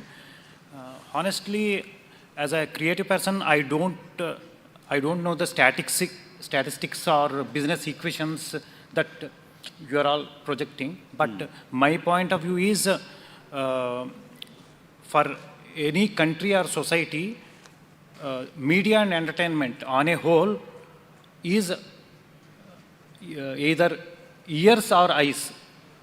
For any society, either ear or eye is media and entertainment on a whole. And this animation, visual effects, and gaming, and comics, these are all like tools to add our vision or our hearing.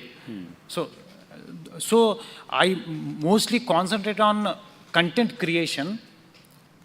In Bharat, we have 140 crores of people. So these are all, for example, if we, these are all our customers or our audience. And especially for animation and gaming, 90% of the business comes from the next generation, that is children. And out of 140 crores of Indians, there are approximately 35 to 40 crore kids are there as our customers for this animation industry and everything. So, so what can be done from our side as a responsible creative people or business people? We will give you a presentation. My CEO will, Bhargavi will follow it up with a presentation. By the way, animation is not only watched by children. So majority, I am saying Yeah. animation, general animation is, it can be used in different these things, but the main concentration is kids. True. So, yeah. Just broadening the base of the consumer of animation is like not only children, there are so many adults who are very interested in animation, and also one of the efforts of the ministry is also how to bring education through animation series. Yes, yes. So anyway, we look forward to hearing from your CEO the presentation.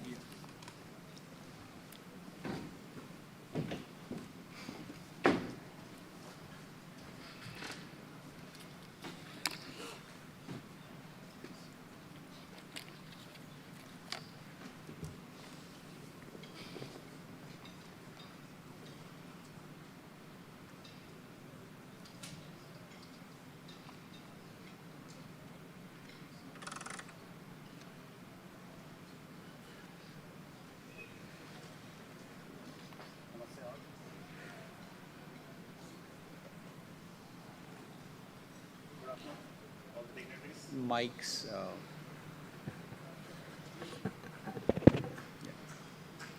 Yeah, good afternoon to all. So, the topic is like animation, VFX, comics, and gaming. So, what we are going to present is like that in relation to Bharat. So, the statement is clear. We are a nation with 40 crore children who are below the age of 15. That means nearly 1/3 of the population. Yes, of course, of late, animation is not just confined to kids, but majoritarily, at least I have grown up watching animation series from the Disneys and Pixars and all that stuff. It's been, I think, more than 30 odd years. Still we are watching the same content just because they are timeless. So these 40 crore children are definitely animation customers, or for that matter, VFX and gaming as well. So this is very huge. I think probably 30 or 40% with the rest of the world put together. So it's a big statement. We have huge base of audience who are ready to consume quality animation content. And in fact, we have been consuming. So, coming to Bharat, so what to watch? I have an 11-year-old kid who watches right from Chhota Bheem to Krishna to Ganesha to Doraemon to and so on and so forth. But what comes every time in my mind is only a handful of Indian animation stories are being told or brands are built. If you take the case of films, nearly 1,000 films are made every year in all languages in India. So, can any one of you have any idea how many are belong to this particular genre? Like, that cater to the kids below 15 years.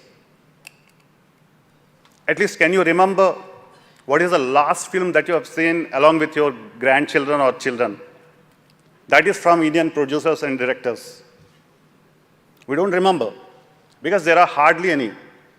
Even if somebody has made it, they fail to see the light, they can't be released. We have to evaluate the reasons, but this is the hard truth. There are 1,000 films that are being made every year in all languages in India, and not even 5 films belong to these 40 crore children of Bharat. So that is a very sad state of affairs. Why the producers, especially I come from the land of Telugu, and people have seen what kind of budgets we have with the advent of Bahubalis and Triple Rs and all. We spend money like anything on films, but even in our industry also, we don't have any films related to kids. So why? So why we are not focusing on that category? There are two aspects to it. Upbringing is our responsibility of the citizens of India, the future citizens of India. We have to give the right inputs. We feel right to right entertainment is the birthright of the kids. Right to right entertainment. So what are we giving, what are we feeding? The endless YouTubes, people talk about data, and people talk about a lot of technology. Kids beyond 10 years are exposed to all kinds of content.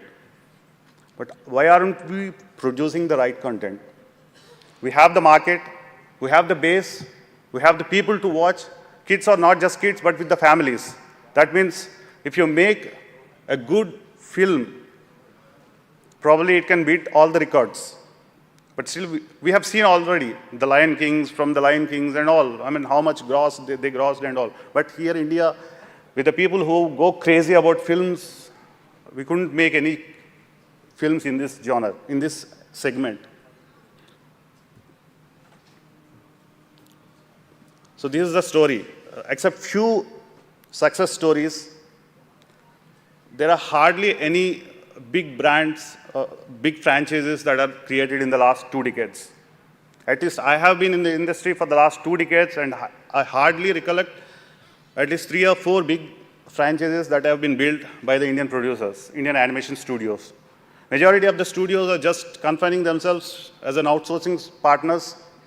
They do the job, all the creative job is being done elsewhere, and we do all the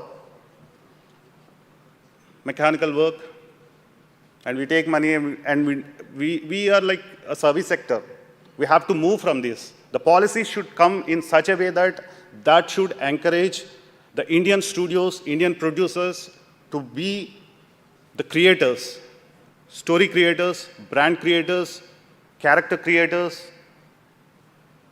There are 2 aspects to it. One, it is huge business because there is 40 crore base is there. Number 2, it is our responsibility. It is, daily we talk about Atmanirbharta and the Vishwaguru. How will it become? How can India become Vishwaguru if the kids are not being fed properly? So we have to give the right content to them. We have the stories. We are the land of stories. We can create stories for the next 1,000 years.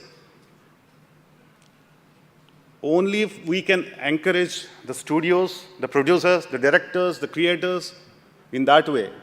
So there should be a proper synergy between the industry, the creators, the audience, and the government.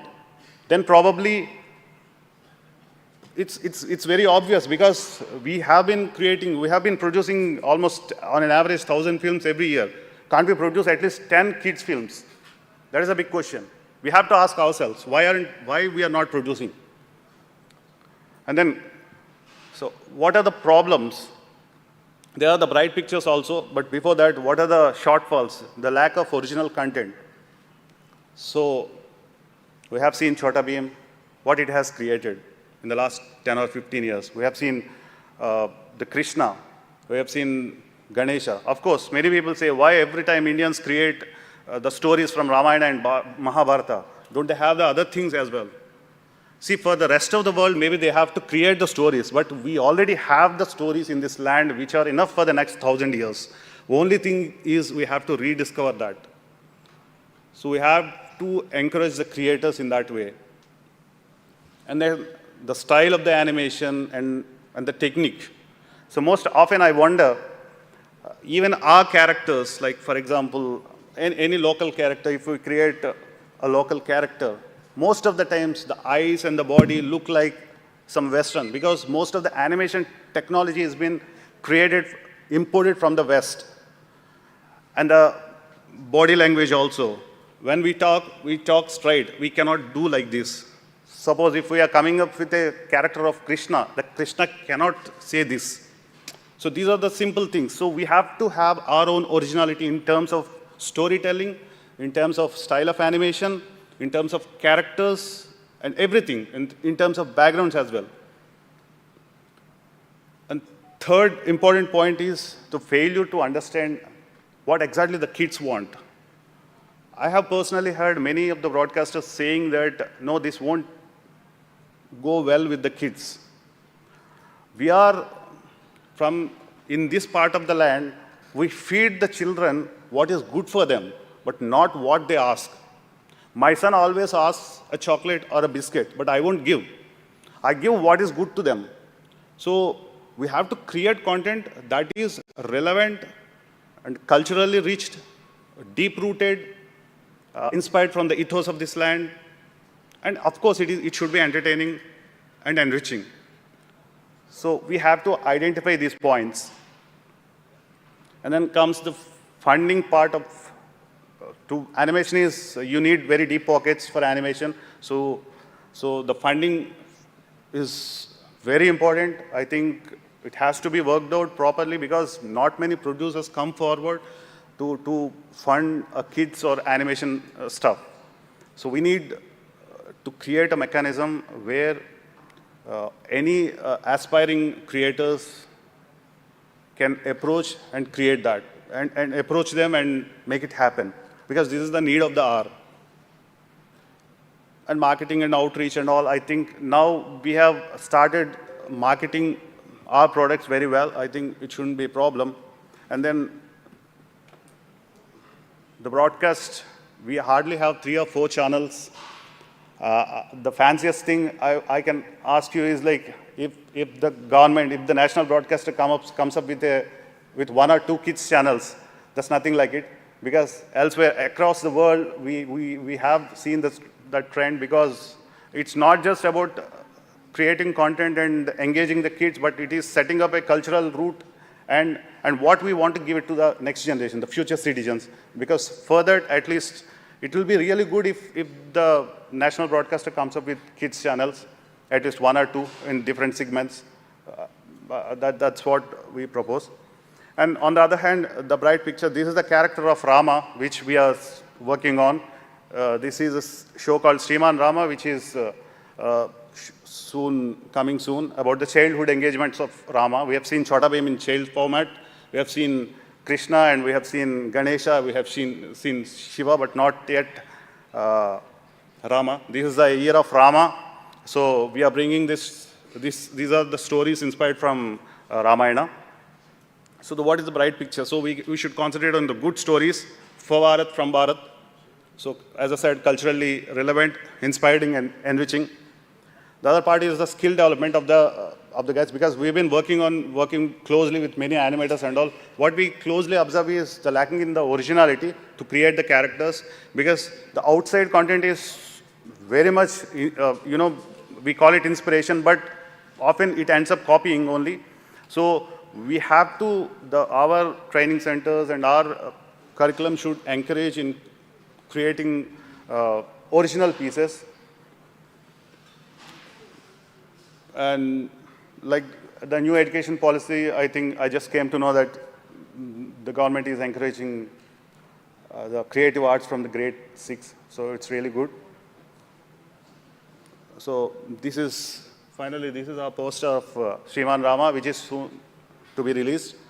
It is a 108 episode series on childhood of Rama. So I hope the people here can work on the things that we have identified. Seriously, we've been working out on these points.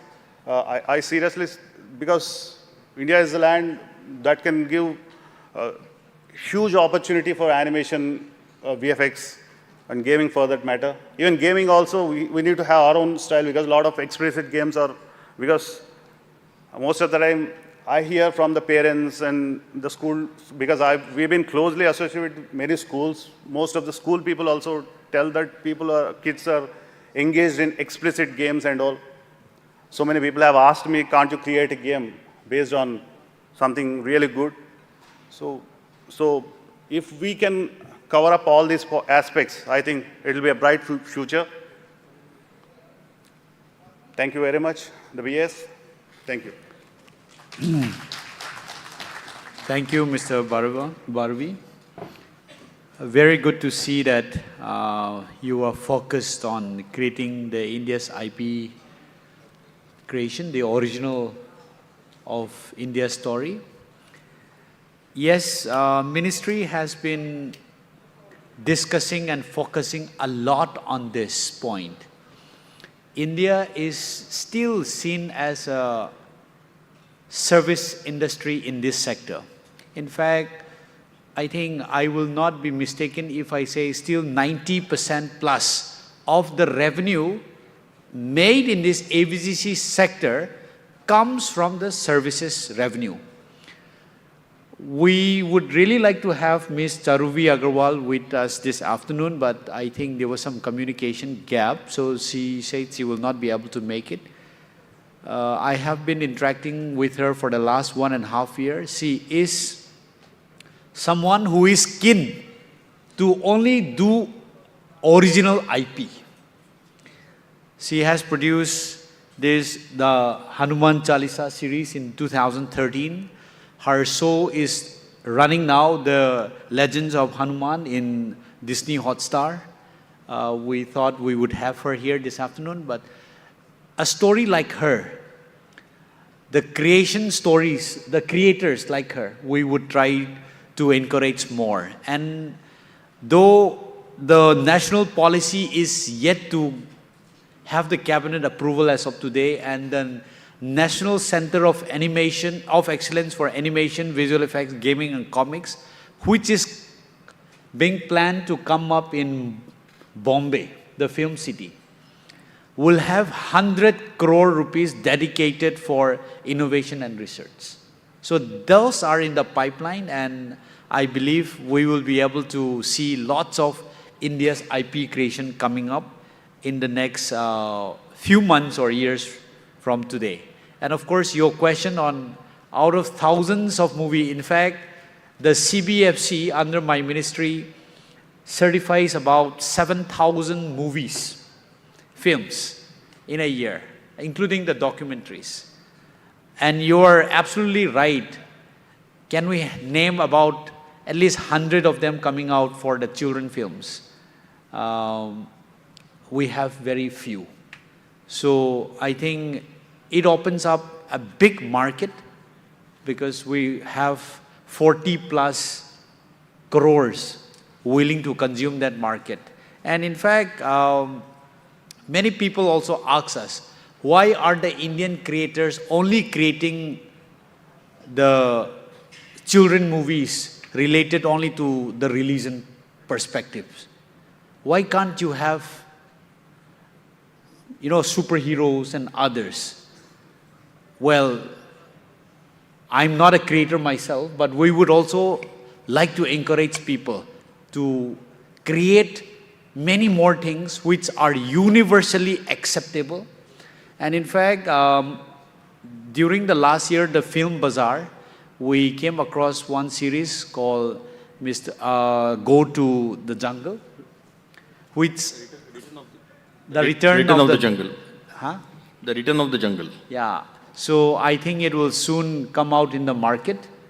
So it's a wonderfully made series. So we also need many more series, many more films which can universally be accepted. We also encourage those creators.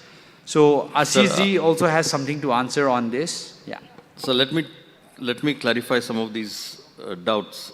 In fact, I was the first one to start original Indian animation with Little Krishna. Then I created Shaktiman, Big Bees, Little Singham, Golmaal Jr. and many others. and I started a 100% Indian original content company after servicing Disney, Warner Brother, DreamWorks, Sony for 8 to 9 years. It was difficult to get their work, but then I decided, learning from all the aspects, that we should create Indian content for the global audience. There are a lot of challenges. First of all the Indian, kids channels are from the pay TV. And when you go to them, they keep all the rights under the sun and they give you 18 lakh rupees to 23 lakh rupees for the whole production. And including that, they keep the IP also. So you have to work in the reverse. And that's why the quality of animation will never grow. The reason why we do you call it mythology or religion, I call it heritage content, is because if you look at any of the content done by the Pixar, Disney or DreamWorks or Paramount, they spent $200 to $300 to $500 million making it, and they spent $700 million marketing it. You don't have this kind of an excess of a budget. In India, the filmmakers don't understand anything beyond a hero. If hero is there, everything works. If hero is not there, they don't know what to do, how to market, what to do, where to place. And that's why we all made films, feature films of kids. In 143 countries, animation is known to be kids content, including India. US took 73 years to move from kids genre to the family entertainment genre. Japan took 76 years to move from kids genre to family entertainment genre. We are still doing better. We are only about 23, 24 years old, and we are servicing the world. We are still making money, and we are also making IP in a very big way. The numbers you showed are nowhere. We have made huge amount of Indian content, and not only heritage content, we have created huge plethora of other content like Motu Patlu to Shiva to, I can name at least 100 titles right now. Krish Station, Batley Boy, and we are doing extremely well on the Netflix and the rest of the ecosystem. Where we require support is that we don't want to sell our content to the broadcasters. That's making the producer very poor. So we ask the government to put the content reservation like many countries do. When you get a kids channel license, you put a content reservation that 80% content has to be locally produced. And that's how you create and maintain the ethos and the culture of the country, because the kids will not come and tell you, show me this. You have to be responsible in showing the right content to the kids. In the absence of that, the content like Shinchan and all, which is an adult content in many other countries, was dubbed in local languages and shown to the kids. And that's not the right thing. And that's why we always all Indian studios created very responsible content and with the right language. Even the language is very important because the kids pick up from the character language very strongly.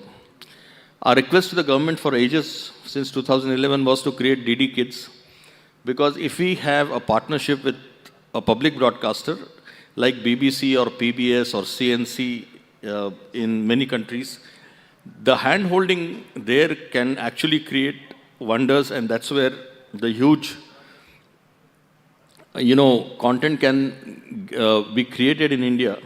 And when I talk about this, the man who was in charge also walks in, and he was working with us on DD Kids also. He's in the next panel. But the issue is, we need to take this few bold steps and support the Indian creators, because kids, the foundation which was laid by grandparents when we were kids, and they told us these wonderful stories on which we built our foundation. Today the grandparents are missing, and the kids' grandparents today are Cartoon Network, Pogo and various channels. If we don't tell the right stories through those channels, then the kids will grow up to be very different. Although it's the kids born after 2000 are global citizens, but even when they are global citizens, the onus is that they should know the Indian art and culture and the Indian ethos and the Indian way of life, which is actually been taught to them through these stories and the moral stories.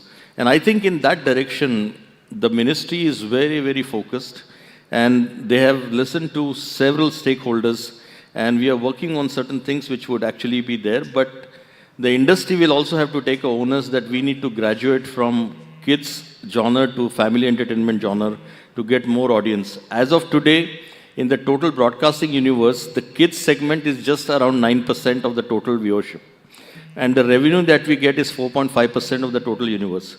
And that's why there is a deficit there in the broadcasting. We need to figure out how to fill this deficit so that we make it more viable to create animation content. Before we have about 15 minutes left, this will be our last discussion, the last point from the panel. From each one of us, what has been your most difficult challenges in your journey so far, and what would be your biggest contribution so that you can contribute back to enhancing the visibility of this AVGC sector in the entire country for India and the globe? Yeah, starting with you, Mr. Kodavanti. So the biggest challenge is the funding part.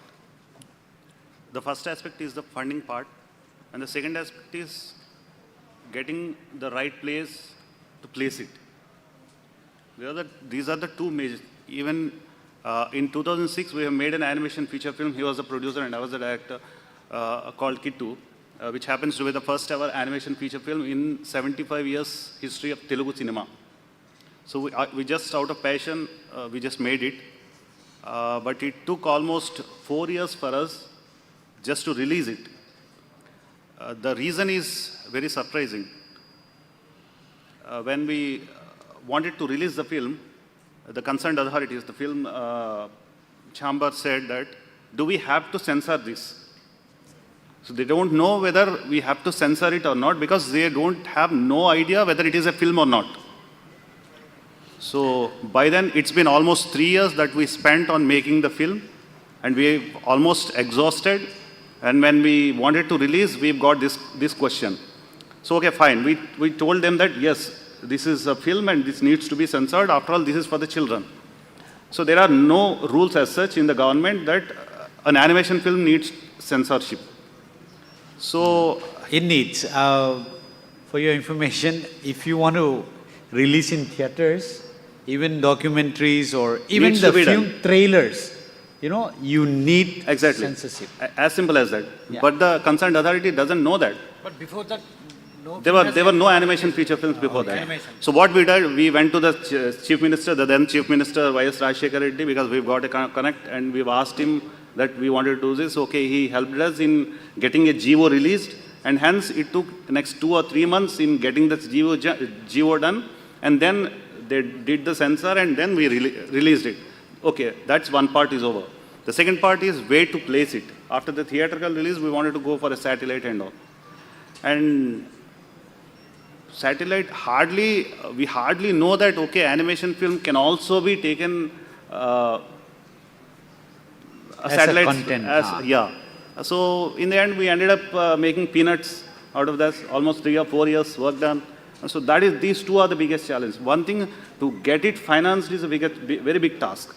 You hardly have any. And the second thing is to get the right place to telecast. So these are the two things. Yeah, Mr. Satya Karsi, you have something to say? So for us also, main problem is finance only.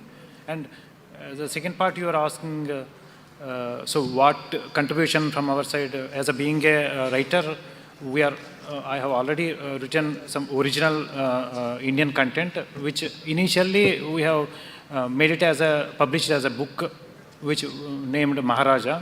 It's it's a bestseller in almost more than 500 schools in Andhra Pradesh, in both Andhra Pradesh and at present Is Telugu it states. already been They converted have sold to films? approximately 1 lakh books. No, is it already been converted into films? No, not film. Before that, we thought Okay. film is You're doing as we are facing a problem, so we are in a mood to write stories and then publish it.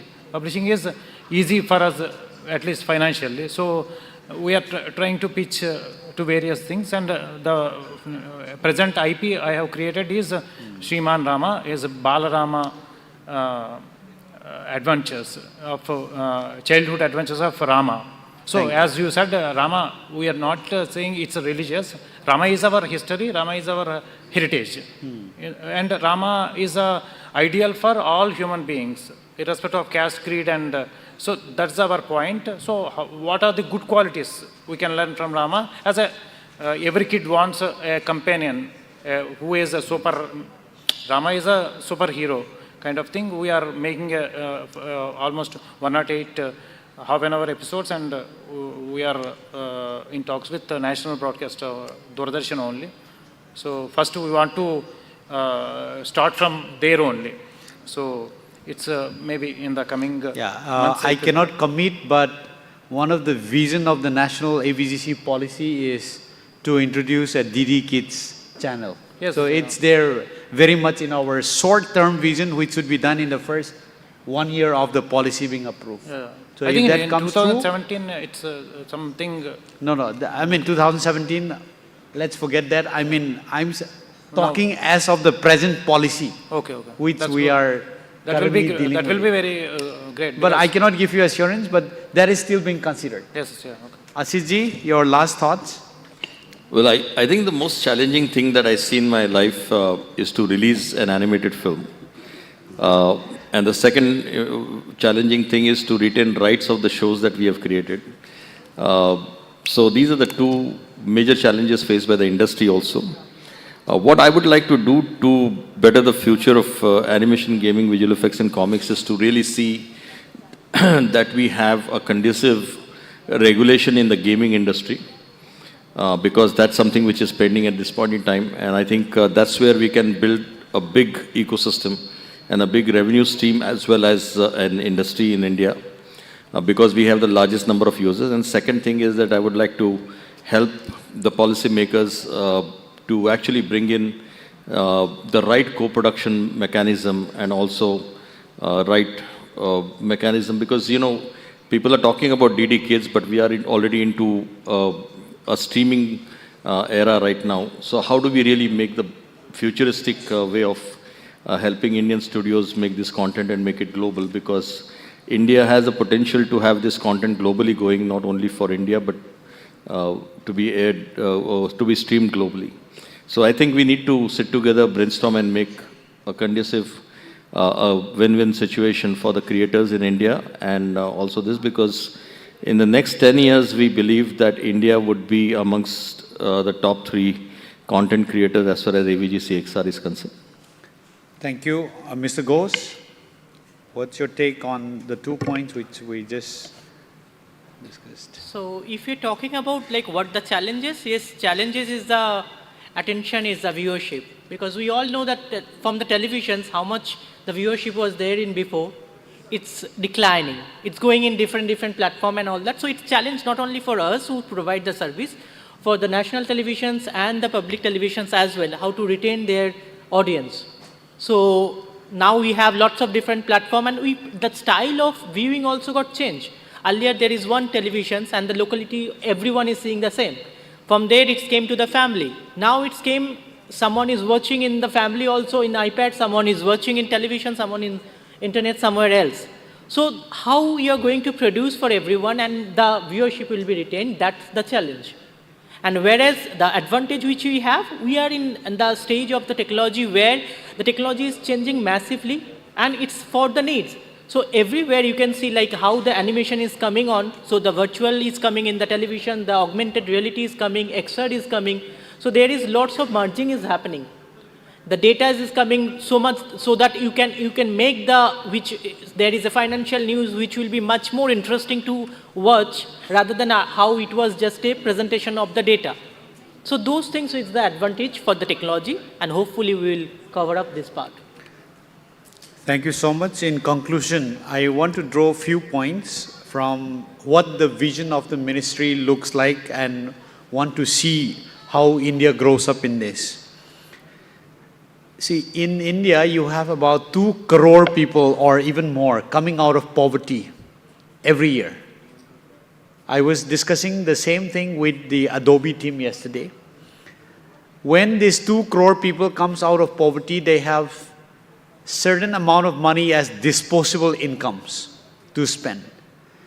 In India, these disposable incomes are spent on entertainment. The concept of entertainment in India is viewing the TV together, going for a movie. You know, not going for a long vacation of 1 week, 2 weeks. To cater to the entertainment section of this about 2 crore people addition every year, as Ashish has just pointed out, you need people who can create those entertainment. By 2025 onward, India will need about 2 lakh people every year for the next 10 years in these AVGC sectors. And hence, this has a huge potential. Let us focus on how to bring this. And this sector, many people are confused with the IT sector. To be good in this animation sector, visual effects sector, you have to be engineer. No, that is not correct.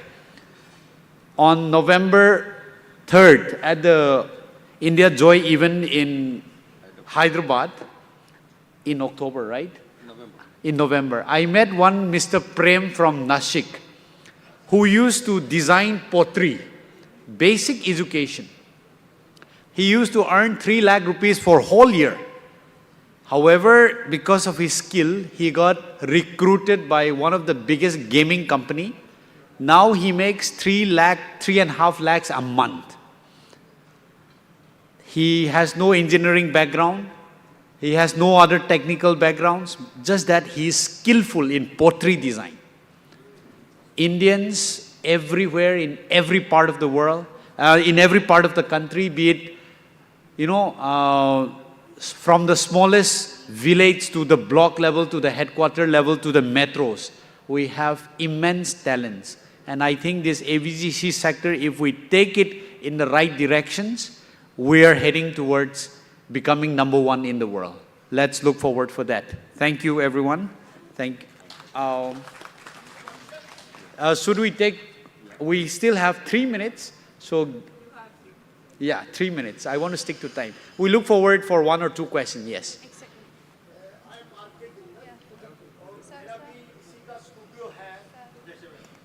Panipat में animation के लिए ही मैंने खोला है और मैं आपको बतलाऊं, मैं 4-5 साल से स्ट्रगल कर रहा हूं फिनांस के लिए। मेरे पास पूरा इंफ्रास्ट्रक्चर है। सिडबी जो एक इनोवेटिव फिनांस करती है, उनके पास गया हूं, कई चक्कर लगा लिए। They don't understand what is animation.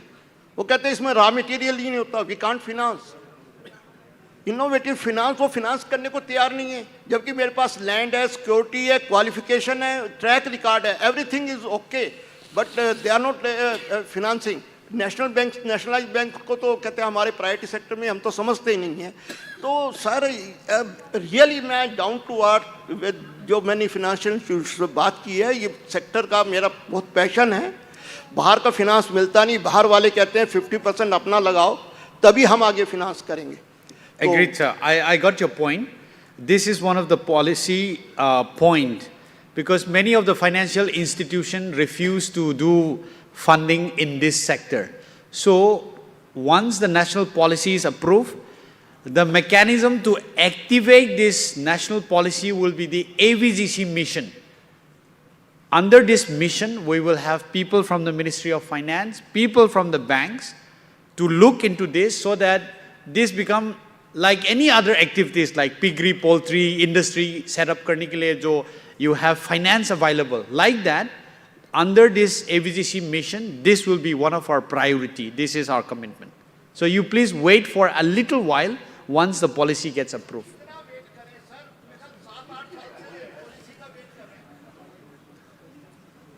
Maybe one more last question. Yeah. Thank you, sir. I'm Professor Qasim from Mass Communications Research Center, Jamia Millia University. AVGC XR is one of the most happening center, as you the area, as you told us right now. The focus is on this sector because as we have been told that it offers a lot of potential for employment generation, IPR generation, entrepreneurship, and so many things. I have downloaded the report of task force, but I apologize, I have not gone through all the 60 or 70 odd pages. My question is to the chair and maybe to Mr. Ashish also. You know, in gaming sector right now we are using two engines, Unity and Unreal. Has there been any thinking on this, as we are the IT leaders in the world?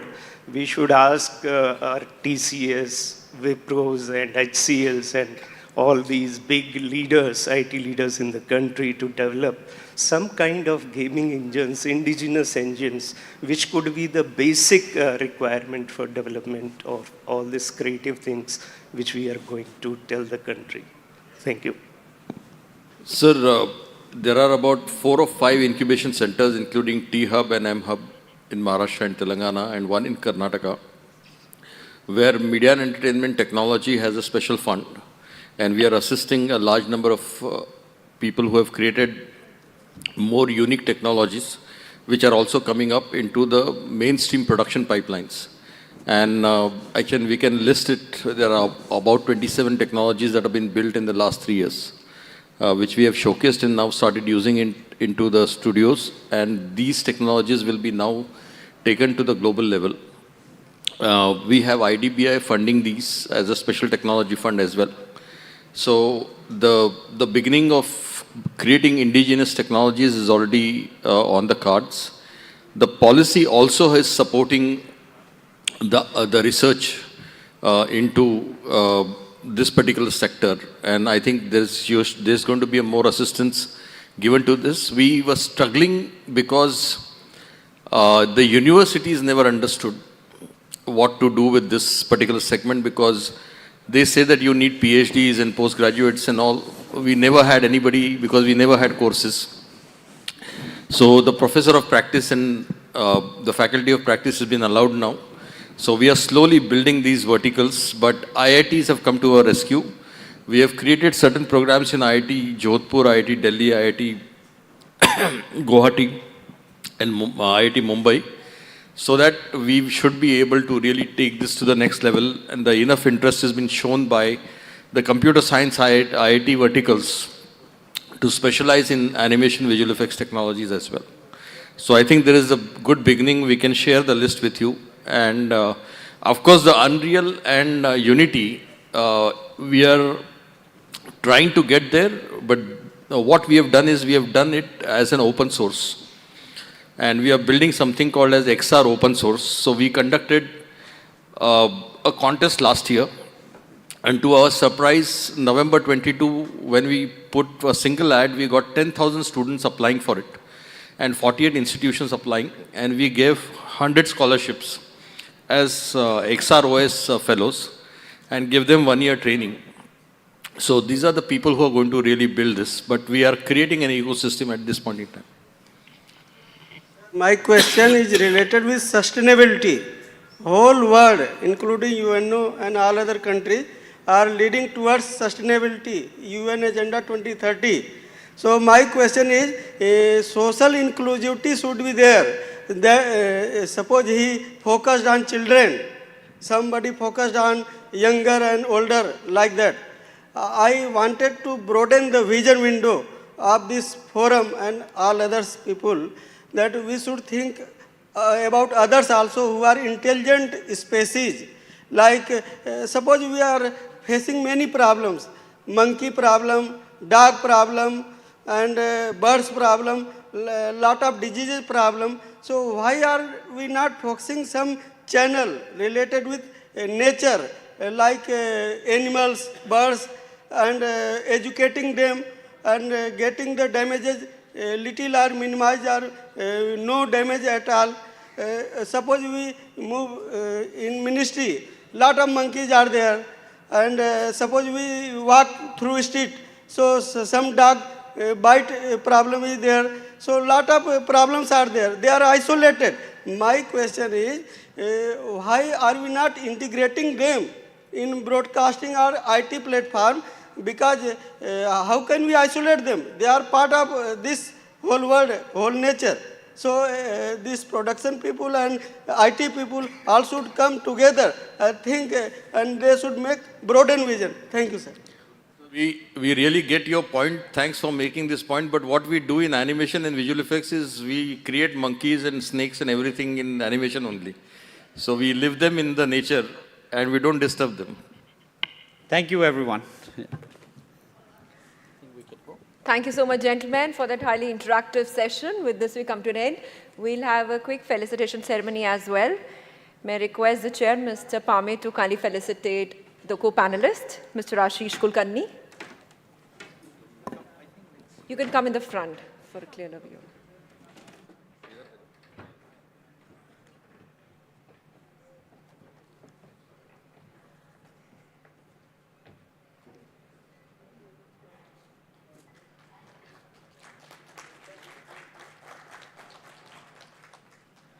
Mr. Satyakashi Bhargava.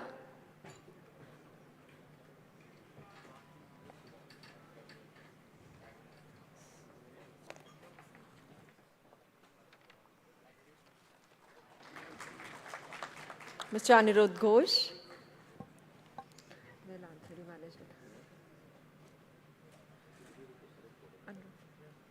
Group photo bhi hoga yaar.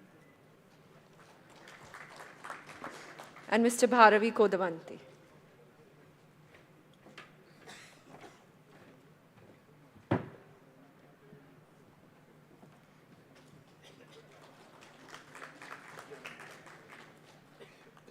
All can come together for a group picture.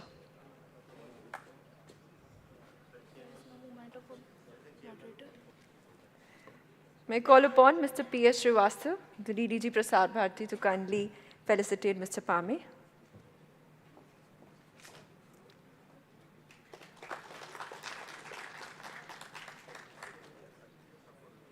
You be the water. You be there. No?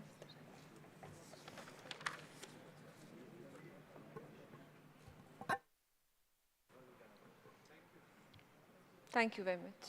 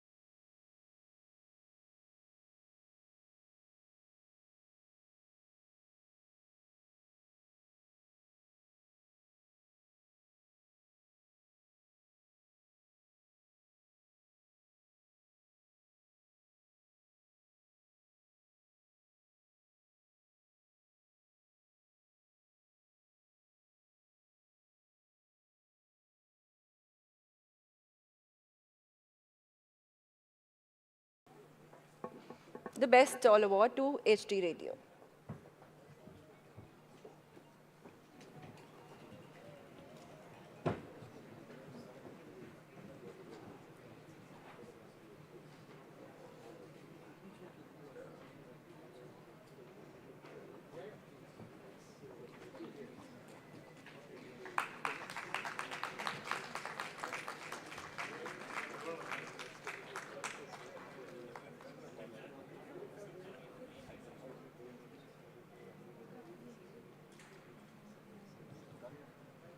Thank you very much and congratulations to the team of HD Radio. The next award for the tremendous support, the token of thanks, it goes to Isaac N.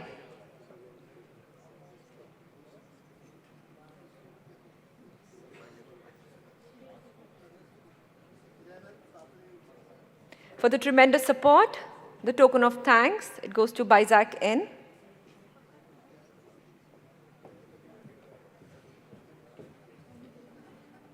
And SG Radio as well.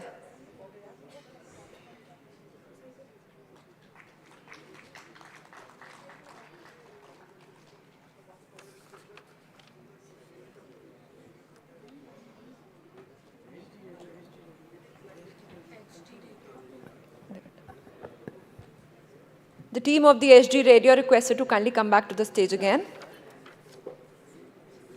for the tremendous support here for the BS Expo 2024, the token of thanks to SG Radio.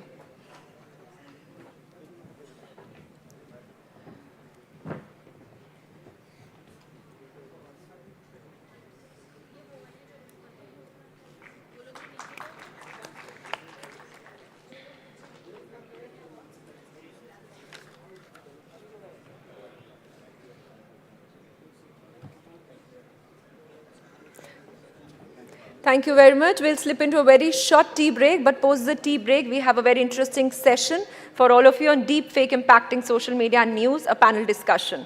So see you here in the next 10 minutes.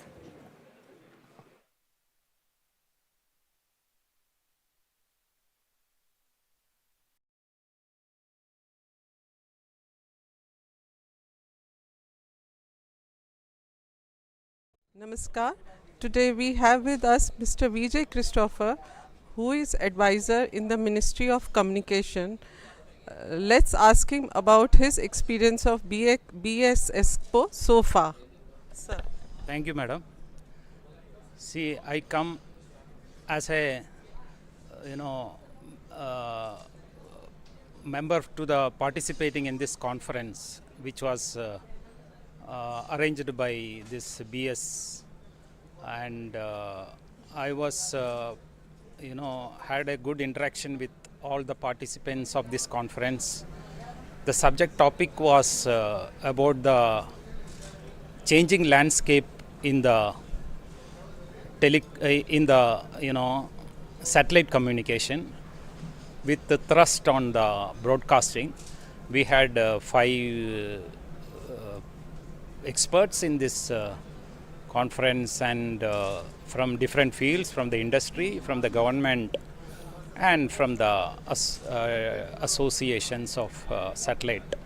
So they all shared their knowledge, and we were able to, communicate and convey this different aspects of this satellite communication to the audience, and it was well appreciated. Thank you, madam. Today we have with us Mr. Ahmed Nadeem. He is Secretary General, Asia Pacific Broadcasting Union, Malaysia, a union of broadcasting organizations of more than 41 countries. Today he has come to India to attend the Broadcasting Engineering Society in New Delhi. So let us hear from him what was his experience about Broadcasting Engineering Society. Over to Mr. Nadeem. Thank you very much. It's wonderful to be here, especially every year BES begins the year for us with wonderful conference and exhibition, allowing most of the broadcasters to update themselves on the technology and the evolving landscape of broadcasting, in not only in India but also around the region and the world. We have experienced some of the wonderful experts who are here from overseas, talking about some of the advanced technologies that are being developed around the world. It's wonderful to be here. We have a good exhibition with some of the well-known industry players showcasing their technologies here. Conference is covering wonderful topics under the theme of evolving ecosystem of media. I think from the beginning we've seen that India seems to be, with the support of the government, moving in the right direction, especially the direct-to-mobile broadcasting seems to be a significant change the way broadcasting will move ahead. So I think from the discussions we've learned a lot. We see that there's a huge future for broadcasting, especially when we talk about getting into multiple platforms and providing content to the audiences when they require the content on multiple platforms. So I think that's the way forward, and it's always a good beginning to the year coming to BES, and I've been coming to BES for many years. So this is a good experience. This has been a good experience so far. Thank you so much. Thank you, Mr. Ahmed. One more question I would like to ask you, if you please permit us the time.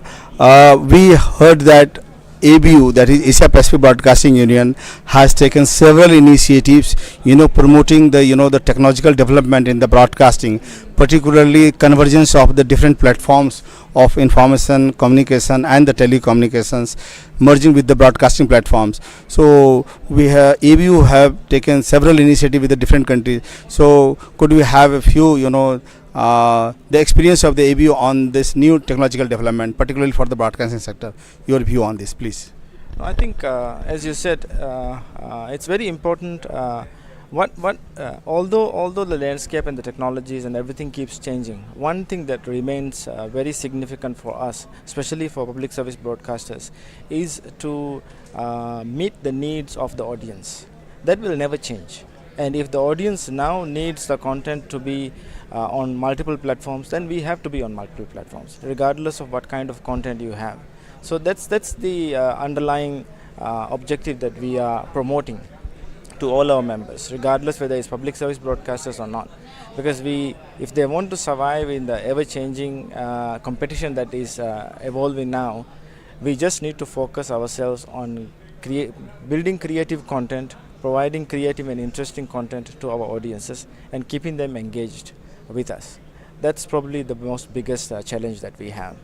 So if we can overcome that, if we can focus on our main goal of creative content, developing creative content, especially local content, has become a key to keeping audiences engaged with us. So if we can follow that guideline, probably we will be able to overcome these challenges. So thank you so much. Thank you so much.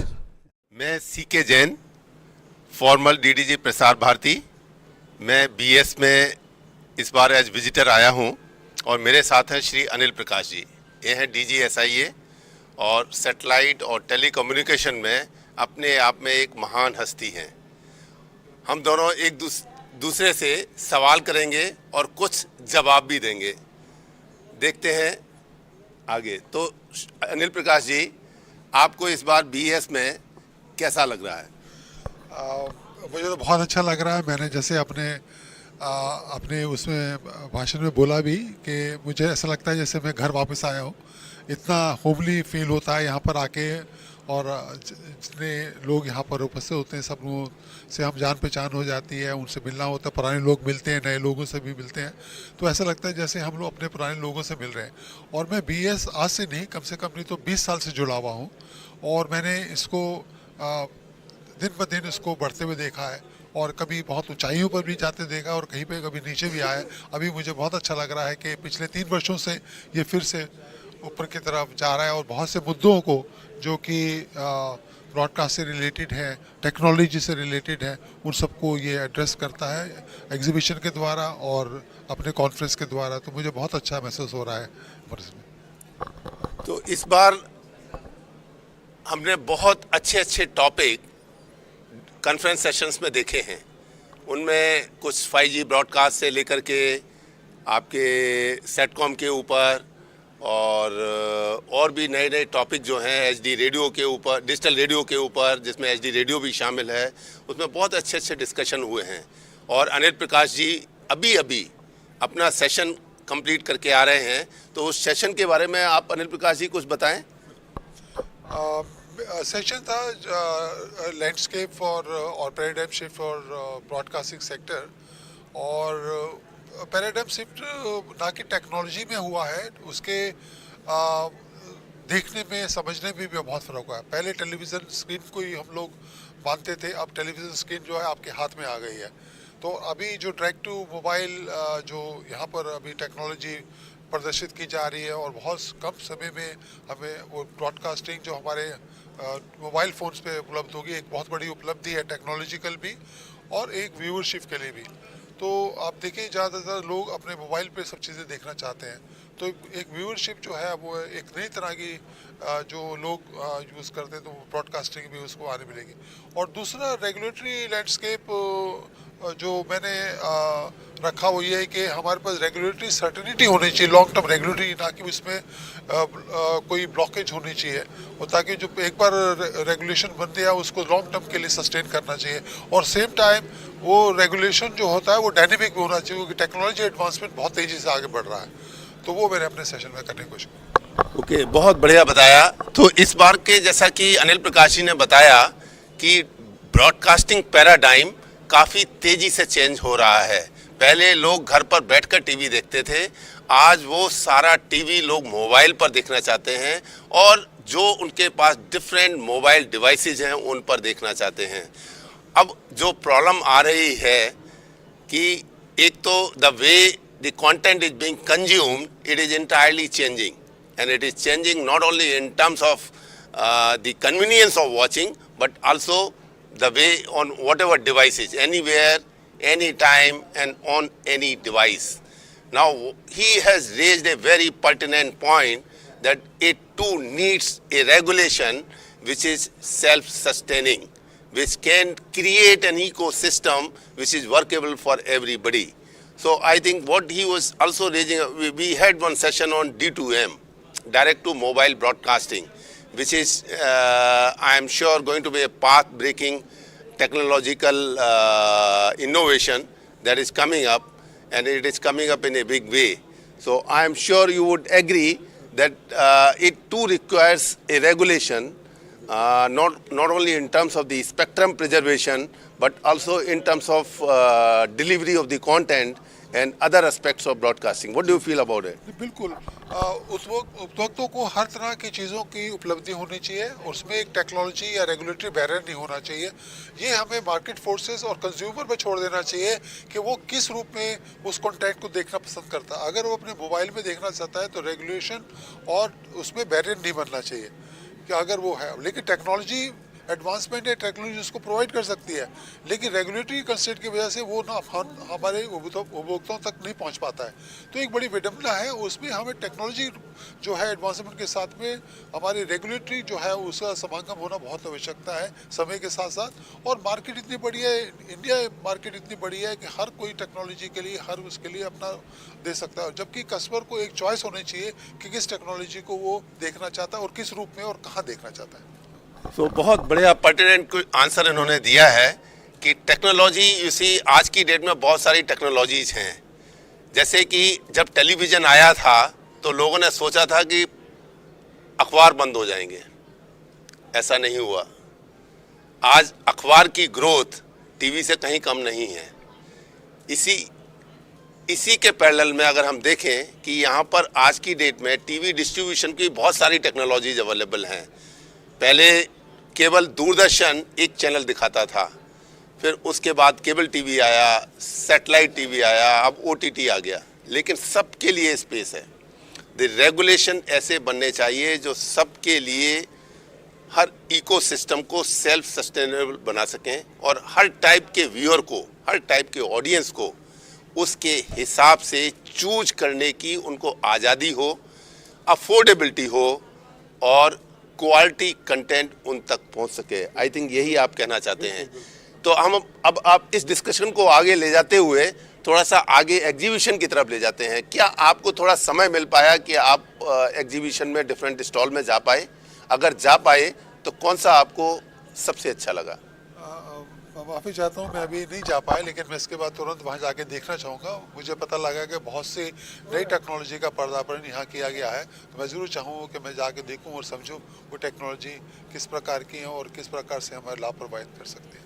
तो अनिल प्रकाश जी, बिल्कुल आप ज़रूर जाएं। इस बार के expo में बहुत अच्छे अच्छे एग्जिबिटर्स आए हैं, right from 5G broadcasting to ATSC 3.0, HD radio, और बहुत सारे नए नए ऑटोमेशन सिस्टम हैं, लाइटिंग सिस्टम है, कैमरा सिस्टम है, साउंड सिस्टम है, वीडियो स्विचर्स हैं, अलग अलग तरीके की टेक्नोलॉजी है। मैं चाहूँगा आप सबको विजिट करें। हम आपसे कल फिर बात करेंगे कि आपको कौन सा अच्छा लगा। Thank you Anil Prakash ji, thank you. Namaskar. Today we have with us Mr. Vijay Christopher, who is advisor in the Ministry of Communication. Let's ask him about his experience of BES Expo so far. Sir. Thank you, madam. See, I come as a, member to the participating in this conference, which was arranged by this BS, and I was, had a good interaction with all the participants of this conference. The subject topic was about the changing landscape in the satellite communication, with the thrust on the broadcasting. We had 5 experts in this conference, and from different fields, from the industry, from the government, and from the associations of satellite. So they all shared their knowledge, and we were able to, communicate and convey this different aspects of this satellite communication to the audience, and it was well appreciated. Thank you, madam. Today we have with us Mr. Ahmed Nadeem. He is Secretary General, Asia Pacific Broadcasting Union, Malaysia, a union of broadcasting organizations of more than 41 countries. Today he has come to India to attend the Broadcasting Engineering Society in New Delhi. So let us hear from him what was his experience about Broadcasting Engineering Society. Over to Mr. Nadeem. Thank you very much. It's wonderful to be here, especially every year BES begins the year for us with wonderful conference and exhibition, allowing most of the broadcasters to update themselves on the technology and the evolving landscape of broadcasting, not only in India but also around the region and the world. We have experienced some of the wonderful experts who are here from overseas, talking about some of the advanced technologies that are being developed around the world. It's wonderful to be here. We have a good exhibition with some of the well-known industry players showcasing their technologies here. Conference is covering wonderful topics under the theme of evolving ecosystem of media. I think from the beginning we've seen that India seems to be, with the support of the government, moving in the right direction, especially the direct-to-mobile broadcasting seems to be a significant change the way broadcasting will move ahead. So I think from the discussions we've learned a lot. We see that there's a huge future for broadcasting, especially when we talk about getting into multiple platforms and providing content to the audiences when they require the content on multiple platforms. So I think that's the way forward, and it's always a good beginning to the year coming to BES, and I've been coming to BES for many years. So this is a good experience. This has been a good experience so far. Thank you so much. Thank you, Mr. Ahmed. One more question I would like to ask you, if you please permit us the time. We heard that ABU, that is Asia Pacific Broadcasting Union, has taken several initiatives, promoting the technological development in the broadcasting, particularly convergence of the different platforms of information, communication, and the telecommunications, merging with the broadcasting platforms. So ABU have taken several initiatives with the different countries. So could we have a few, the experience of the ABU on this new technological development, particularly for the broadcasting sector? Your view on this, please. I think, as you said, it's very important. Although the landscape and the technologies and everything keeps changing, one thing that remains very significant for us, especially for public service broadcasters, is to meet the needs of the audience. That will never change. And if the audience now needs the content to be on multiple platforms, then we have to be on multiple platforms, regardless of what kind of content you have. So that's the underlying objective that we are promoting. to all our members, regardless whether it's public service broadcasters or not. Because if they want to survive in the ever-changing competition that is evolving now, we just need to focus ourselves on building creative content, providing creative and interesting content to our audiences, and keeping them engaged with us. That's probably the most biggest challenge that we have. So if we can overcome that, if we can focus on our main goal of creative content, developing creative content, especially local content, has become a key to keeping audiences engaged with us. So if we can follow that guideline, probably we will be able to overcome these challenges. So thank you so much. Thank you so much. मैं C K Jain, formal DDG Prasar Bharati. मैं BS में इस बार as visitor आया हूं और मेरे साथ हैं श्री अनिल प्रकाश जी। ये हैं डीजी एसआईए और सैटेलाइट और टेलीकम्युनिकेशन में अपने आप में एक महान हस्ती हैं। हम दोनों एक दूसरे से सवाल करेंगे और कुछ जवाब भी देंगे। देखते हैं आगे। तो अनिल प्रकाश जी, आपको इस बार बीएस में कैसा लग रहा है? मुझे तो बहुत अच्छा लग रहा है। मैंने जैसे अपने उसमें भाषण में बोला भी कि मुझे ऐसा लगता है जैसे मैं घर वापस आया हूँ। इतना होमली फील होता है यहाँ पर आके, और जितने लोग यहाँ पर उपस्थित होते हैं सब लोगों से हम जान पहचान हो जाती है, उनसे मिलना होता है, पुराने लोग मिलते हैं, नए लोगों से भी मिलते हैं, तो ऐसा लगता है जैसे हम लोग अपने पुराने लोगों से मिल रहे हैं। और मैं बीएस आज से नहीं, कम से कम नहीं तो 20 साल से जुड़ा हुआ हूँ, और मैंने इसको दिन ब दिन इसको बढ़ते हुए देखा है, और कभी बहुत ऊंचाइयों पर भी जाते देखा और कहीं पे कभी नीचे भी आया। अभी मुझे बहुत अच्छा लग रहा है कि पिछले 3 वर्षों से ये फिर से ऊपर की तरफ जा रहा है, और बहुत से मुद्दों को जो कि ब्रॉडकास्ट से रिलेटेड है, टेक्नोलॉजी से रिलेटेड है, उन सबको ये एड्रेस करता है एग्जीबिशन के द्वारा और अपने कॉन्फ्रेंस के द्वारा। तो मुझे बहुत अच्छा महसूस हो रहा है इसमें। तो इस बार हमने बहुत अच्छे टॉपिक कॉन्फ्रेंस सेशंस में देखे हैं। उनमें कुछ 5G ब्रॉडकास्ट से लेकर के आपके सेटकॉम के ऊपर और भी नए टॉपिक जो हैं एचडी रेडियो के ऊपर, डिजिटल रेडियो के ऊपर, जिसमें एचडी रेडियो भी शामिल है, उसमें बहुत अच्छे डिस्कशन हुए हैं। और अनिल प्रकाश जी अभी अपना सेशन कंप्लीट करके आ रहे हैं, तो उस सेशन के बारे में आप अनिल प्रकाश जी कुछ बताएं। सेशन था लैंडस्केप और paradigm shift for broadcasting sector, और पैराडाइम शिफ्ट ना कि टेक्नोलॉजी में हुआ है, उसके देखने में समझने में भी बहुत फ़र्क हुआ है। पहले टेलीविज़न स्क्रीन को ही हम लोग मानते थे, अब टेलीविज़न स्क्रीन जो है आपके हाथ में आ गई है। तो अभी जो डायरेक्ट टू मोबाइल जो यहाँ पर अभी टेक्नोलॉजी प्रदर्शित की जा रही है, और बहुत कम समय में हमें वो ब्रॉडकास्टिंग जो हमारे मोबाइल फ़ोन्स पे उपलब्ध होगी, एक बहुत बड़ी उपलब्धि है, टेक्नोलॉजिकल भी और एक व्यूअरशिप के लिए भी। तो आप देखिए ज़्यादातर लोग अपने मोबाइल पे सब चीज़ें देखना चाहते हैं, तो एक व्यूअरशिप जो है वो एक नई तरह की जो लोग यूज़ करते हैं, तो ब्रॉडकास्टिंग भी उसको आने मिलेगी। और दूसरा रेगुलेटरी लैंडस्केप जो मैंने रखा वो ये है कि हमारे पास रेगुलेटरी सर्टेनिटी होनी चाहिए, लॉन्ग टर्म रेगुलेटरी, ना कि उसमें कोई ब्लॉकेज होनी चाहिए, और ताकि जो एक बार रेगुलेशन बन गया उसको लॉन्ग टर्म के लिए सस्टेन करना चाहिए। और सेम टाइम वो रेगुलेशन जो होता है वो डायनेमिक भी होना चाहिए, क्योंकि टेक्नोलॉजी एडवांसमेंट बहुत तेज़ी से आगे बढ़ रहा है। तो वो मैंने अपने सेशन में करने की कोशिश। ओके, बहुत बढ़िया बताया। तो इस बार के जैसा कि अनिल प्रकाश जी ने बताया कि ब्रॉडकास्टिंग पैराडाइम काफ़ी तेज़ी से चेंज हो रहा है। पहले लोग घर पर बैठकर टीवी देखते थे, आज वो सारा टीवी लोग मोबाइल पर देखना चाहते हैं, और जो उनके पास डिफरेंट मोबाइल डिवाइसेज हैं उन पर देखना चाहते हैं।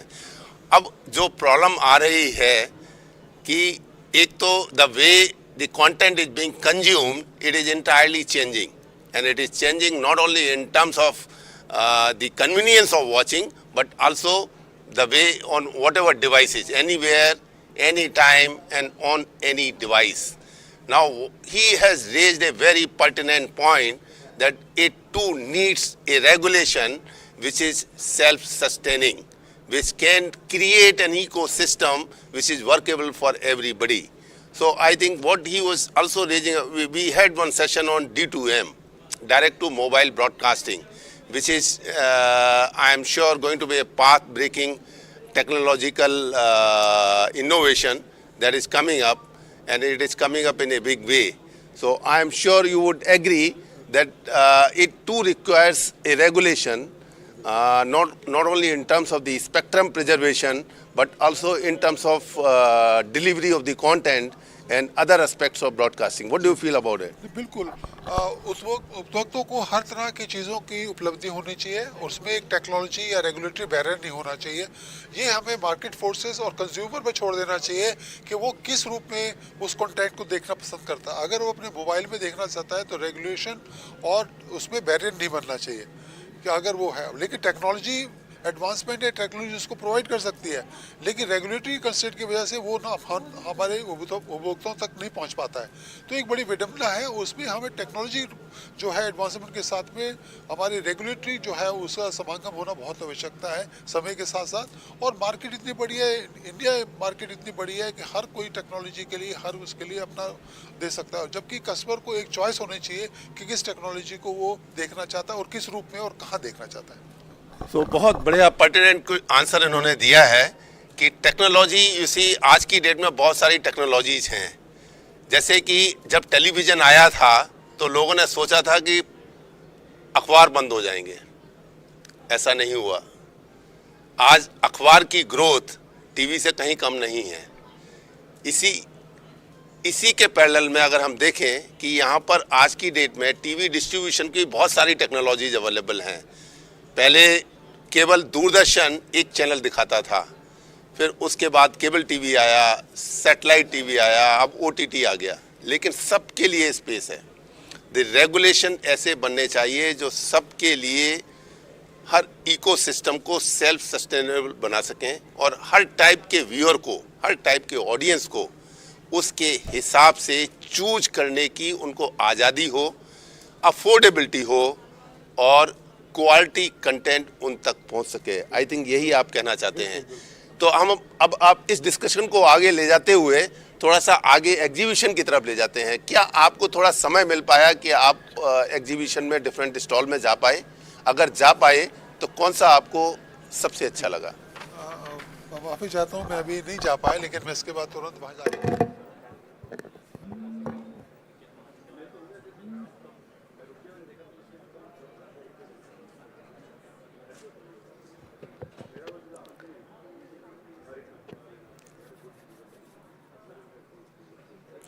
Good afternoon, ladies and gentlemen. Once again, post-tea session, a very, very warm welcome.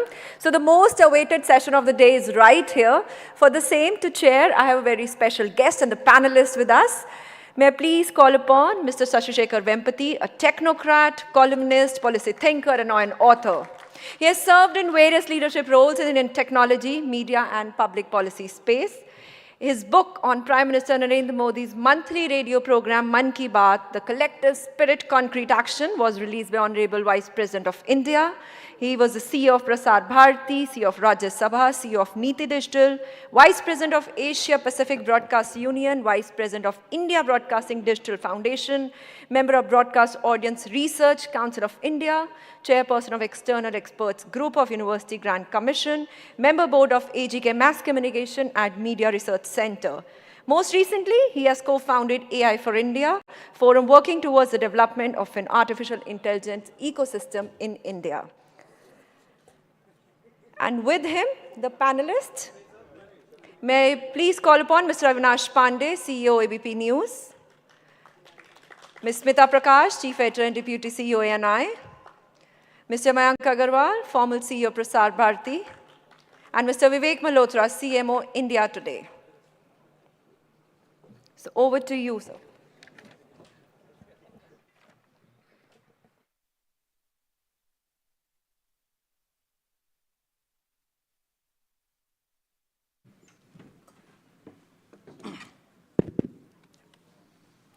Good evening, and I think this is the last session of the three-day BES Expo. So I guess we are between, you and getting home. But I think we have a power-packed panel, so I'm hoping that, you will pay your attention because it's not easy to get this galaxy of speakers on one platform. Let me, the topic today is on, the impact of artificial intelligence with all that is happening with fake news, deep fakes, but also the overall impact of technology on media itself. I think media landscape has dramatically changed. So I'll give the speakers latitude to go beyond AI itself and talk about how they see technology impacting their business and their profession as journalists and as media persons. Let me begin with Smita Prakash. As you all know, she has completely disrupted, I would say, the English news content space with her now almost world-famous podcast. And I was fortunate to be interviewed by her some time back, and today there's an interesting role reversal, so I'll probably get to ask her a few questions. So Smita ji, we can start with you. If you could share your thoughts. Thank you, Shashiji. I'll leave the technical aspect to the other panelists. I'm not as equipped as they are in knowing about the technical aspects. Let me stick to the editorial aspect of this. When we talk about artificial intelligence and when we talk about the disruption that technology is bringing about, it has its positives and negatives, which is a given with any technology. Of course, we are thrilled when we have new tools at our hand when it comes to news gathering, dissemination of news. It's been great working with it. I started my career in journalism in a pre-Google era, where we had to go to the Press Information Bureau every day to gather information, and unless the information officer of that particular ministry gave us information, and then we tried to get the masala, the news out of it, it was hard. It was a lot of legwork that we had to do before Google came in. And I remember when that disruptive technology was available to journalists, the first reaction was that it's something which is going to replace legwork done by journalists, and it's something that is going to be easy form of journalism. When I say easy, it's something that was looked down upon, because anything done easily in the Indian culture is considered something which is not reliable. The same comes with using a chat GPT or any other AI tool. Many people think that this is an easy way of doing it. You speak with doctors and they say they get very irritated. Pediatricians get very irritated when mothers turn around and say, but Google says this is not right for my child, which you are giving me. So the doctor tends to say, then for Google se hi pooch lo na, why are you asking me? So, even us, when we practice journalism, with the coming in of deep fakes, it's become more and more difficult, and it's a 24-hour battle, and it's literally minute-to-minute battle. Because it isn't just social media which is putting up deep fakes. There's fake news coming in from small towns and villages of India, and there are creative people, creative in the sense negatively creative at times, and especially when we go into an election mode, these deep fakes are extremely worrisome aspect of how technology is going to be manipulating opinion, manipulating journalism, and for us, it's literally to be on our toes all the time and cross-checking. Like, for example, if we get sound bites to say that yahan par riot hua hai, yahan par, a temple has been vandalized, or a mosque has been vandalized, or a church has been vandalized, our first reaction was on the spot, agar koi bol raha hai, agar koi sound bite hai, agar you can see something happening, the camera is showing you visuals of a place of worship which is damaged, that means it's happened. But that's no longer the case. Now, unless I have the police on record or the district magistrate, somebody on record to say that yes, this thing has happened, it's verified, the policeman on duty has said that it's been verified and the place has been vandalized, I don't run it. Even a shot of you know, a riot or something like that, or the beginning of a riot or some police action, I'm still not ready to believe that it is police action, even though the person might be in a vardi, because I don't know whether it could be a fake AI generated one. Even a soundbite sometimes could be AI generated, and it could be completely malicious. And by the time a correction is issued, fire has already raged, because via a news agency, that visual and that news, that information has gone to hundreds of channels around the country and over 100 countries around the world, right? So each country has what, 10, 20, 30 channels, unlike in India, which has, you know, hundreds of channels. In Europe, for example, a country would have 5 or 6 channels. But imagine over 100 countries getting those visuals, and how that has gone like fire, a spark, which could be disinformation or misinformation, could have gone around. So it's something that is very worrisome, very worrying, and all of us have to be extremely cautious about how it's going to, whether we have firewalls in place. And I don't think any of us have enough firewalls in place to battle this menace. Thank you, Shashiji. So we have a big election coming up. So what are you guys doing at ANI?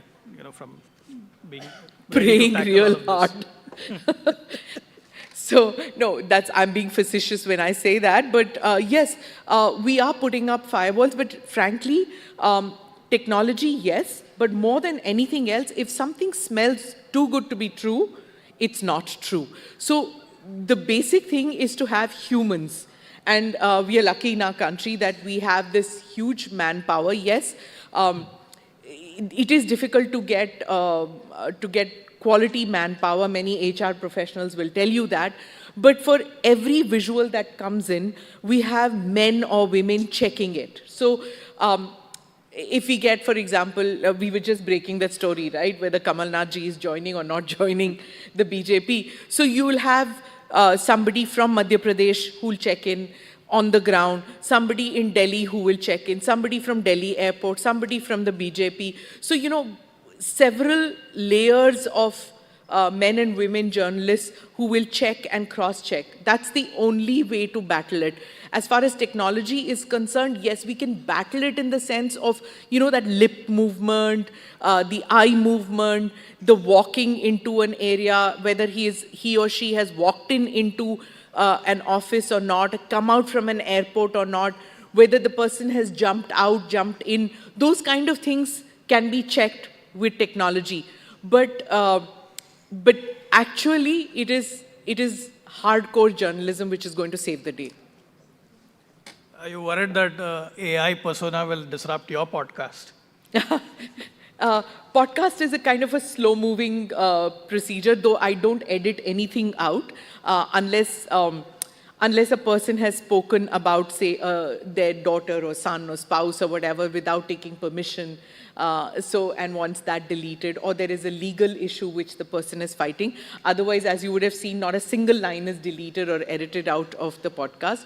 So as far as the podcast is concerned, sometimes like there would be a parody account on social media which will take a part of the podcast, edit it, and put it across. Now, if I was to sit and fight out every wrong or every twisting of a soundbite or of a visual that ANI has done, I would be doing this and nothing else all day long, because there are people whose job it is 24/7 to manipulate visuals and news. And why is ANI not covering this? Why is Aaj Tak not covering this? Why is India Today not covering this? This is manipulated news that they're putting out. Whereas, I mean, we try our level best to be as fair in journalism as concerned, but fair, I'm getting into that portion about neutrality and being fair, and that's a whole different ballgame. But so far, I don't think it has become that big a situation. But yes, like you'll see what happened with the Nupur case also. There are times when edited, clipped parts are put out, and it can cause massive impact on a personal life of an individual, on the country's economic affairs. It can cause so much of damage. So it is something which is very, very scary. Thank you. I think that was very enlightening and illuminating. One feedback, along with your best-selling podcast, you should start a technology podcast as well, because I don't think there's been enough conversation in Yes, India on the I serious agree with issues that, around yes. technology. Thank you. The interesting thing about this panel is I've worked with almost everyone on this panel, and longest with Mayank, as DG Doordarshan News, and also CEO of Prasar Bharati after my term ended. And Mayank, look forward to your thoughts. Interestingly, I think all former CEOs of Prasar Bharati end up writing books. So he also wrote a book. So, thank you, Vampati ji, my former boss, very dear boss, and technology expert. So, really, I learned a lot about technology. As you said, there are others will take up that part, and we will talk more about the softer part. So, I have a small video. So, let me start with it, and that you have to find it out. Yeah, and that is from my.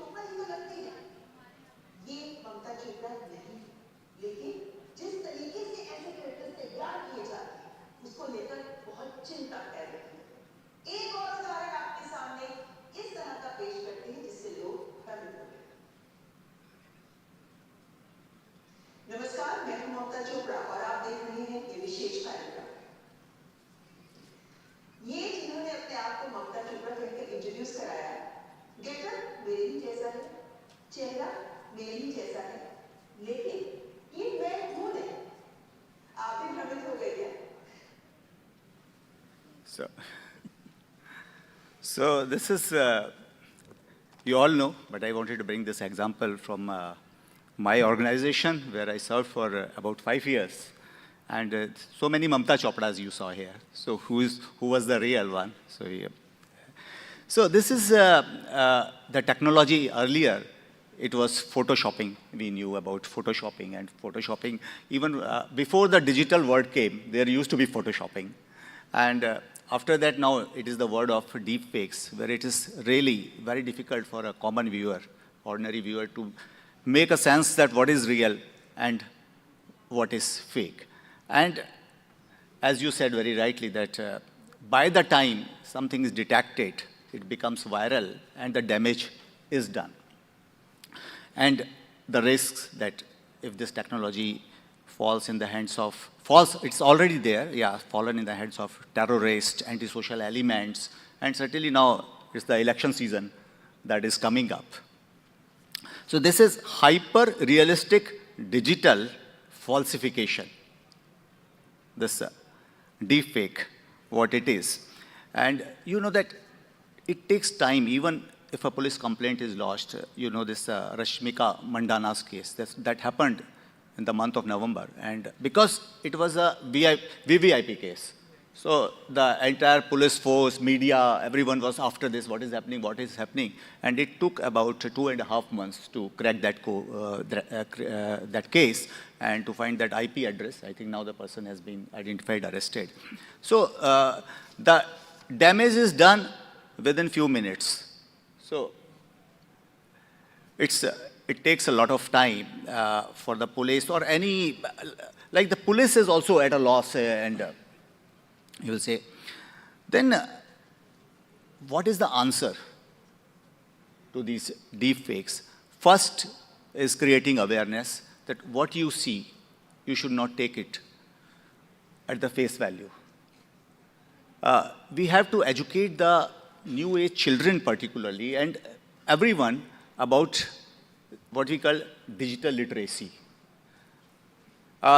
In deepfakes also, there are some good deepfakes which have been very well done.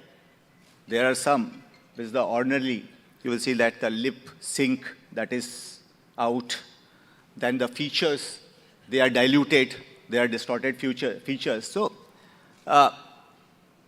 one can recognize if deeply you go through the video, because what happens, like if you see something which is apparently it looks wrong, sometimes it happens. So you should cross-check. The people should be taught, the people should be made literate about that what is happening in the digital world, that they should not take the things that as they come to them. Particularly, there are suspicions about that. Second is, one should make the police complaint. Now, there is a cybercrime branch of the police, and the complaint can be made online nowadays, and police acts. There was one case where I was also actually defrauded. So yeah, my money from the ATM, that was one morning, very fine morning, though it is not the deep fake case, but what is the digital crime that is happening. One fine morning I got up at 6 o'clock in the morning, one after another, I was getting messages that 10,000 rupees withdrawn from your account, another 10,000 rupees withdrawn from your account. Then in succession, 70,000 was the limit, and that was withdrawn. So immediately, like I was aware about it, I immediately made the complaint.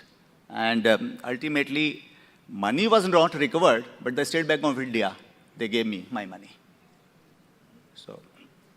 So the thing is that people should be taught about what the law is there. And unfortunately, that is also beyond my understanding, because there are few places from where this cyber crime is generating.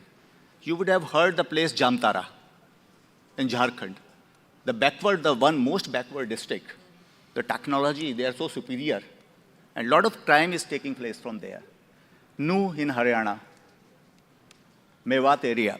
So, other than this technology part, this policing part, I would suggest, I would say that the police has to be more active. It is different that when I went to SBI, in fact, I wanted to share with you, the State Bank of India told me that they are maintaining a separate account to reimburse the money of those people who have been defrauded like this. So I asked them that, why don't you follow the police? So they said the success rate is very low. So that, I think, technology, you can throw more light on this, that why. Third, I will come to, because the government of India, otherwise they are taking, the Minister MITI, they are taking very prompt steps regarding this. The IT rules 2021 are there. And after that, also the minister, he has taken the meetings with these social media intermediaries who have a very important role, that whatever is uploaded on the platform, they have to own the responsibility for that. And not only they, but those who are creating also somehow have to be caught. So this is how we counter this menace of deep fakes. So it has come through technology, and technology has to give the answer to it. So I will pass it on to you, the chair now. For the Any advice to your former organization? What should DD News and AR News be doing? Yes, certainly. You were there at that time when this Kashmir, this Article 370 abrogation, rather amendment took place. So that time we had established a desk there to counter fake news almost on the real-time basis. So because there was a desk which was alert 24/7 basis. So they have to be alert, they have to be educated, our people there. We have the technology desk there also. And particularly now during this election, there should be a proper desk, proper people who are technologically, they understand, they know, to be ready to counter anything like this. Anything from a policy standpoint, like, your press council for the print media, but now with the way AI is progressing, right? What kind of regulatory framework should be there to be able to. Yeah, because a very good point you have made. Certain advisory has already been issued that anything which is deep fake and a complaint is lodged against that, so that has to be withdrawn within 24 hours. So there should be stringent punishment, and it should not be left only to social media intermediaries. The police should be more prompt to catch the one who has made it. Great. So, thanks, Mayank. I will now ask Avinash Pandey, CEO of ABP News. He's been with ABP Group since 2005. I've also had the good fortune to be with him on several industry organizations, IBDF and BARC. He's right now leading two very important industry bodies. He's the president of the News Broadcasters and Digital Association. He's also the president of the International Advertising Association's India chapter. So Avinash, I think we'll be very interested to see your perspective on what's happening. Well, thank you very much, first of all, for calling me here. Both Smitaji and Mr. Agarwal pointed out to something about fake news. And fake news, as far as I understand, existed since the time humanity existed. Even in Mahabharata, it said that Aswathama, Vadho, Narova, Gazo. And during the independence movement, when there was no electronic media, the rumor got spread that Gandhi has taken over the British Empire. And he is now the new Governor General of India. And in Bulandshahr, some guy killed the entire policemen out there who were Britons, occupied the space, and ruled that particular subdivision for about 2 years, until finally police caught him. He did not know that India has not got independence. So the role of fake news always existed. In fact, the NU that you mentioned, I just went to Jaipur, and I was driving back towards the Drutagami Express that has been made. And NU has got the biggest building, not of DM, but NSSP, but of the cybercrime division. It is very visible from the road, and I got down and I clicked the picture. I said, what? In a small place like that, such a large cybercrime division? So fake news, misinformation, I'll come to that later on. But the biggest menace today that we are going to discuss is about the impact and threat of the deepfake. And I'm going to touch upon the 5 examples that I see. According to 2023 State of Deepfake report by Home Security Heroes, which is a US-based organization, after 2019, there is a 5-fold increase in the deepfake all over the world. In India, we have got Alia Bhatt, Kajol, Rashmika Mandana, Katrina Kaif. By convincingly altering their videos, people have created so much of problem for them and for the society. Actually, what happens often, a network of deepfake videos on Facebook is lured to unsuspected individuals who, through fraudulent Telegram channel, which my colleague also spoke about.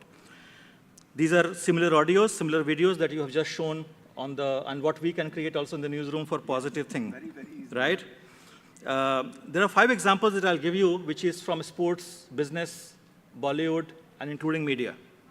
Indian cricketer Sachin Tendulkar flagged a viral fake video of himself that appeared on a show, praising him online gaming app. And that fake video said that even his wife uses that and daughter uses that app. Sachin Tendulkar is a global cricketing personality and endorses several hundreds of brands, right? Using his deepfake spread through social media platform to convince someone to buy a betting app. Think about it, the damage that it does to the whole industry. Biggest financial fraud so far using deepfake. A multinational company in Hong Kong lost $25.6 million, tune of about 200 crore rupees, in a scam after employees were fooled by deepfake technology, a digitally recreated version of his chief financial officer, ordering money to transfer to a video conference call. Okay? The scammers applied deepfake technology to turn publicly available video and other footages into convincing version of participants. Imagine this level of damage, it can happen to our society, what will happen? Politically, during the Diwali Milan program in New Delhi, Prime Minister Narendra Modi publicly mentioned, and I was there in that meeting when he said this, so was Smitaji was there, that there is a video of going off about him playing Garba dance, which was absolutely deepfake, right? a clip circulated on social media appearing to show the mayor of London, Sadiq Khan, saying that he did not give a flying S, right, about remembrance event. The audio of Mr. Khan was widely shared on social media platform during growing tensions around a large pro-Palestinian protest planned around remembrance event. The mayor told the BBC after the clip went viral, almost had serious disorder. Sadiq Khan himself said to an innocent listener, "It sounds like me." Such deepfake can be damaging to our society. Journalism. A recent viral video on social media platform showed an extract from one of the France 24 news television on its French language channel. In it, the presenter announces that French President Emmanuel Macron has postponed his trip to Ukraine because the French Secret Service had intercepted an assassination attempt against him. But the news was false, and the video was a deepfake. Now, suppose someone can take their painstaking time to develop an entire video based on the looks and mannerism of renowned journalist. In that case, audience may think that the message is coming from an authentic source of information. At our network, we started much before when the deepfake came. About 7 years ago, we started a program called the Viral Search. And we used to analyze all the viral videos circulating in the market, that what is the truth inside it.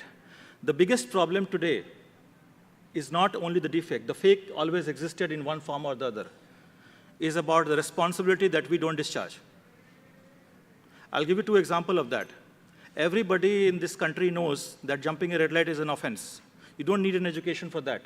Media spend tons of money every year educating people to observe road safety rules. No one does it. If given a chance, that he does not see a cop. If the speed limit is 50 or 60 or 80, they drive until they see a camera, right? The problem is knowing doing gap. We know what to do. We know the consequence of not doing it, and yet we go ahead and do it. Media has a very important role to play in deepfake. I attended a conference in Cannes where Monica Lewinsky was the keynote speaker. It's very rare. That's the only event that I've attended where she was the keynote speaker. And the entire Cannes Palais was full. Okay? All the halls, including the video streaming. It was full, completely packed. And the event was organized by leading advertising agency of the world, Ogilvy. And what was the message in it? Monica came and spoke about her life. How she fell in love with her boss when she was just 21. Very natural for people, right? Because you glitter in your eyes when you look at your boss' success. And what happened next to it? When people were, carrying the juicy conversation and sharing it on social media, forwarding it to people, talking about it, whatever social media then existed, talking it on radio, television, etc., which destroyed her life. She admitted that she has made at least 4 suicide attempts. Her parents removed locks from her bathroom door. So here the message is this, that the responsibility lies in individual. You forward a message without even thinking twice. Even I have done so a couple of times, while I'm so conscientious. Think before you forward. If this message we communicate, the deepfake matter will end very soon. All of us has to be responsible, and media can play a very important role in propagating this message. Thank you. Thanks, Avinash. I think very, very sobering words there. Absolutely. Anything specific that the NBDA is doing as a group together on AI and deepfakes? So we have had several discussions on this as to what we can do. Okay. So all of us have dedicated programs, and whenever Minister of INB also advises us time to time that there is a messaging going on like this, we must curtail in whichever form that we do. Not all of us have dedicated program, but I think all of us have a program showing the viral videos in the market. Okay, and those viral videos we analyze and say that what is right and what is wrong. Most news channels are doing it. On digitally, all of us have partnered with technology companies, which are actually analyzing daily basis as to what is the fact.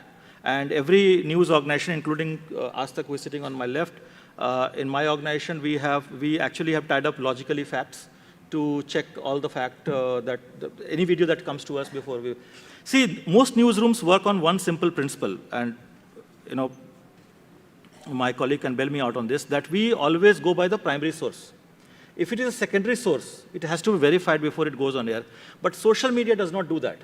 And hence, it is very important that what is circulating on the social media, mainstream media should come out and say that what is right or wrong. Of course, it requires investment at our end, but it is in the larger interest of the society to which we serve. At the end of the day, we have a social contract. We are not in the business to make a few amounts of money profit. As a CEO, is your organization having the right skills because the pace at which technology is evolving is so fast, right? How are you keeping pace with technology? So we we are a media. We are basically a bunch of journalists who got educated and lost out in UPSC examination probably, and then started journalism, right? So jokes apart, but I'm saying that look, we have limited this thing, and if I apply principle of running a business, which is the discipline of doing business, is that you should not attempt doing something that you are not expert at. So we don't attempt to do that. We tie up with technology companies who are expert in that. We are using Google a lot, by the way. We have partnered with Google to discover what is fake and disseminate that information through our network. So we have a lot of technology companies who are working with us, including if you come out with something, we'll be happy to partner it. Happy to. And I think good that you got to spend some time with the demos in this beautiful exhibition. I think a lot of interesting technology there.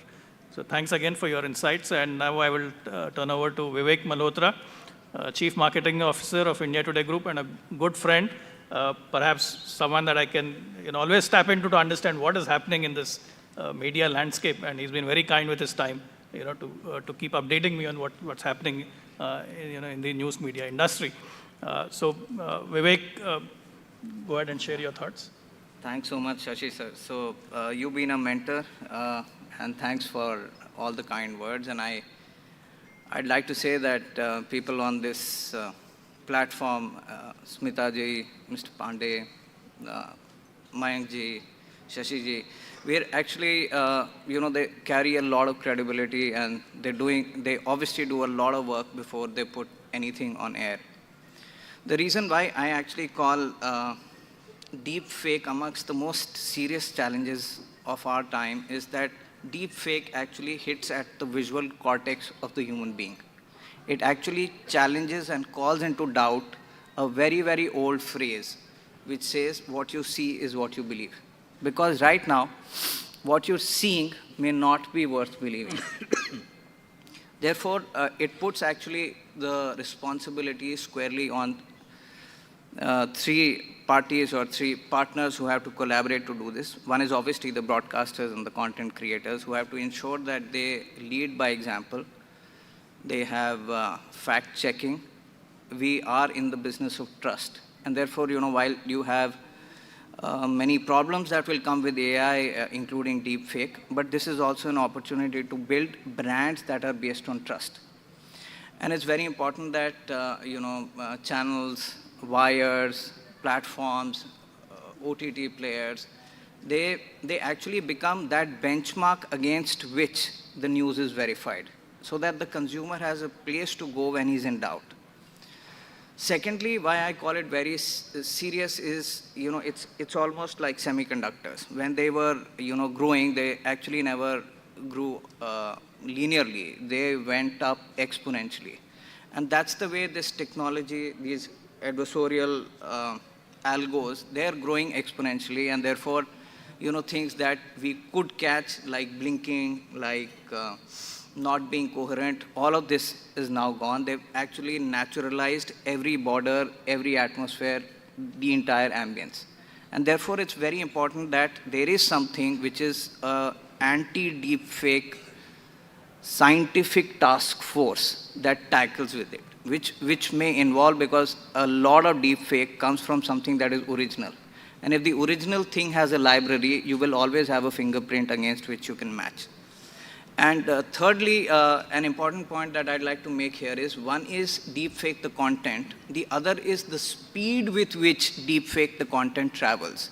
And therefore, that brings the regulator, that brings the tech part, that brings the people who make the policy of this country to create something which travels faster than any medium deepfake can travel.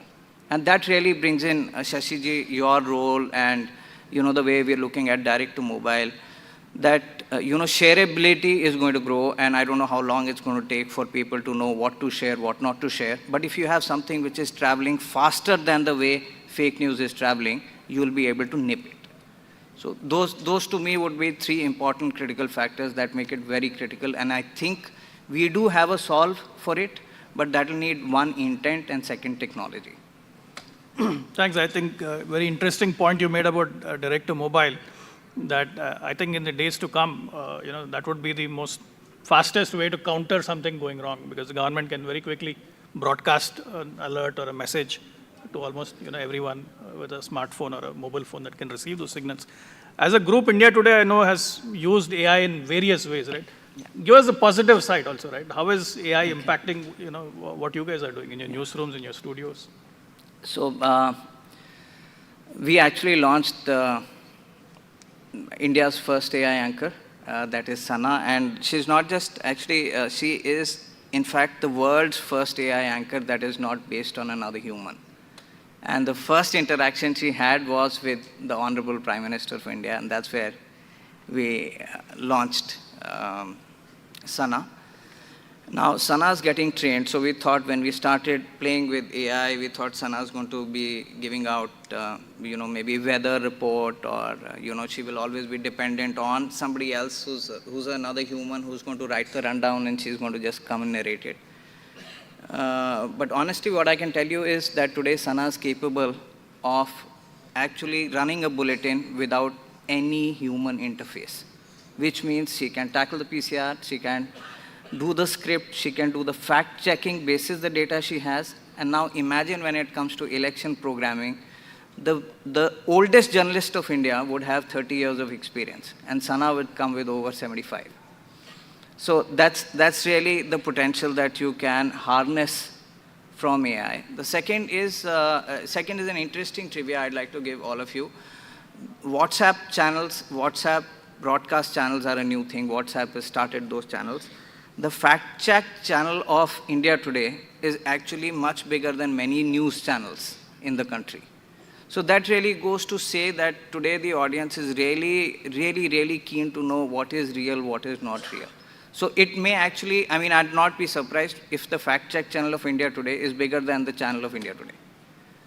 So, that's where the power of AI comes. And the biggest thing you can do is quickly try and get original libraries in place, get fingerprinting in place, and then try and make a forum where you share this library with each other. That's the only way people do this. And then technology will eventually tell us that, all algos at some point will start memorizing, and that's the time you beat them. So, it'll take a lot of technology, but I think AI is the way to bring that technology forward. Can I come in? Sorry. Please. Listening to the speakers, a couple of things that I just wanted to point out, that, when we talk about that we should have policy changes, we should have stricter policing, we should have, actually what happened, it was market course correction. If you remember, there was a time when channels, and I'm not taking names, but there were channels which were showing cows being beamed up, right? For quite some time, that those were the visuals which were running. And ads were coming in for those. Those were the hottest selling news programs. Those channels which were showing that were, so people who were doing real news, their shows were not watched. It was the cows which were being beamed up and some raat ko bhoot pret nikalta hai. Those were the, and this is news channels. Till what started happening was that there was a course correction. People started losing trust in those channels.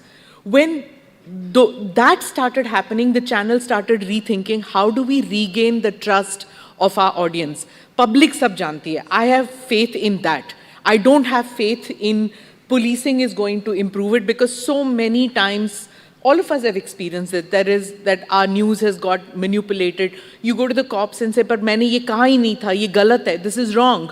I didn't say this, my channel didn't say it, or my news organization didn't say it. Okay, do a FIR launch kar do against unknown persons. Nothing happens after that. So I really don't think that our laws can keep pace with this. It's going to be market forces which change it. So if anybody has now turned around and installed all these programs to fact check, to do all these things, it's because people were losing trust. And the same thing will happen with deepfakes. When Hillary Clinton, if you remember that when you were talking about Monica Lewinsky, it brought me back to the last election when there were these shots of Hillary Clinton getting stroke and falling and things like that. And that was manipulated in such a manner by certain forces which showed that she's incapable of becoming president of the most powerful country in the world. The person who became the most powerful, became the president, it's not as if he was available at 3 a.m. to take decisions. But that's what it does. Similarly, you'll see a lot of things happening with President Biden. Is he capable or not capable? Is he ill, not ill? So there's a whole lot of deepfakes which are going to come in the US election system too. And it's going to be checking and by the public. Because if we don't check ourselves as news organizations today, we are going to be losing trust in traditional media. And as far as, don't forward it because unless you're absolutely sure, that doesn't happen. I have met with very senior government officials in the security apparatus of this country. When I said, no, this Pakistani visual is not real, this is fake, turns around and tells me that, par agar hamara suit karta hai agenda, to fir why shouldn't we forward it? So, to do a good deed, you are willing to go that far as to push fake news. And we have to, at that point of time, say, no, boss, no, this will not run on my channel. Even if it furthers a national agenda, I will not push fake news. It's very hard. How much will you be able to push back? Because there are consequences. So it's something that we have to, as leaders of our channels, as leaders of our news organizations, it's a daily battle to push against agenda artists who are going to push fake news, whether from the establishment, whether from social media, and also news channels picking up their cues from social media. Ye viral ho gaya, chalo isko make it the debate of the day. This is again something that we have to watch out for. This just happened, Smita, on the Dawood Ibrahim's death. Yeah. That the first tweet came on Dawood Ibrahim's death was from a fake handle of Pakistan's defense minister or home minister. It was his fake handle. And it was picked up by all leading news channels and they debated for 2 days. Finally, it was an underworld don, Chota Shakil, who shut down everybody saying that you guys have no work or what, he is absolutely fine. But again, will you believe Chota Shakil? So no, I'm just saying that, what the news was done from a fake account of a Pakistani minister. But and this is how it becomes big. So the danger that you are talking about, I'll just make one quick point. The danger that you are making, and I have seen this in my alumni meeting at HBS, that how technologies are improving. There is already a triple D center that they have created for this. The technology is moving at such a pace that unless we regulate it, and unless we create a consciousness through media, we are not able to tackle it. They showed us a machine in triple D. There's a Chinese game, okay, which is वो कंचियों से खेलते हैं वो जो खेलते हैं कुछ होता है उनका बोर्ड होता है. It has got 200 millions of moves. Okay, one lifetime you can never understand all the moves. Forget about one lifetime. Hundreds of people, their entire lifetime, they cannot understand all the moves. That machine does it in 2 days' time. After that, it defeats everyone. Correct. Even it like plays music. It itself. Like now, you are speaking right now in English. There is an app. If I put your voice out there, within minutes, you could be speaking in Russian. It's possible, right? So, for example, you're doing a bulletin. Pehle kya hota tha? If, suppose, TASS News is your content sharing partner of ABP. So, you have a bulletin. They will take your bulletin, they will translate it, and then they will put out the news. No need for that. They have a Sana-like anchor then, who will just pick up your voice, translate it into Russian simultaneously, literally on deferred live, and you would be speaking in Russian. And it's an AI-generated Avinash. Yeah, we are experimenting that in the newsroom. To translate Hindi into Bhojpuri, though it does not work for Indian languages so much, but it works very smartly for Hindi and English. Interestingly, the Prime Minister's Man Ki Baat corpus has been used to train some of these algorithms to talk in Really? Indian language. Yeah? So it's coming Oh. very soon. Mayank, So you want to this is again the speed versus accuracy. So the channels, they go for just for breaking news. So speed, who will be before me?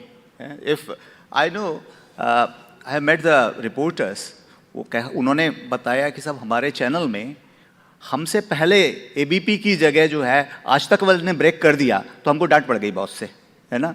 और बाद में वो जो है news that came out to be fake. I'm not just mentioning what exactly the thing was. So हमें जो है whether we have to go for speed or accuracy unless we check with authentic sources the news. We should not go for it. So It's what you... easier said than done. I mean, ultimately we are all But competing. we were doing it DD. That's why we were a bit late, but we were always accurate. And Yeah, So- I know. I mean, even when a prime minister was assassinated, it took number of hours. But unless No, that was long back. Please. long back or whenever. But the point is, I get that. But the market forces are such that all channels are competing against each other, and it's fight for eyeball space and advertising space. And actually, if you look back, next day nobody remembers ki breaking kisne kiya. You know, so it's actually just competition among each other. It's not a winner takes it all as far as breaking news is ये concerned. Noida की चाय की दुकान में बात करने के लिए कन्वर्सेशन होता है, you know, कि किसने पहले ब्रेक किया था बताओ, हमने या तुमने? No, but I think it's interesting that, for example, after the Pakistan elections, Imran Khan's speech is AI generated, right? And I mean, so I think that is a new reality that we are living in. In fact, my niece in the US said that your book on Man Ki Baat is too complicated. As a kid, I can't understand. So I used ChatGPT to dumb it down for a child. I actually did that. So today, I mean, AI is so powerful. Any closing thoughts? Anything that you guys want to share before we wrap up? So many benefits also of this deep fakes. They are being used for education and for other purposes also that you can highlight if. Yeah, It's not only always negative. Correct. I mean, like the way India today is using, the AI tools, and especially for Indian languages, because I think that is the biggest challenge, right? How do you, deal with this diversity of regions and languages? And I think using AI tools is going to make a huge difference. Let's take conclusions from that side. Vivek, anything, closing thoughts? So I agree with what Smitaji said. I agree with what Avinash is saying. And I think my closing remarks would be that the way to tackle this challenge is going to be building a culture of trust, truth within the organization. And at least as far as the India Today group is concerned, we already have 500 journalists that are trained on fact-checking. And we aim that every journalist in the company will be a trained fact-checker. So, I mean, I think that's a good starting point. Great. Avinash? Three things I think we need to do. Number one is that at our level, at the news channels level, news organizations level, we should promote the value of knowing before you forward. And I know there is a limitation to that, but look at the campaign that the Brits ran it against the terrorism, where they pasted all over Britain saying that if you see something, say something. You know, just by that slogan, if you see something, say something, they managed to catch a lot of people who could be trouble creator in future. So campaigning for in the media industry for this deepfake is very, very important. Second one is that the big tech companies need to work with us to make sure that the traditional established media players like us or others, I mean, we have 100-year history in this country of running a media business. Their content should come first rather than the YouTubers and all that who are actually involved in spreading a lot of fake news, right? And third one is that there has to be a strong system of finding out who generated that fake news, because it is distorting people's personal life, society, and business and overall country, right? So we must have a system and regulation in place so that those people are caught and punished. One good punishment will solve a lot of problems. That's almost what Mayank was saying earlier. Yeah. So anyway, just to pick from Pandeyji, that from what you started, Mahabharat. So before the damage is done, Ashwathama mara gaya, बहुत धीरे से लेकिन हाथी है, तब Dronacharya paid for life, है ना? So before the damage is done, something we have to I said the technology has to counter the technology. So they have to come up with the answer. That's why we have an audience of engineers. Yeah, audience of engineers here. We are discussing content when the audience is engineers, so you have to come with that. You know, see, I have, forget about deepfake, I'll just add one more point. I have seen a technology 3 years back in the US where the person was wearing the headgear here in San Francisco, okay? And the other person was wearing the same headgear in New Jersey. And the other guy was playing the game of chess. And he was playing what he was commanding without speaking. He was moving his hand here, and that guy was moving his hand there. That's that he was controlling the brain of that person. Wow. It is already happening. Yeah.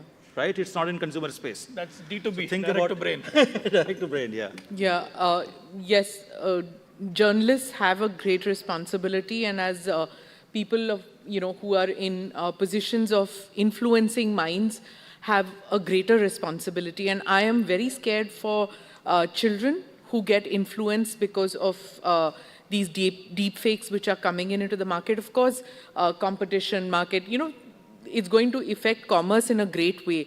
And our hope is that people who are working on technologies will be able to give us tools by which we can disseminate this information, especially to impressionable minds like the elders of the family who are consuming medication, herbal medication and stuff like that, which is AI generated, people who dress up as doctors but are not doctors and are telling people eat 1 meal a day or eat 7 meals a day, eat this herb, that herb. Those are such dangerous things, as well as body shaming of fat people, which young girls are watching, fairness creams. These are all makeups which are coming into the market, children who are using AI technology to make skin lighter when they have this shame. They're unable to go out in social gatherings because the pictures that they have uploaded, the reels they have uploaded is showing them as fair. And when they actually go for job interviews, they are not like that. So they get trolled, they get laughed at when they go for the job interviews. These are things which are impressionable minds are getting hit in a very, very scary manner. And it is necessary for us, and Shashiji very kindly spoke about the podcast, and I look forward to using platform of mine now that I've come to this position where I want to educate more and more young people about the dangers of using deepfakes and AI and about how it's impacting our minds. Thank you very much for this opportunity. No, thank you. I think it was a great panel and a great audience. Let's wrap it up. One question. We have one quick question before we wrap. The problem of inviting Hello. Hello. So I had to. Hi. So this goes out to my friends Avinash and Vivek. Every challenge actually comes with an opportunity. It depends on how you look at it. And Avinash, you had this chat in Go on the WhatsApp University, the Talkies episode that we did. Everyone is a news reporter. Everyone is announcing, making statements. And what will happen over time, the exposure of deep fakes will be so intense that everyone will know that this probably could be a fake. And that would bring an opportunity for you guys, right? Because as a structured organization, whether it's an ABP or an Aaj Tak, it will come with some kind of a badge of credibility. And as a viewer, over the next few months or years, people would want to validate with a brand as against a YouTuber or as against an individual making claims. So I think that's a great opportunity for established brands. And the way forward to monetize this opportunity, as you said, Avinash, is to spread the awareness of deep fakes. And the fact is, turn to a trusted source before you believe anything.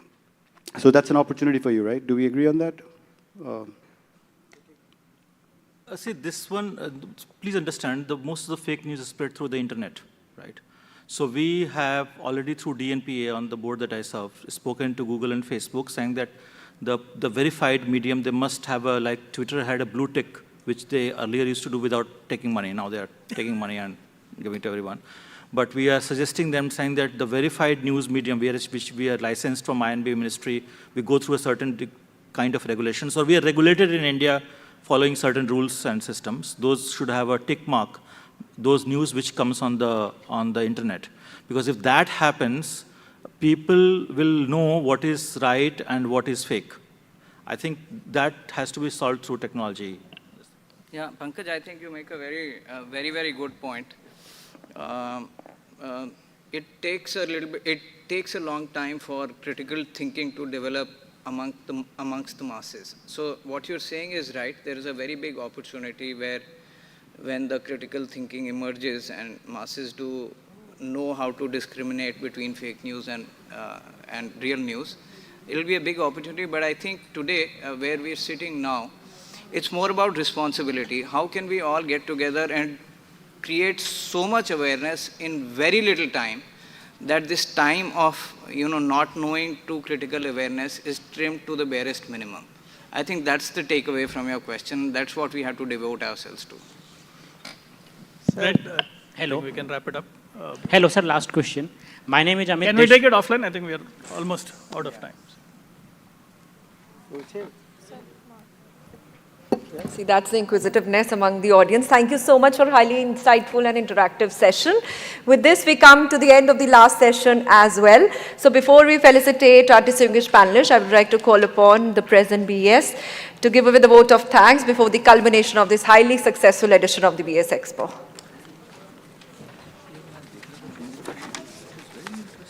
Honored Session Chair Sri Shashi Shekhar Vempati ji, esteemed panelists Smita Prakash ji, Mayank ji, Avinash ji and Vivek Malhotra ji.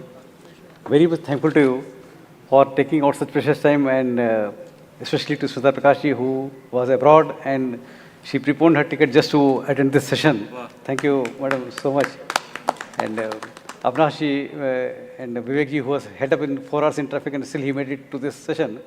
So this was a very power-packed session, and it has given a lot of insights to the people, to the viewers, to the delegates present here, and to those watching on the social media all across the world. We have a lot of inputs for the people who are watching. So I think it goes far and wide to create a vision for the country, to create a vision how we think, how about the journalism in India thinks, and about how we cater to the news and all. Number two, very grateful to the Honorable Minister of Information and Broadcasting, Shri Anurag Singh Thakur ji. Yesterday he came, he blessed us. He spent 2 hours of his precious time after spending some 8 to 9 hours with the Prime Minister on the agitation which was going on. Secretary INB also was here for 2 hours. Chairman Telecom Regulatory Authority of India, Secretary Mighty, Secretary Try, with all of them being here and sparing time just to build up advancement, promotion in and professionalism in the broadcasting, in the content, in the sports, news and fake news and all what we discussed here. So many thanks to the government, to the Ministry of INB especially. We have our Sanjeev Shankar ji, our Joint Secretary present here, to Santhi Rajan ji, to our Additional Secretary Mrs. Nijar Shekhar for mentoring all throughout how to conduct this expo, how to get the panelists and how to go ahead with such a powerful session as is today. So very thankful to the government, to the Secretary of Telecom who was consistently behind us and giving all the supports, to all my council members who are present here, who have done this show, to the ITPO, to the media who have covered it very positively, and to the Mr. KD Singh who has done a wonderful food provision for all the 3 days. So thank you everybody, and apologies to whom I have left out. And again, my sincere thanks to all the panelists here who are present here in this power-packed panel session for sparing their most valuable time. Thank you very much. So we move ahead with the felicitation ceremony. I request the chair to kindly felicitate. We'll start with Ms. Smita Prakash, Chief Editor and Deputy CEO, ANI.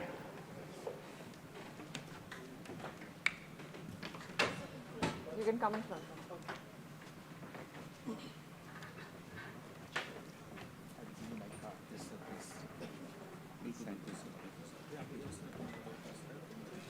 Mr. Avinash Pandey. Mr. Avinash.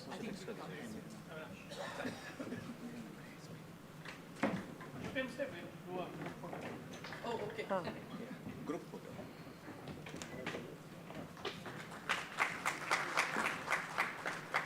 Mr. Mayank Agarwal.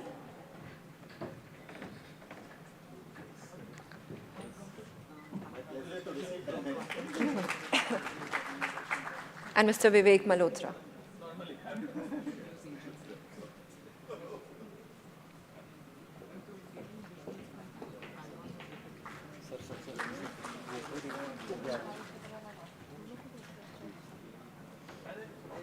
May I request the present BES, Mr. Sunil, to kindly felicitate the chair, Mr. Vempati.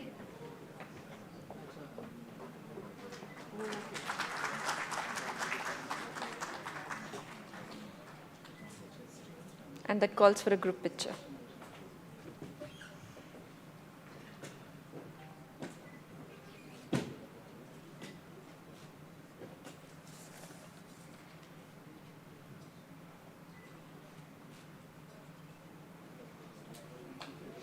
Thank you so much, everyone. With this, we come to the end of this highly successful edition of the BS Expo 2024. All the 3 days, as settled, came out to be very successful. Thank you to all the participants, audience. And the one more thing, the bus will leave for NABM at 5:30 p.m. from gate number 1. 5:30 p.m. from gate number 1. Thank you so much and have a great evening.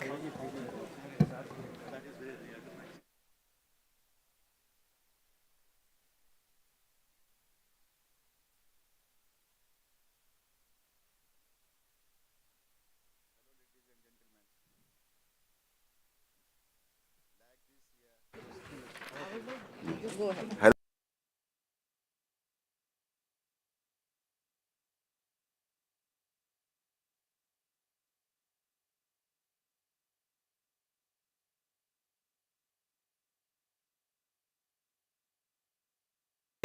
AI and broadcasting. You have heard so much about AI in this session also, but I think after 1 year, AI will be the fashion, AI will be the mainstream things in the broadcasting.